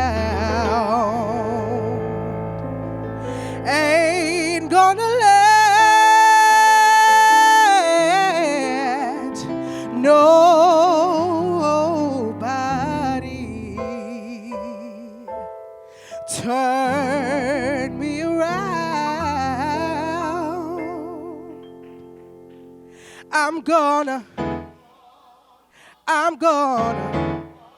marching up to freedom. Ain't gonna let injustice turn me round, turn me round. Ain't gonna let injustice. I'm gonna keep on marching up to freedom land. Ain't gonna let no bomb threat turn me around, turn me around. Ain't gonna let no bomb threats. I'm gonna keep on marching up to freedom land. Ain't gonna let nobody turn me round, turn me round. No, no, no, no, no, no, no, no. I'm gonna keep on. I'm gonna keep on. I'm gonna march on to freedom land. I'm gonna I'm gonna marching up to freedom.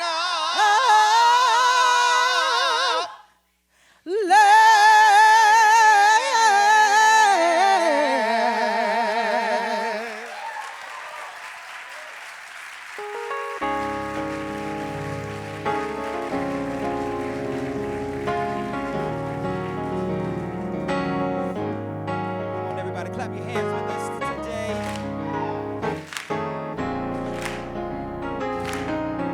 We're so excited to be here with you today, and we thank you for the invitation. But we just want to leave you with a little message of hope. Everybody say, hold on. Change is coming. Come on, one more time. Hold on. Don't worry about a thing. Yesterday, a man said to me, said, how can you smile when your world is tumbling down? And I said, here's my secret. Hey, when I wanna cry, I take a look around and I see that I'm getting by, and I hold on. Change is coming. Hold on. Don't you worry about a thing. No, hold on. 'Cause you can make it. Hold on, everything will be alright. Listen, 'cause when the troubles of life weigh you down, just lift your head up and say, yeah. And when the love you seek is hard to find, don't give up, keep strong, keep the faith and hold on. Your change is coming. You just gotta hold on, and don't you worry about a thing. No, hold on, you can make it. Hold on, everything will be alright. One more time, hold on. Your change is coming. You just gotta hold on. Don't you worry about a thing. No, hold on, you can make it. Everything. Last time everybody said, hold on. Thank you so much, everybody.